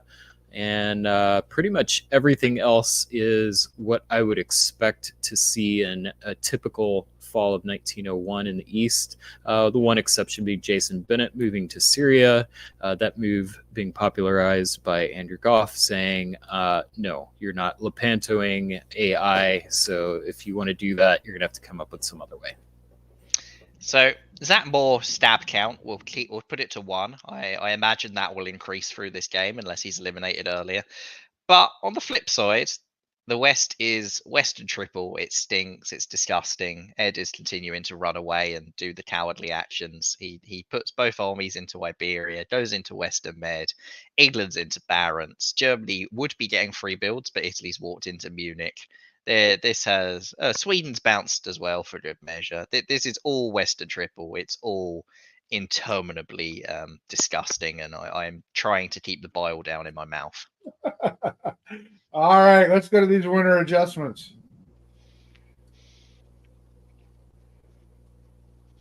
Anything stand out at you? Either one. I mean, St. Petersburg North Coast. I like it, but also this is probably the one time that it's maybe not what I would do when you're only building one and there's a Western Triple, so the North isn't it locked off. This is when I want the flexibility. When you're actually on defense in the North is when I want the army, and I can't see that being used offensively. But maybe they will surprise us. What do you make, Brian, of the fleet build in Kiel with the army in Munich? I don't hate it. I think you've got a Western Triple. So as long as you're confident in that triple continuing, you've got Sweden as a build. It's going to be difficult for Italy to hold on to that. And I think you could probably talk Zach more into doing something other than sitting with that unit as well. So get that stab count out. Predictions for spring 1902. What are we going to see? I mean, there's a possibility England drops the channel. I'd be quite surprised. I don't think that's what we're going to see. I think we see Western Triple moves from at least England and France. Maybe Isaac will do. Isaac's definitely got the little bit of chaos running through him that he could do something different. I can't imagine he'd do it in spring rather than fall, though. The East, they're probably going to do a quadruple. Zach, I think, is going to have to come straight to Tyrrhenian Sea. Austria could go to Aegean, but I'm inclined to think we'll see a very dull Western Triple versus quadruple year here, at least till fall. I think Zach Moore is going to move to Burgundy. That's reasonable. All right. In the West, Zach Moore does indeed move to Burgundy, and it's a point for both of us. You called Zach going to Burgundy. I called Isaac having some chaos in him. Isaac supports Zach into Burgundy. Zach Moore stab count 2, sort of. So Ed actually, no, this doesn't count. Ed went to Western Med. This doesn't count at all. I'll retract that, Zach. Fair play. Ed does see something coming because he does pull back to Mid Atlantic. Clearly, he was worried about the English. I guess Fleet London was not agreed, so England does pull both fleets down, and this looks like a very strange EGI against Ed Sullivan, which I love. Great play by all of them. Absolutely what should be happening on almost every board that Ed Sullivan is on. Germany gets into Baltic as well. England gets into St. Pete. This is a really nice EG, actually. For me, the story in the East, besides the fact that Zachary Moore is just moving west immediately, we don't see this enough, I think, from a meta standpoint, but it's really hard to do. I don't think this is going to pay off for Zach in the long run. We'll find out. There's enough units coordinating that it could, but to me, the bigger story, or not the bigger story, but as big a story, Jason Bennett not really caring about the Western Triple, setting up to moving into Armenia so that he's going to be in position to take advantage if Russia decides to defend against the West. So, not looking good for Justin. Yeah, I'd be pretty worried about Austria if I was Russia as well. I know they've gone to Bohemia Silesia, but this has AIT written all over it for that East right now. It makes a hell of a lot of sense for all of them to just go against Russia. Russia's in a tough and overstretched position. They're not really going to be able to recover anything in the north, given that EG are now probably locked together for the immediate future. I think that it would make a lot of sense for Austria to take Romania here, for example. Would you cover Warsaw? Yes. I'll give you one behind the scenes thing. Blaine is a newer player. I think this was his second virtual game. Uh, Heck of a nice guy, and really tried to sell the Fleet London as just a newbie mistake, which didn't really. My spider senses were going a little bit on that, and I didn't see the three-way attack. To be fair, I thought England might get a little squirrely, but I thought this was a bit of a shock. All right, let's push it through to the. All right. Fall of 1902, McCallus, you called it correctly. We do see a move against Russia. It's just not in Warsaw. It's in Romania from Austria. And we've got, it's fall of 1902, and England is in Moscow. They've got to be loving that. This game is so much fun. I'm loving it already. It's a mess. It's sloppy. Don't watch this game for things that you should do, but watch it if you are looking for an entertaining game and want to give analysts an opportunity to talk about something they haven't seen before. I mean, if this is Blaine's second or third ever virtual game and he's got Moscow in 1902 as England, it's going to be hard to live up to this. Blaine, you're going to have to outdo yourself even more in future to impress more than that. As I say, I'm not entirely convinced it's good, but it's entertaining. Zatmore count, stab count definitely at 2 now. Zatmore is in Trieste and has gone to Ionian Sea. And potentially it could be at 3 because it looks like Ed and Zat may have been trying to arrange a disengagement. Ed didn't cover Marseille or anything. So maybe Zat was supposed to pull back and just took Marseille, or maybe that was agreed. I'm sure Ed can enlighten us in a sec. I gave him Marseille. I tried, but he was supposed to move Piedmont to Tyrolia, but fine, he didn't do it. That's acceptable. I will still not quite include that as a stab. The other moves made sense in the West as well. So I will say that for all my complaining about the move into Munich, this move into Burgundy and then into Marseille is something that I think David Hood has talked about in the past. That used to be a fairly, I wouldn't say common, but not atypical move. I think back in the 80s and maybe early 90s. So there is some history around that. I would be interested in seeing more development around that space, but it's I don't think he gets in there without you letting him in, right, Ed? Like in a normal situation, that's not negotiated. You mean in Marseille? Yeah, in Marseille. No, I mean if you actually think about it, it is cool, right, to do that Burgundy thing, but Italy loses Munich in the process, right? And so Italy has to. That was my thought process, which is like, okay, I essentially need to bribe Italy here by getting him the build that he lost in hopes that he won't continue the attack. That was, we'll see whether it works or not, but that was the thought process behind sacrificing Marseille, which is like, okay, you got back what you lost. I think it was reasonable. We'll see what happens. Much as I hate to give you credit, I think giving Marseille is reasonable. Although it's Zatmore, and so you're playing with fire because it's Zatmore. You're playing with fire. You're playing.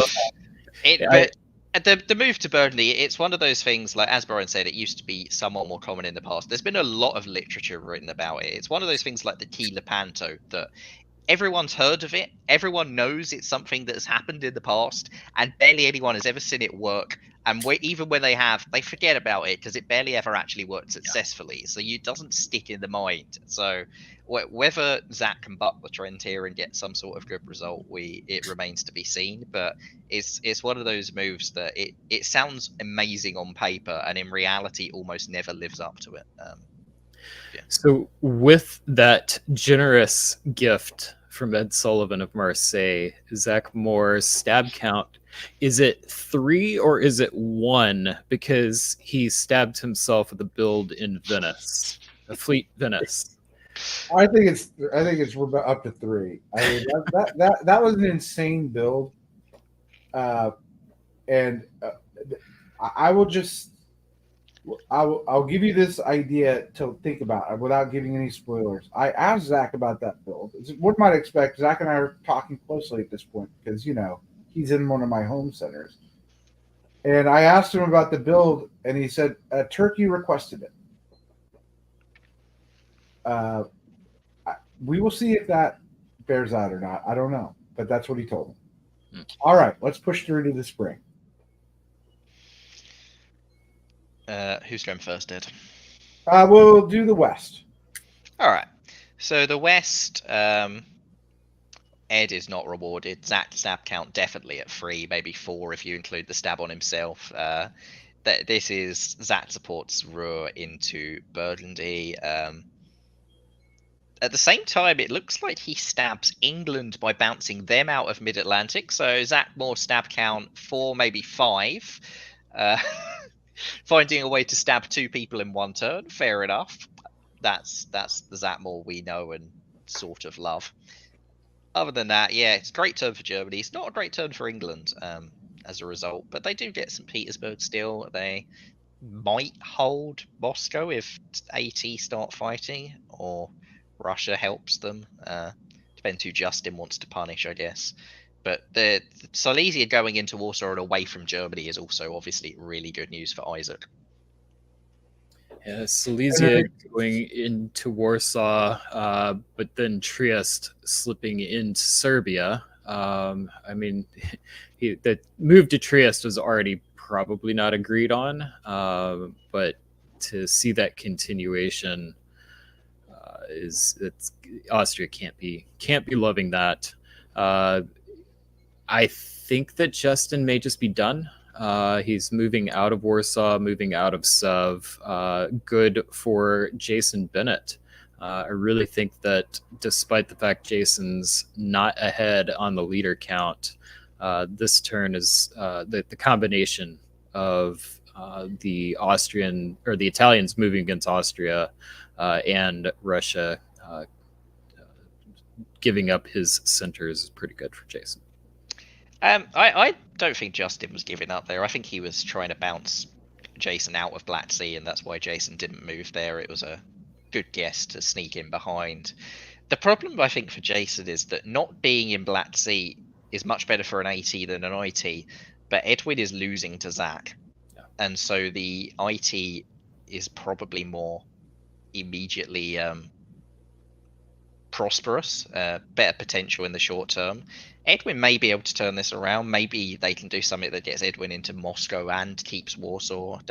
Somehow doesn't lose Rum to Russia.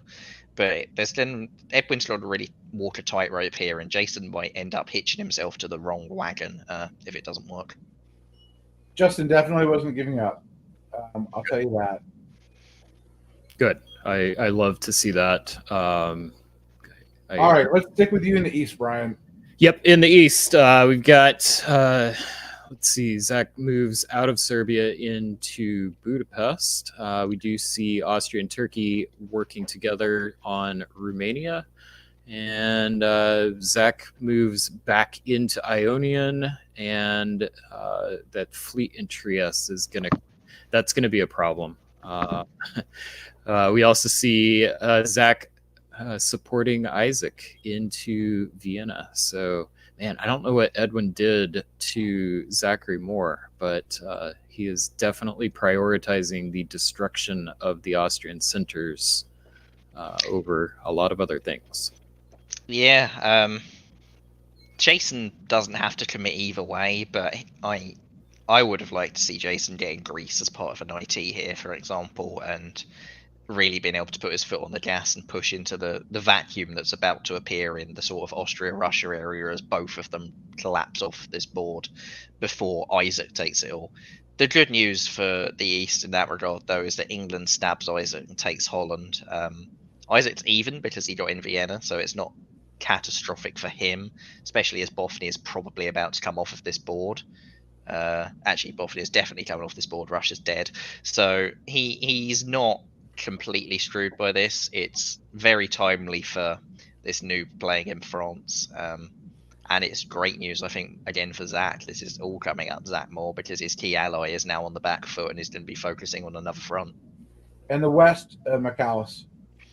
Yeah, as I said, yeah, England stabs for Holland and Italy takes Mid-Atlantic with French support. It's all good news for Zach. This. So yeah, I actually tried to help England with this stab a bit because I thought Belgium would go to Picardy, supported by Burgundy. If you look here, instead there was no support because I assumed Isaac wouldn't try and grab Paris, so I thought Belgium would be vacant and he could get two. But if you notice, they both stab each other, which ends up being, at least for your humble narrator, somewhat helpful. Was Norway a stab? Okay, that's interesting. I read that as that was some sort of arranged thing. No, it was a simultaneous stab. All right. Okay. Adjustments. Now that you know that. Well, given that England had taken Holland, I think Fleet Keel was 100% what was going to happen. The English builds again make sense when you've just stabbed Germany. Jason, I think, is not playing for an IT. That's the big takeaway I get from these builds. Yeah, Ed, I'm going to be watching to see. Like, I feel like you've done a good job in working with Zach to prevent England from making progress. That extra unit definitely can make a difference. But now that they've moved on each other, is Zach more needed in the West anymore, or is that just going to cause chaos where it's not needed? That's what I'll be watching. I think that's Zach Moore's diplomacy motto: chaos where it's not needed. So before we go to the moves of Spring 1904, I will tell you that I had a conversation with Jason Bennett, who said, I wanted an IT till Zach built a fleet in Venice. Note that Zach told me that he created the fleet in Venice. So clearly not on the same page. I don't know who was lying or not, but pretty sure it wasn't Jason. All right. So let's go to the spring moves. Nobody wants Fleet Venice. Let's go to the spring moves. And we'll start before I do that, hey Justin, thank you first of all for playing. Really great to have you, and also thank you for watching. So, yeah, he was really fun to play with, by the way. Yeah.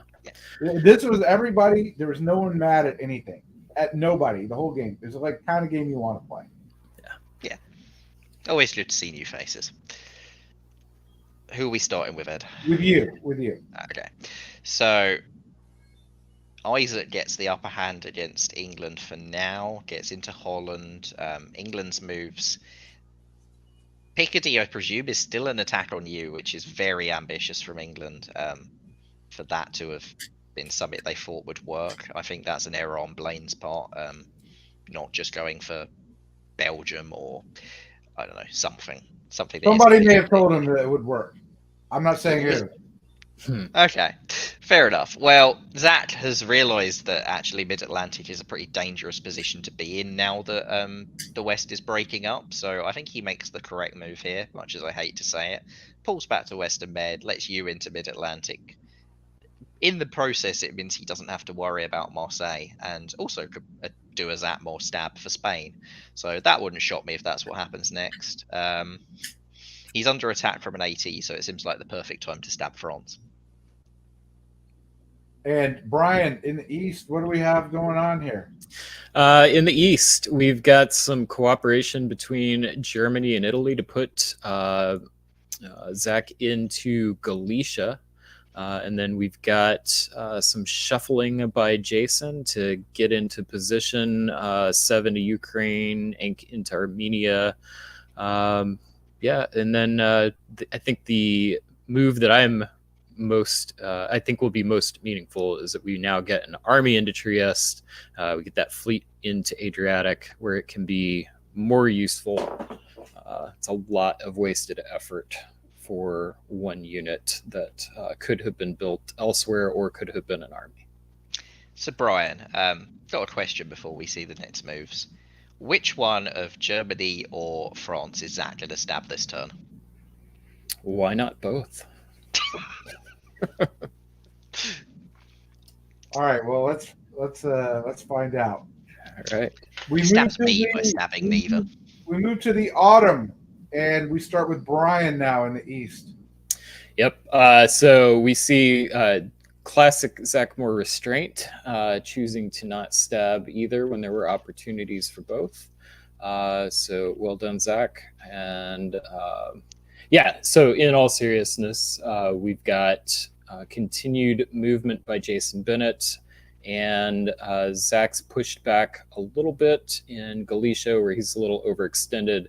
I really like this ending position for him a lot better. This position overall, I think he's much, much better than he was last year. And I know I felt like the IT was a good alliance structure a couple turns ago. If they are able to work out whatever diplomatic business is going on between them from this position, it just makes all the sense in the world. This could be a solid alliance for both of them. I mean, before I cover the West, I think we also have to give a shout out to Blaine here for his second or third ever game. Not only did he get into Moscow in 02 as England, but despite the fact that there's an AT against an IT, and yes, they have other things to focus on, but he's still in Moscow, having got nothing there to support it after 2 more game years. Fair play, Blaine. That's good diplomatic work to get AT to not bother taking it themselves. I will then have to colour that with the West, which is a catastrophic year for England. They lose North Sea. France makes the correct guess on whether to go for North Atlantic or Irish Sea. Holland is obviously already German. And yes, France takes Belgium, but I would presume this is by agreement. The PIF really says this is by agreement. France, I imagine, in return builds Fleet Brest. Ed can tell me whether that's the agreement or not right now. It's an agreement. Yeah.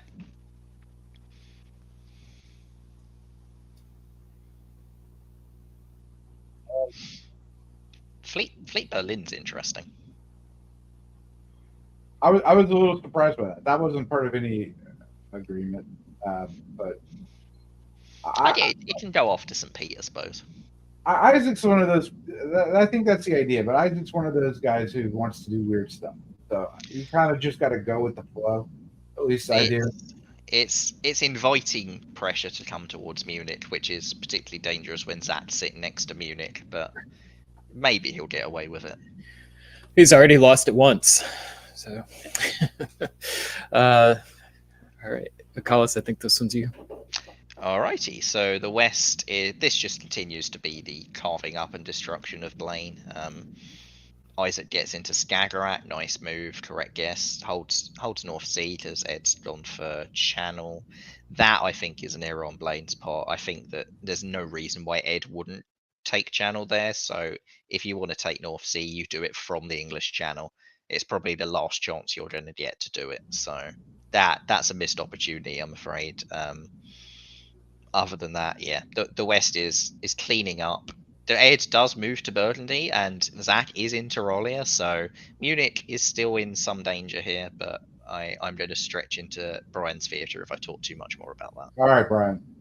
All right, so yeah, Munich is still in some danger, but I don't think that's where the next dot's coming from for Zachary Moore. I don't know. I apologize if you mentioned this, but I do think it's significant for the East that Ed Sullivan's back in Burgundy. So there could be an, I would assume, agreed upon, but not necessarily, exchange where Ed picks Marseille back up. So Zach's got to have that in the back of his mind at least. So I think he will be trying to get at least one more center. I would assume that that's going to come from Vienna. We've got Turkey trying to move into Ionian, can't break through even with the Austrian support. Other than that, it's just defense for the AT. Galicia is a big piff. That's a really hard unit for Turkey to replace quickly. and like their builds don't help them at all. So that's quite a big piff. What I would say is Ed could take Marseille here, but I don't think Ed should take Marseille here. I think this isn't a 1907 cut off like the games we've seen before. I don't think Ed wants to help the AT break through here. I will tell you the move to Burgundy. I at this point, Ed has to keep Germany on side because Ed needs to fight England. And so it wasn't anti-German in any way, but rather a hedge in case Zach decided to do something crazy against Munich.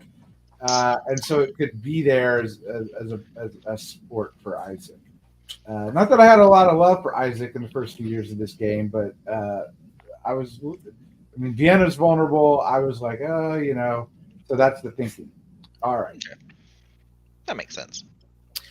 Fall of 1905, we've got more defense by the AT. We've got continued adjustments to the armies by Italy. Getting into Albania is not insignificant. That may unlock things. I am wrong about taking Vienna, so I guess that is still there when Zach needs it. It's not right now. And in the West, this continues to be just progressing against Blaine. Ed gets into North Atlantic. Isaac gets into Sweden. Again, there's an attempt to do something. This time, no. Blaine did good tactics this time to brace Norway like that. It was good tactics. He did it. Good work, Blaine. Mates up for the spring with a missed opportunity on North Sea. That was really nice. Not so sure about Livonia holding Warsaw. I get that Warsaw was potentially under threat from Italy and Germany, but I think that it was more likely Isaac was going to do something like this, and Livonia is now something that you wish was still in Moscow. Yeah, those two guys at this point were kind of commiserating, and so I think this was just born out of them being in a room to themselves for a long time. Winter adjustments. Let's see our adjustments. Only one for Turkey, so we can just roll through this. And I'm going to take it right to the spring, and that's you, McAllis. Blaine is heading towards his complete destruction. Isaac gets Norway, and also it's notable that Blaine retreats to Norwegian rather than St. Pete, which means that Isaac's got a much easier path to then taking St. Pete later himself. So that's great news for Isaac. Ed obviously gets Liverpool, gets the convoy into Wales, so great news for Ed as well. Burgundy pulls away from Munich, which Isaac will be delighted by. Belgium is also empty, so Isaac, the Chaos Agent, could well just take Belgium here.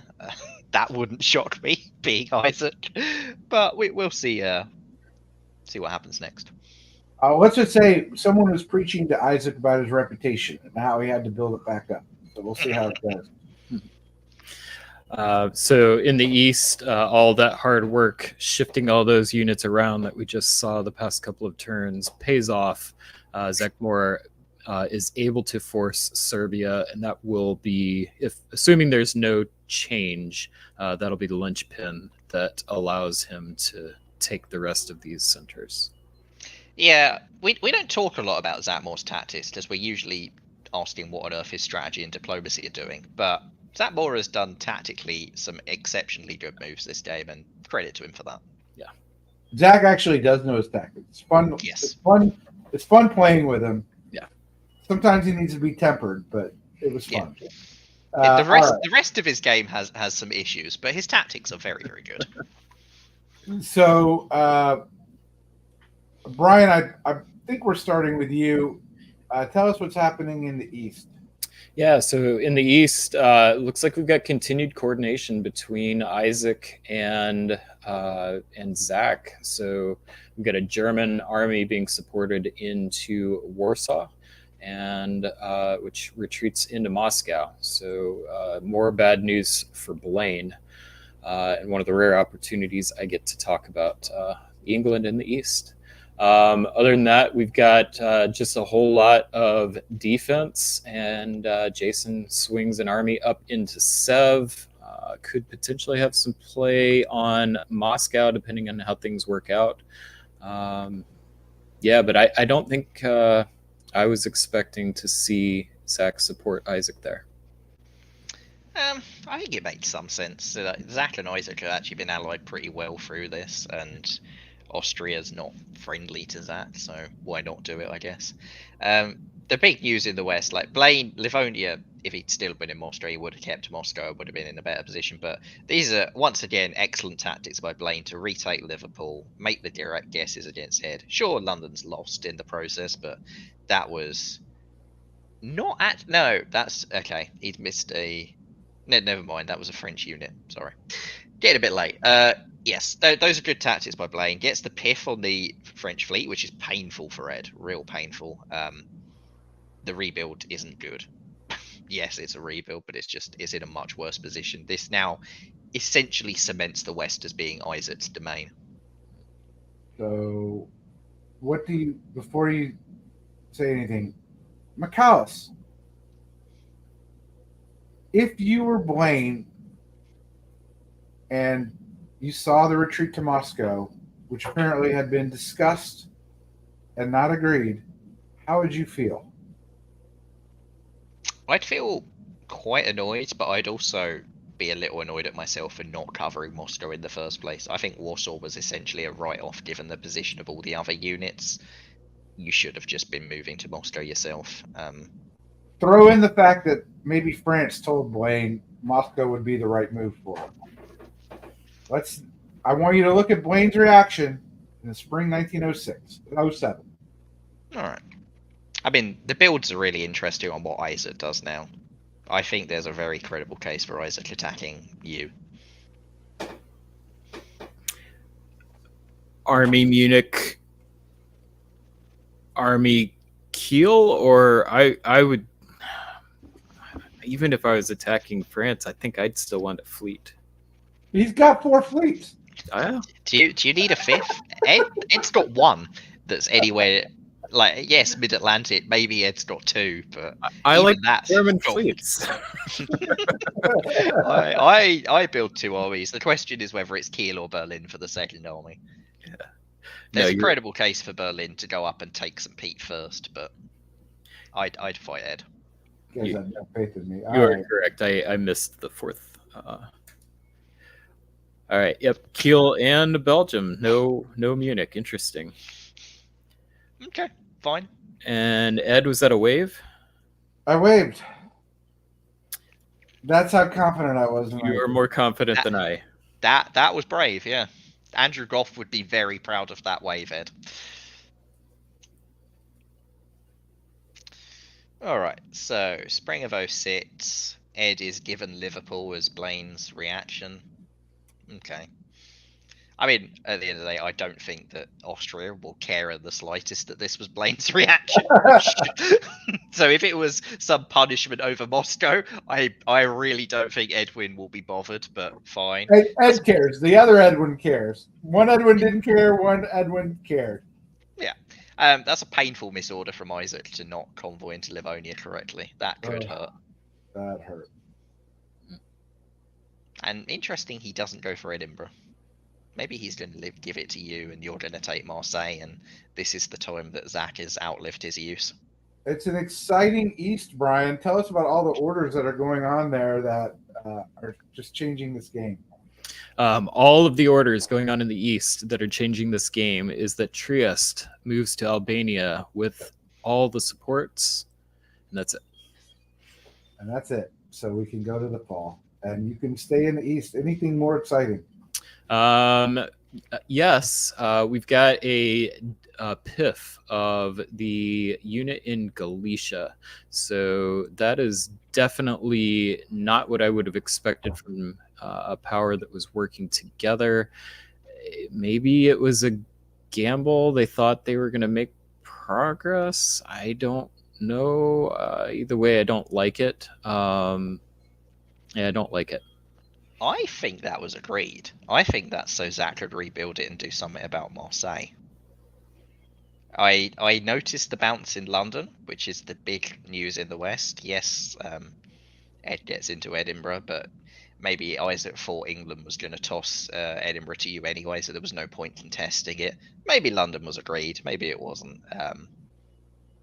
the stab is better if you go to Belgium, so maybe it was agreed. But either way, that Galicia, if I'm Ed, the Galicia disband so that Zach can rebuild it as an army in Venice that sets my spidey senses tingling very heavily. Well, we'll see if that was a. I wonder what France will build here in response to that. All right, now you're just role playing as Goffy. he's channeling his Jamal and showing off a little bit here. So. Right. Yeah, and you criticized Jamal for this earlier. Now yeah. you're doing the same thing, Ed. Okay, on to spring. McAuliffe, you are up. Given there isn't a West anymore, are we going to do spring and fall instead at this point, Ed? You can do that. That's fine. Yeah. All right. So England gets into Moscow. England Well, we'll does say get to draw punish vote it. failed. Draw vote failed. End of 1907. Did it reveal how many vetoes? One veto, and I did not publicly veto it, but I told everyone I vetoed it afterwards. Okay, it was you. Fine. At least I think Isaac could have made a good case for trying to push for more, given that St. Pete was in the pocket anyway. But yeah, in the east, now Blaine gets his revenge on Edwin for the earlier capture of Moscow. Does get into Moscow, probably will die there, but sure, cool. Isaac will be happy to support you in and walk into St. Pete behind. And finally, the eastern stalemate line is broken at Romania. Another PIF, another unit that can't be replaced.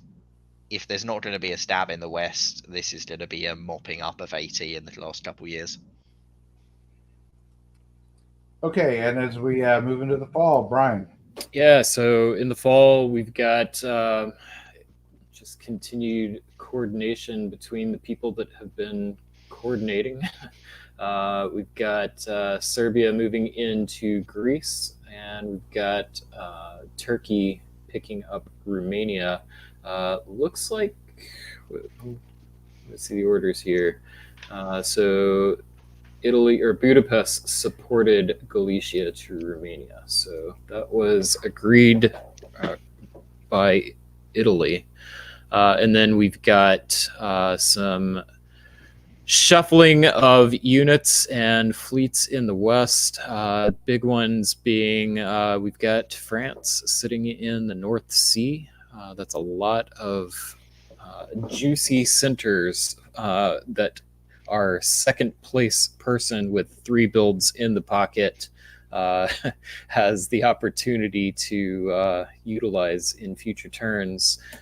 And as a reminder, these games end in 1910. I mean, if I'm Jason Bennett, my Fogel spider senses are beginning to tingle at this point, but I don't understand why either Isaac or Zach would want that at this point. Isaac in particular, he's got so many more points from topping, and I'd be wanting to draw right now. Letting Ed into Norwegian Sea and North Sea is... I don't understand why you would do that. Yeah, even with 2, like going up to being able to build, this is really, really nice position for Ed. And another wave by both Western powers. Definitely was not expecting that. All right, so before we do spring, the only thing I will say of note is, yeah, the Fogel, which I invented, is on, but if you could do the math, it wasn't going to get through 1910. So everyone is figuring out like what can be done in 2 more game years at this point for sure. Given that, I mean, Sev obviously can fall, Rum obviously can fall. Bull, I think, is forcible before the end. I don't think that the Fogel is on to actually take the Turkish dots if this ends in 1910. Unless Jason completely misplays the defense.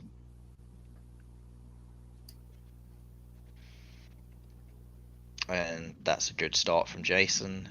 That's not a good start from Isaac. That's not how you Fogel. That's how you throw a board top away and give it to Ed Sullivan instead. Okay. I exercised restraint. He actually invited the army from York to get convoy.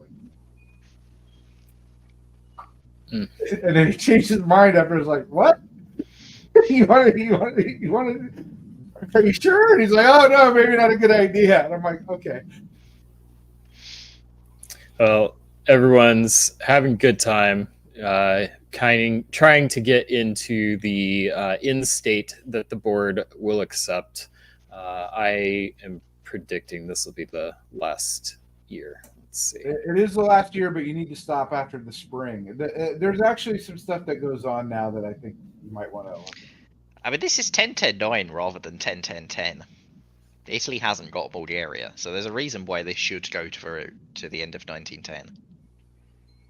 All right. Well, orders, we've got +5 for France. Without a home center. Without a home sitter. France is putting 2 down here, right? Why? At this point, what are you going to do with them? I don't see why Ed would actually build, because he's got the walk into Marseille either way. I don't think he's got to worry about Isaac, given Isaac just gave them away. Alright, fine, you built them. Safe. Yep. Coward. Yeah, well, you never know. All right, spring of 1910. Sorry, Ed. Okay, spring of 1910. One of you can cover.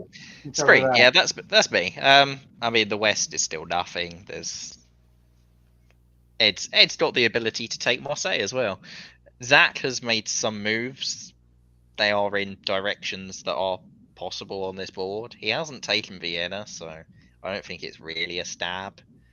Maybe he'll stab at the end. I don't know. There's a good case that Zach loses Marseille to you, and you take a 12. 12? No, you'd be on 11. 11, 10, 10 or something. 11, 10, 9. So here are the issues. Okay. Does Isaac take Norway? Do I take Marseille? Does Zach take Vienna? And when you start thinking about this, it kind of becomes a puzzle, right? Because Isaac is swearing he's not taking Norway under any circumstances. And we're all saying nobody's taking anything. And there's a lot of temptation for all three of us to try and snag a victory. And then Zachary announces a plan with all 5 active players.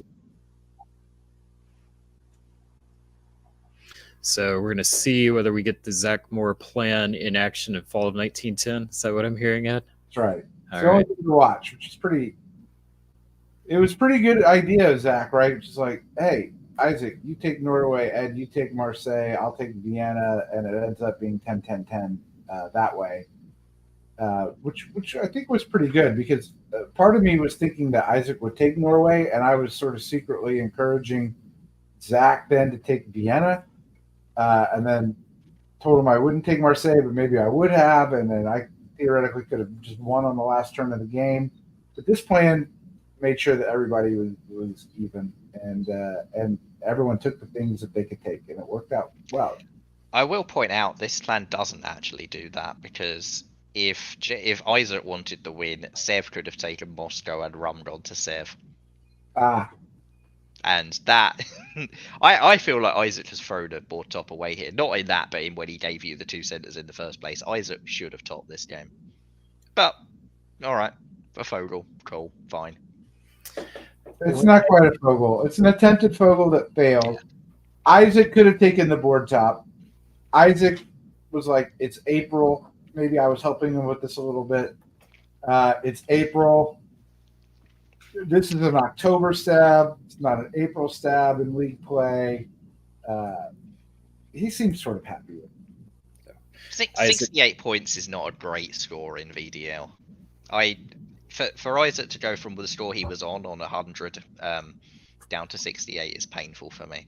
I could have accepted a 2-way shared top where you're on sort of like 75, 80-ish, but 68 is a bit painful. It was the reputation tour for Isaac, and we'll see whether that plays makes a difference as we get into the end of the season.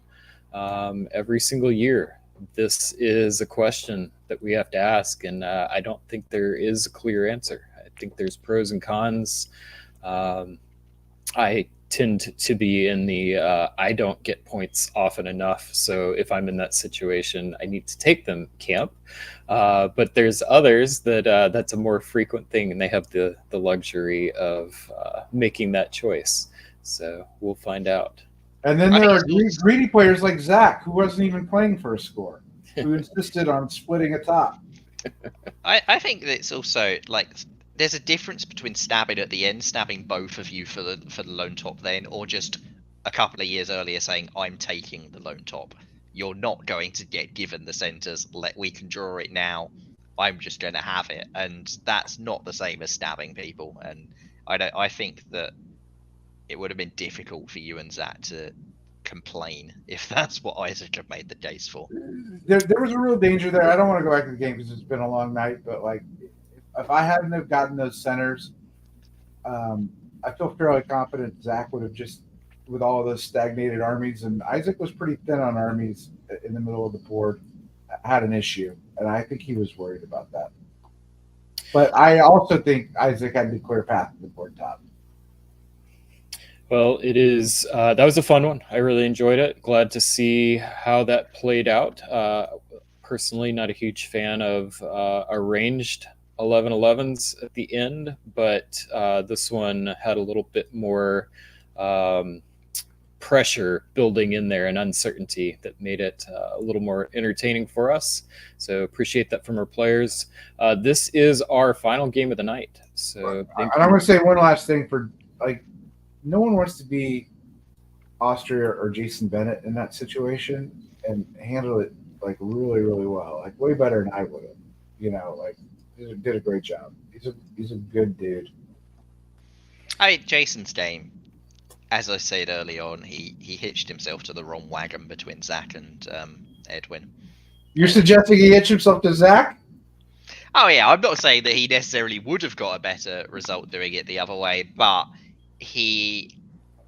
Austria was already dying when he sided with Austria, and it sort of ended up with Jason being next. But he played really well to hold out for as long as he did. They both did a pretty good tactical job. Please give me the East so I can see Greek on Greek violence. You've got it. So, Michalis, you'll be our host since you are the one playing in this game, and please take it away. So, Ed, let's hear you pronounce some names. Tell us about these players, Ed. Spiros Dovas, coming to us, I think from Athens. I think he's actually Greek. He is Greek. Michalis can confirm.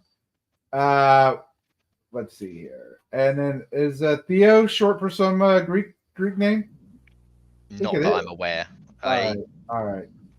Well, I wish we had more Greek. He didn't mention it if it is. All right. So, anyways, and Michalis Kamaritis. That's probably good. Yeah. All right. And then we know the rest. Although I'm really happy to see Brandon Dix return. Had been a staple in VDL, and he's back, and he's a good player. Wes Ketchum, the second VDL game now.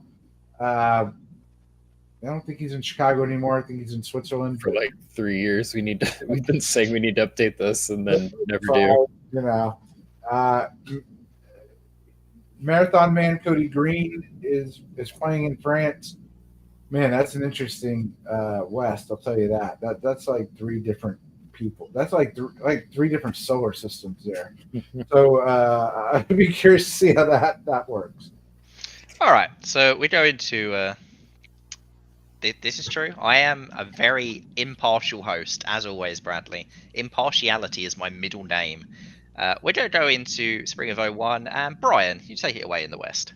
Absolutely. So in the West, we've got pretty typical openings. We've got England doing, I think, the statistically most common opening, sending Liverpool to Yorkshire and both fleets north. We've got one that a lot of French players like, moving into Picardy and Spain, Marseille to Spain, and Brest Mid-Atlantic, and definitely the most common for Germany. And Ed in the east. Well, we see the Sunstrom opening, which just on an aside, I like this idea of this used to be like the most anti-Russian opening ever, and now it's like, cool, it's just a Sunstrom, no problem. It shows how we can view the exact same moves in different lights on the meta. And then we see you would say Trieste was borrowed, except for the move from Rome to Venice, which is music to Michalis Cameriti's ears, and I'd be curious to see if we have the beloved IT when Michalis is playing the T. We know he can play it when it's the I, but can he get someone on board when it's the T? I will say, first behind the scenes knowledge, Spiros invited Brandon to put the army in Venice. Wow. I still think we have a baby Kraken. Ed? We'll go to the east here. I guess the Greeks don't like each other as much as the French, but in any event, here we go. Cut Serbia. Italy goes into Greece. Oh, this is sort of beautiful. Ankara goes to Black Sea. So we have an IT here. Sorry, got something in my throat. With Warsaw going to Galicia. Ooh, this is bad news for Austria, but I wonder how Austria will react to, Russia will react to its fleet in the Black Sea. Probably won't like it. In the West, I always like to see who ends up with Belgium in 1901. This time, Bradley Grace comes out as the winner.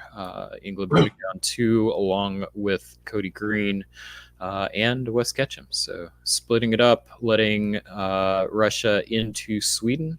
So no sign of a triple. Looks like everybody's trying to get along and play well. If I were to predict just based on these moves alone, I would say the most likely outcome will be an EF. So we could have Leviathan versus the Kraken, but there's still a lot of flexibility here, especially with that Russian fleet. So we could see a mix-up. So second bit of behind the scenes knowledge here. The only reason I'm in Black Sea is because Theo asked me to bounce him in Black Sea and then didn't move to Black Sea.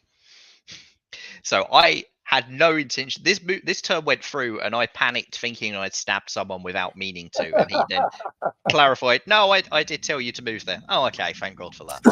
Michalis has the moral high ground against Russia, but not against Austria. That is a fair take. Michalis stab count 2. 1.5. One. Yeah.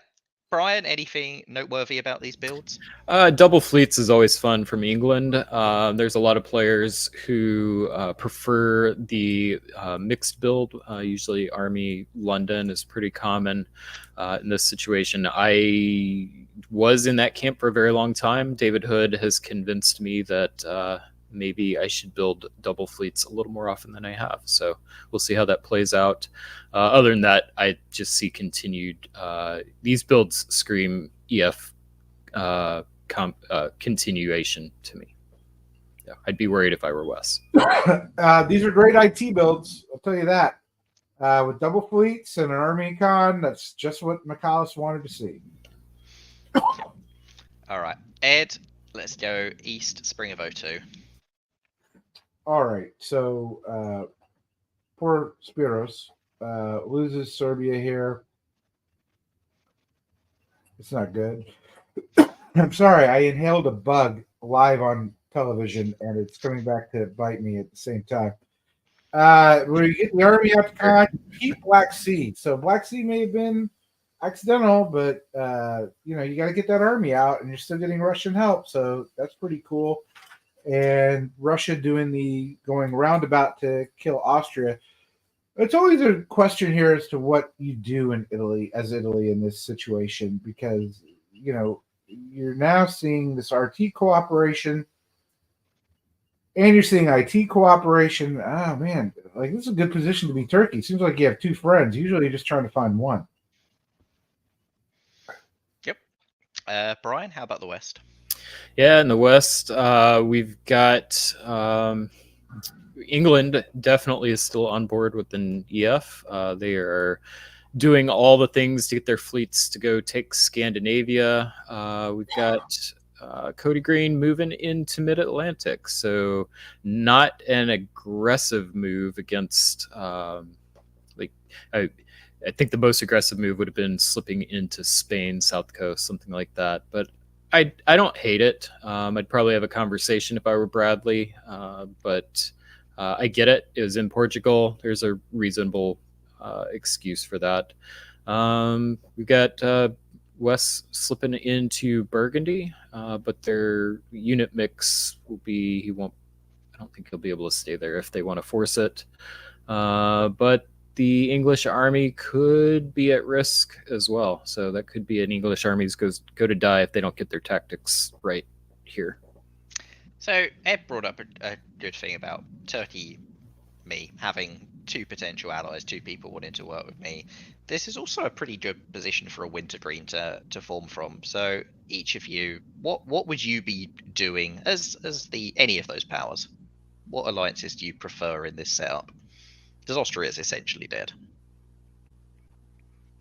If I am Russia, I definitely pitching wintergreen. Absolutely no question at all. And I would say, hey, support me into Vienna. We can force it. And then I've got the upper hand. We can still work really well, but I've got the advantage if I need it. If I am Italy, I think I stick with the Kraken here. I think I prefer to work with Turkey. Ed? I don't know. I tend to think you're pretty fleet light in Turkey right now. If I'm Italy, I'm actually thinking that you're pretty open and like, where's Italy going to grow? Is it going to get Austrian centers? You know, so Italy might be thinking, let's go after Turkey here. Russia. I don't know how much Russia needs Italy right now. Right, Russia can get into Budapest. Doesn't need Italian help. So I'm not so sure Russia's looking for it, but we'll see. Yeah. And what about me? Right. It's fine. We'll go. Well, here you go, trusting your ally again. But on the other hand, you stayed in the Black Sea, so you kind of get what you deserve. I'm surprised you didn't self-bounce in Armenia or something like that if you're doing this. That seems like negligence, but you know, who am I? You're smarter than I am. Meanwhile, everyone helps Italy into Budapest. And Russia takes Vienna. So y'all go up one. Russia's play then becomes even more interesting seeing that. But and now there's no build, like he moved to Moscow, so there's no fleet build that could be built there. I don't know what Russia's doing, to be honest on this.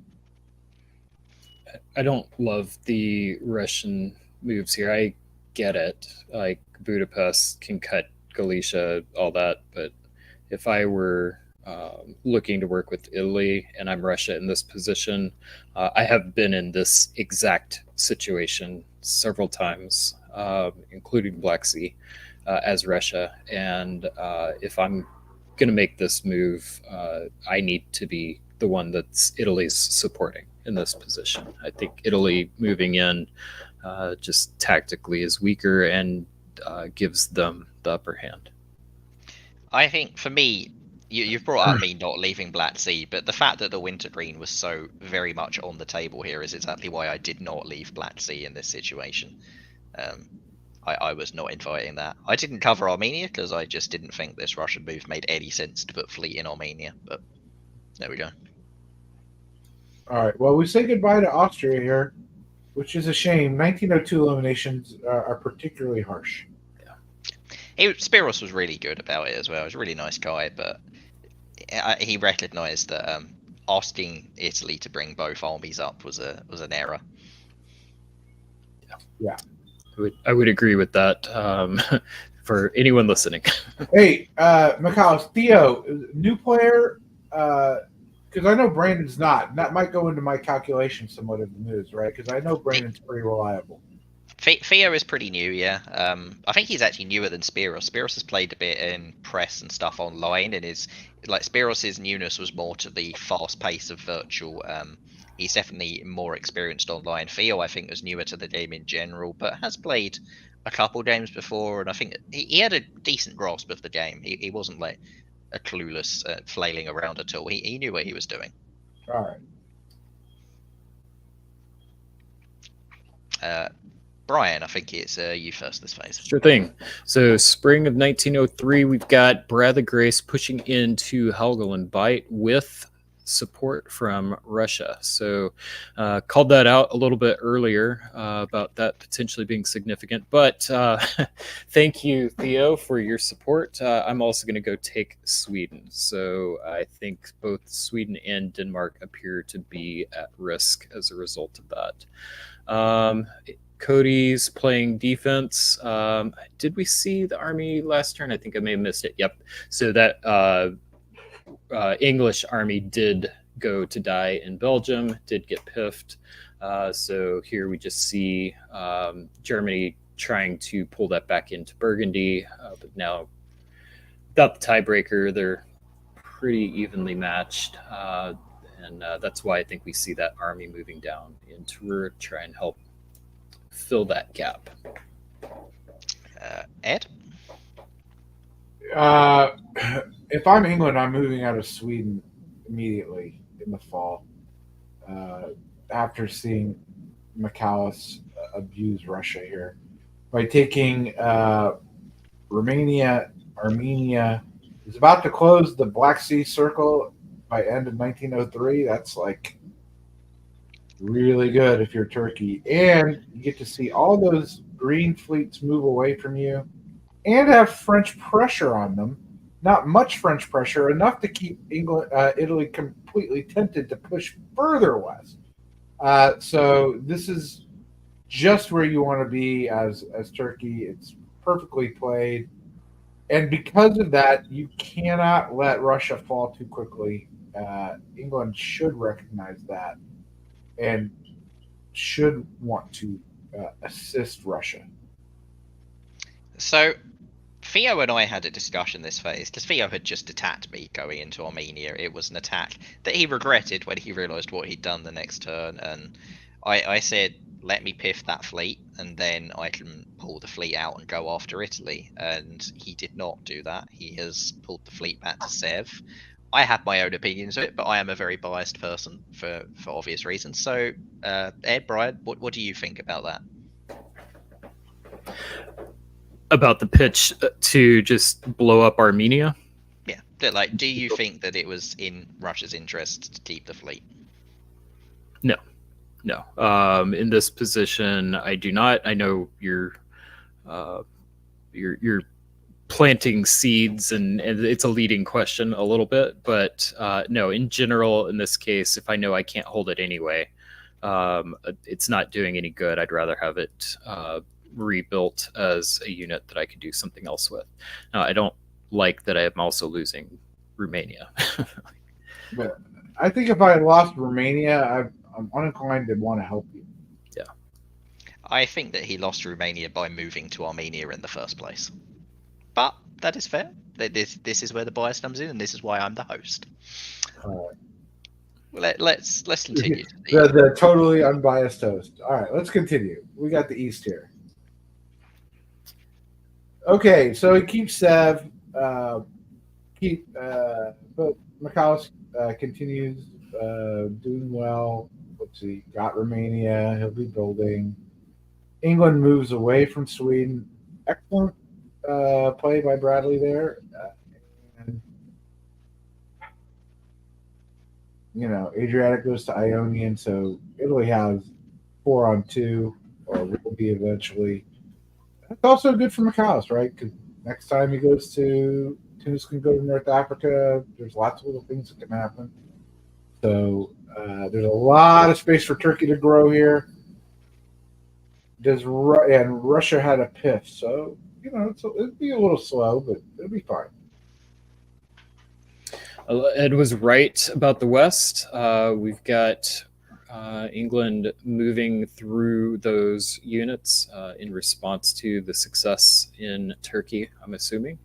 And then we also have coordination between England and France to break that stalemate that we had. So now it is a German army going to die in Belgium and is now a French unit. Yep. All right. Let's see the build phases. I don't think there's anything really surprising by these. I think we can go straight into spring. Brian, the West. Yeah. So in the spring we've got Holland falling to the Leviathan. We've got a support offered by England that was not taken by Russia into Kiel. France just basically holds back and plays defense with those armies. Not sure how I don't know. I think I would have preferred to see a little bit of activity there, but there were some questions, so it's not completely unreasonable. What does hurt is that Italy is able in the Western Med and Lyon to make progress in both centers. So piffing the arm or the fleet and getting into West. So that's going to make that Iberian defense a little bit difficult. Yeah, that is. You've skipped over the East for Ed. Sorry.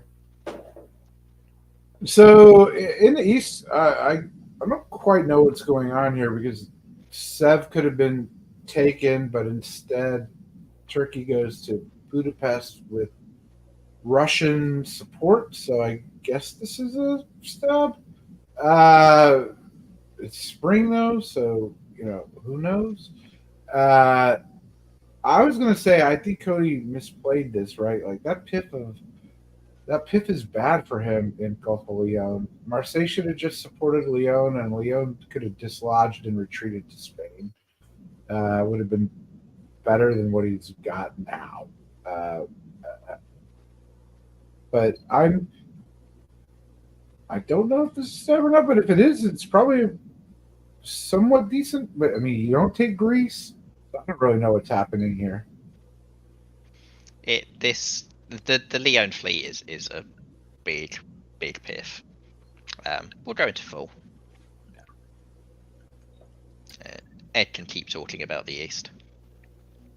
Okay, so in the East, McAllis took the Russian support into Budapest so he could help Italy take Vienna. Sneaky bastard. But doesn't take Sev. Could have taken Sev. He's a kind dictator. He's kind. Meanwhile, yeah, that piff. Brian, why don't you tell us everything starts slowing down? Well, that piff we mentioned, perhaps understatedly, so that was going to be a problem. McAuliffe let us know that it would be, and it is. So we've got Piedmont moving to Marseille. We've got West Med moving to Spain. It is just not any kind of defense. So net result, we've got Italy picking up 2 French centers and picking up an Austrian center. So good turn for Brandon Dix. So now to talk about what you said in spring about whether Budapest was agreed. Budapest was agreed with Italy and Russia, and I had the opportunity to stab Italy here, but it was the fact that Cody had pulled that fleet off of the board and messed that defense up. I was then stabbing Italy into an Italy that was dominating the West. It made my decision a lot easier to stick with Italy and to go for Theo.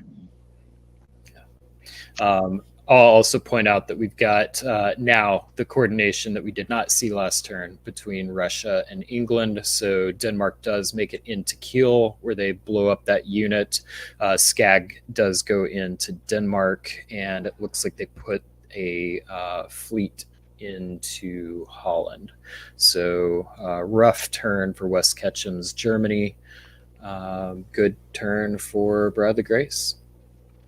It's just also good for McAllis too. Now that I have that background right, which is explains why Russia is sort of running to Prussia and Silesia. Also explains why he doesn't take Sevastopol, because he knew he'd get in Galicia. Now he's got great position. Uh, so with that backdrop, that does really flesh that out. Yeah, let's see some builds. There may be something to talk about here. Brian, do you want to have a chat about that?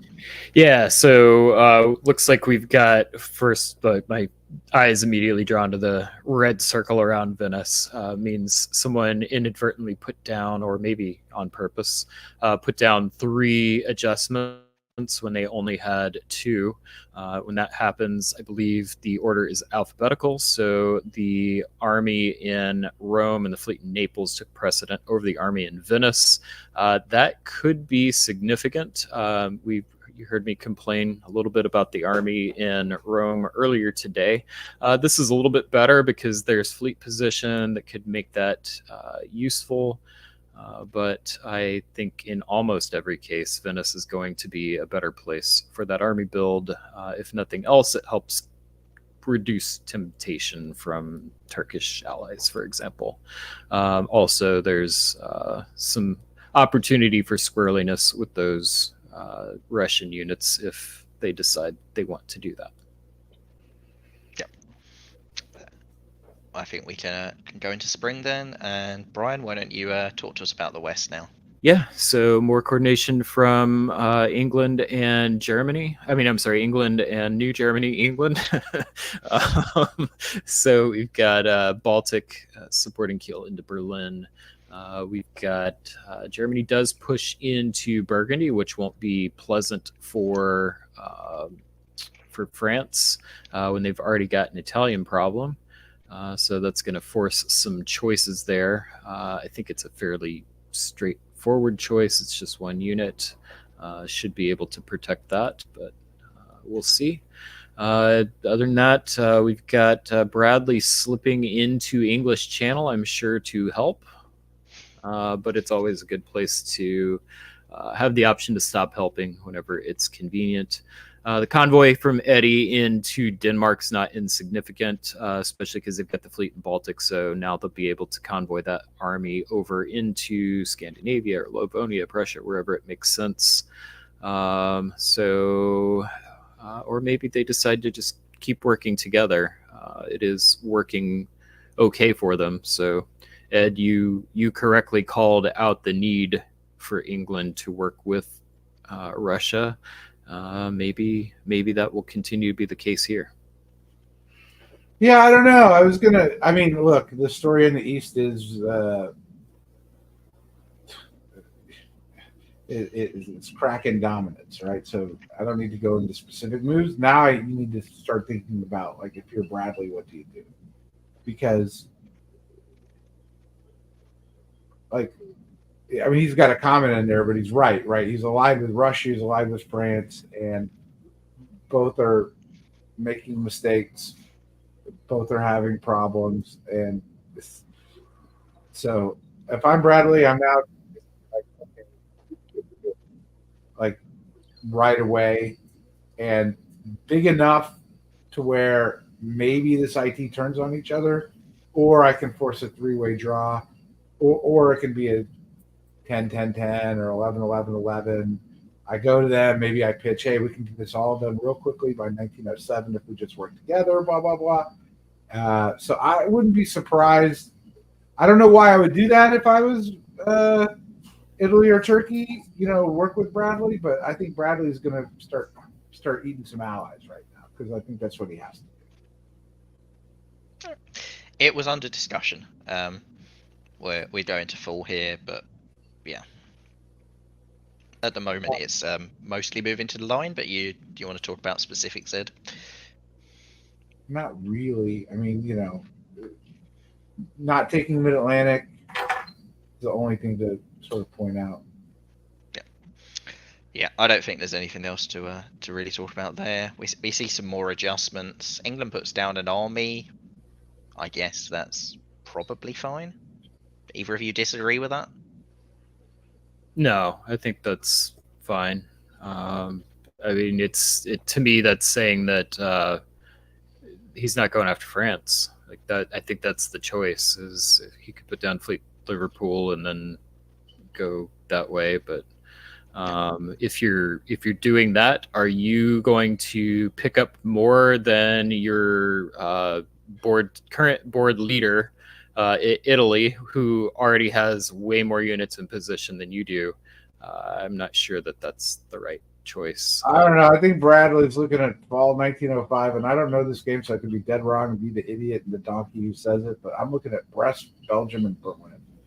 And I'm thinking I'm going to go up 3, and let's see what these guys do with response to that.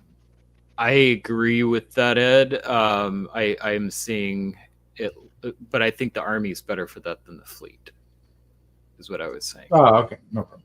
Yeah. So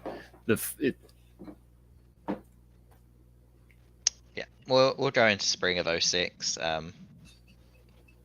You called it, Ed. You can. I think we'll do spring and fall phases. So, Ed, do you want to do spring here?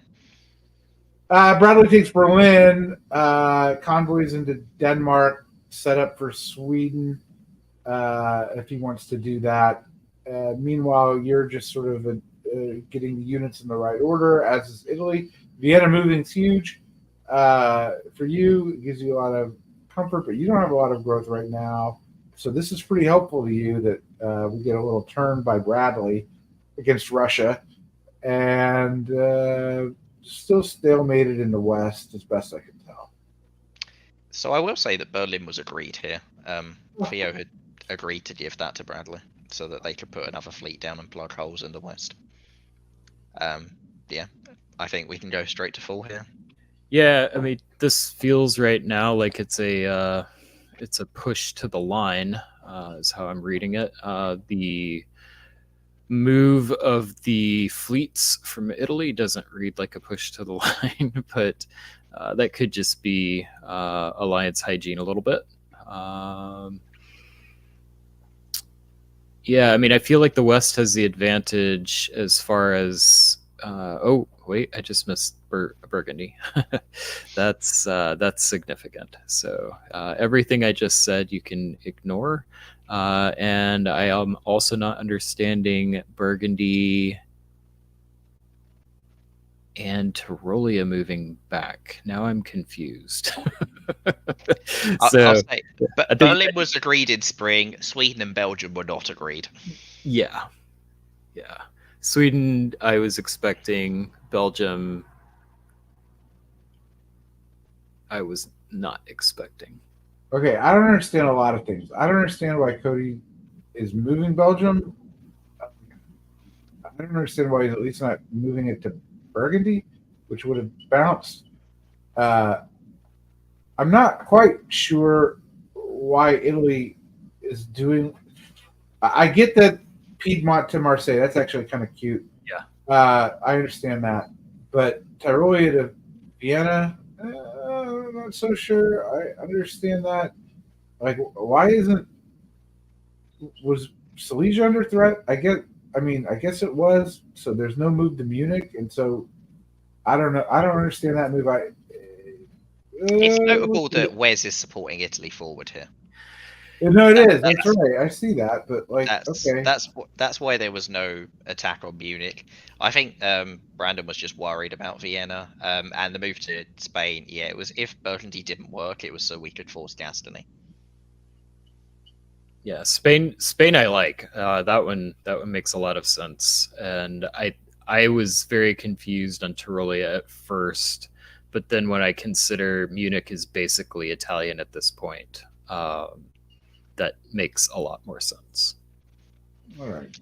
And Bradley at this point, as Ed had said before, is now pitching the 11-11-11, pitching the Fogel, hence the move to Belgium to Sweden. So 6. These are the builds. If either of you have a problem with the English builds, feel free to say. I think Cody had a problem, but other than that, no. Yeah. Oh, we can go straight to spring of 07 and Ed. A lot of movement here. I don't know if I can, I keep saying it's late till I realize it's like 8 in the morning in England, or 7 in the morning. Any event, Okay, it's good for Macau's. I think I'll take Moscow. Germany's left alone. England is doing English things. Cody, since we're all doing it this once, Italy's pressing now against France, and Cody can take Portugal in the fall. If it was a pitch by Bradley, I don't think the other players were like, yeah, Bradley, we're going to draw now. I don't think they're interested in it. Much like I said, I didn't think this gambit would work, but I don't really think he had another gambit. Well, we'll go into fall, and we'll see what happens then. So in the fall, we do see, I was about to say, I am not sure where the growth is going to come from. And I'm glad I didn't, because in retrospect, it's pretty easy. We've got Italy picking up Paris and Portugal. We've got obviously Moscow, but now we have support from Bradley to put Turkey into Munich. So looks like some agreement on how this board state might end up. We can go into the winter. We have all 11s. We have you would think it's right for a draw. Will we see a draw? We will see a draw vote in spring of 08.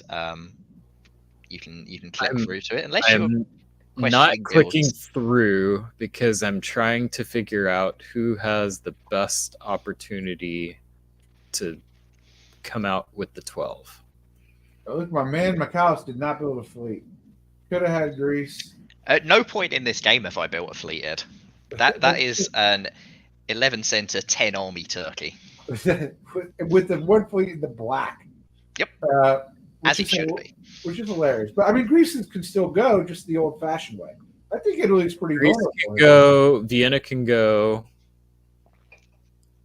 There's definitely play for Turkey here.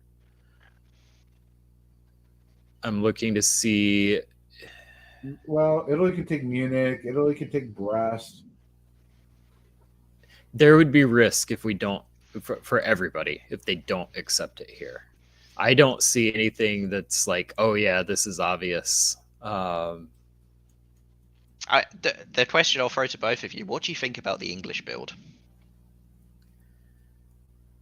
The army? Why is he building an army? Where's that going to go? I don't even understand that. That's like ceding everything to Italy here. Like, I don't know. I was just like, part of me is just like, no offense, and it's not because Macau's here, but IT got here the hard way. They had to work. They took advantage of some mistakes from other people. Bradley's just like lecherous and getting to his number. So I don't think it's as deserved as the other two 11s. All right. Show us the spring. And before you comment at all, the draw vote failed with 2 vetoes. Well, I wonder who those two are. All right. So as we go into the spring here, he's not looking good. Macau moves to the St. Petersburg line, but he's not going to grab that. But it doesn't matter. Munich's in Ruhr. Tyrolia to Munich. Oh, Mid-Atlantic. Italy finally gets in Mid-Atlantic. This is bad. I guess I'm going to Holland with that army, but the leaky ship. I like Cody Green. He's like, y'all just fuck around. I'm just going to stick here. You do whatever you need to do. Maybe I can live and make the draw. I'm not going to make an enemy of anybody. Which is so Cody, by the way. I think that's hilarious. I say thank you to our players for playing on. There was lots of risk here, and the fact that 2 were willing to press on at least is a lot of fun to me. I have no idea how this is going to end. I think if I were a betting person at the moment, I would put my money on Brandon in Italy as having the best chance. But there is so much stuff going on here. I can see it going lots of different ways. And what we end up with, we got something I did not expect. We've got a Turk in Berlin. That's fun. Get us the Turks cycling armies around everywhere. Everyone else in the east is playing, setting up for defense. We've got Italy moving a fleet into Gascony, moving into Picardy. So Brest looks like it will be vulnerable. Getting to Mid-Atlantic here is, with that fleet in Gascony, that's an awkward position. That is definitely not insignificant. I'm just like, Munich didn't even support. Well, I guess it didn't know Berlin was moving to Kiel. That's weird. But it didn't support Prussia to Berlin.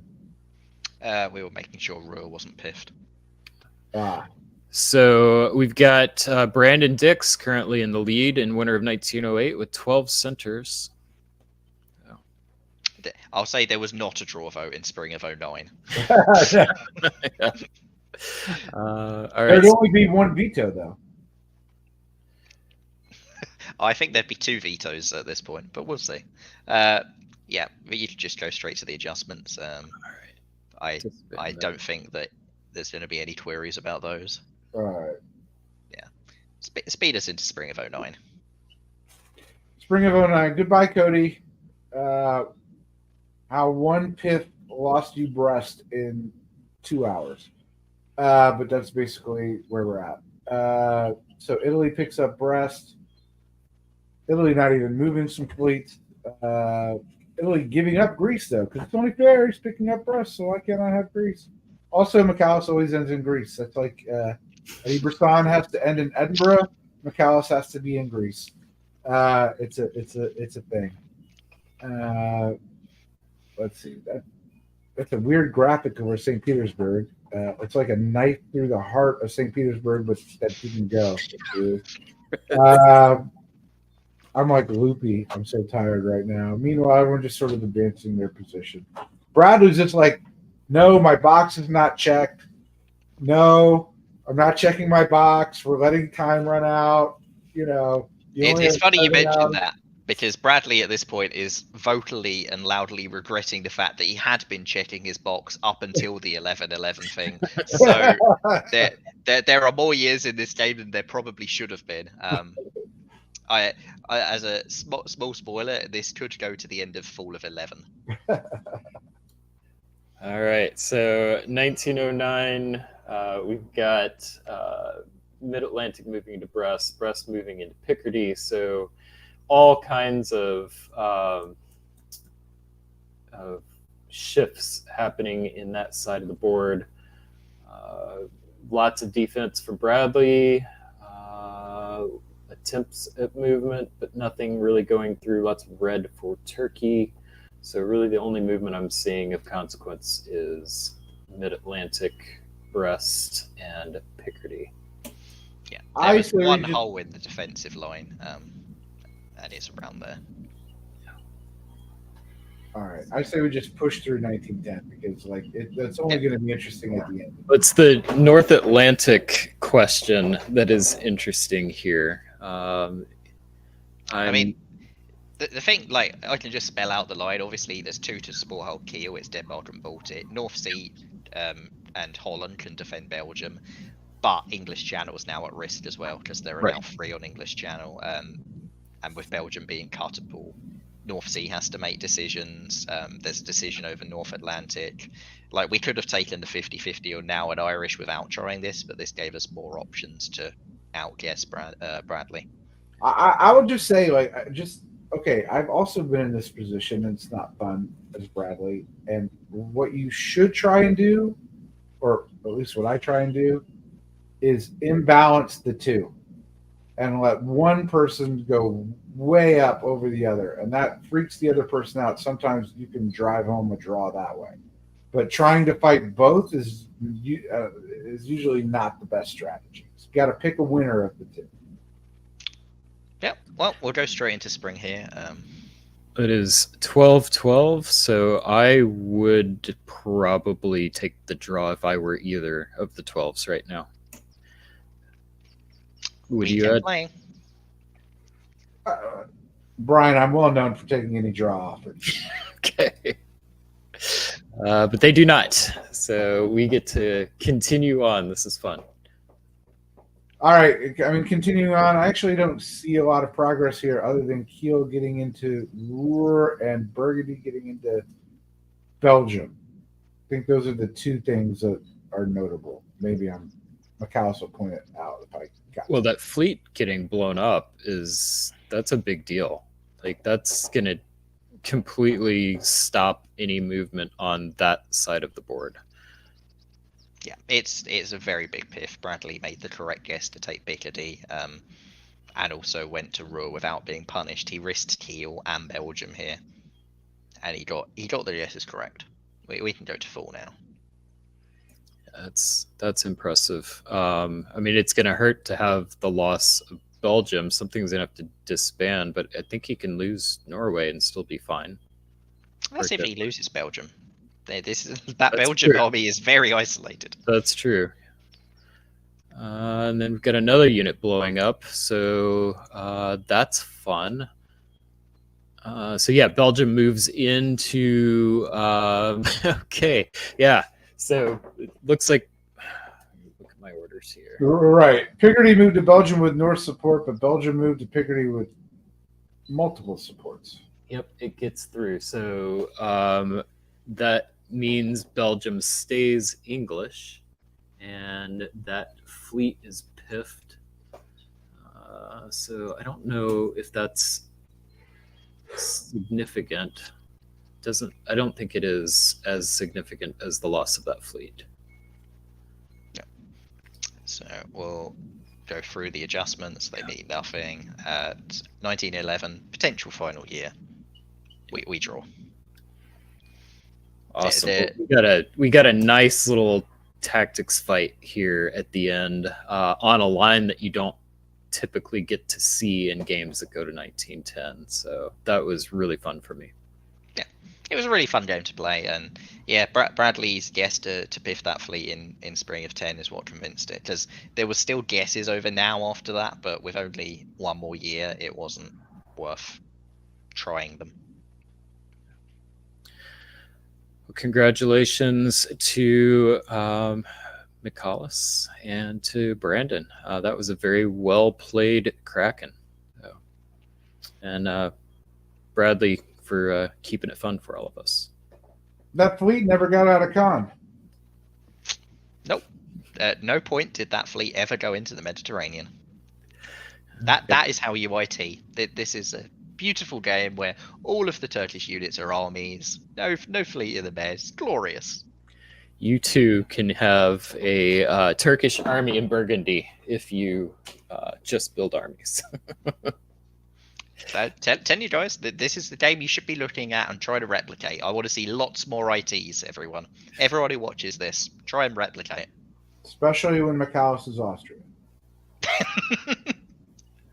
We can quote McAllis. Just did what you told me to say. Did it. Even then, I'd take it with a smile because it's a Kraken. It's a little bit okay. What I'd like to say, there's also a little bit here, which is like this is a really fun game to cover and educational and different. It's also a textbook on you gotta get reps in and play, because Brandon, me and I played a while, but he's an experienced player. He's reliable. But Spirits and Theo, you saw they did some things, particularly Theo, that was a little back and forth. And that's what sometimes the confidence of an experienced player who may work with you. And we also saw, if you're in an alliance with someone, and I think Bradley and Cody could have probably closer coordinated tactics a little bit. Bradley needed to work with Cody there, because that was just a innocent mistake. And Bradley did show some good patience in that game too, not trying to take out Theo, but it was just, you guys had such good play, and for you to get Russia, the real move for me was the Prussia-Silesia move up there, because that gave you all the position you needed. It was quite good, and especially devious. So it's exactly what I'd expect from you. That whole 1904 blew the game open for sure, with the French fleet being piffed in Lyon, and then Russia doing that. Bradley's comment about he got kind of doomed by his allies at that point. Yeah. Well, I want to thank both of y'all for a very long broadcast. Got through 8 different games. We got 2. And only one like. You Two- actors only gave us one like, and that's my like. You didn't even like the stream, you two. All right. Well, please, if you are still watching at this point on the stream, you had to have enjoyed something. So please give the broadcast a like. We'd very much appreciate it. This crew, Michalis, Ed, y'all have been on for 5.5 hours covering some fantastic diplomacy games. You get to see stuff from all over the globe today. Always fun to see. Got some new metas that we get to see in action. Get to see how different timing rules and scoring rules can influence how we play the game. And it was really fun hanging out with both of you. I've missed it a lot, and great to see you. Thank you all who are in chat. Always good to see you as well. Appreciate you being part of the broadcast. Just as a quick reminder, if you would like to play, we've got some upcoming events. The VWDC No Time Draws Open in April, DixieCon in May, World Diplomacy Championship also in May, Regatta in July, SkyCon August. Weaselmoot will be in September. We should be getting dates on that pretty soon.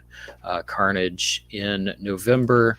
You can go to diplobn.com/schedule to get the latest on our upcoming events for tournaments. Tour of Britain, 7 Years War, Nexus Press League, Virtual Diplomacy League all have upcoming games. We hope that we will get to see one of you on a board coming soon. So, Michalis, I think it's been a while since you've been on stream, so I will give you the honor of closing us out tonight. Good night, everyone. Thanks for staying up so late if you're watching this live. Thanks for watching it if you're watching it on catch up. And stay safe and stab well. Good night, everybody.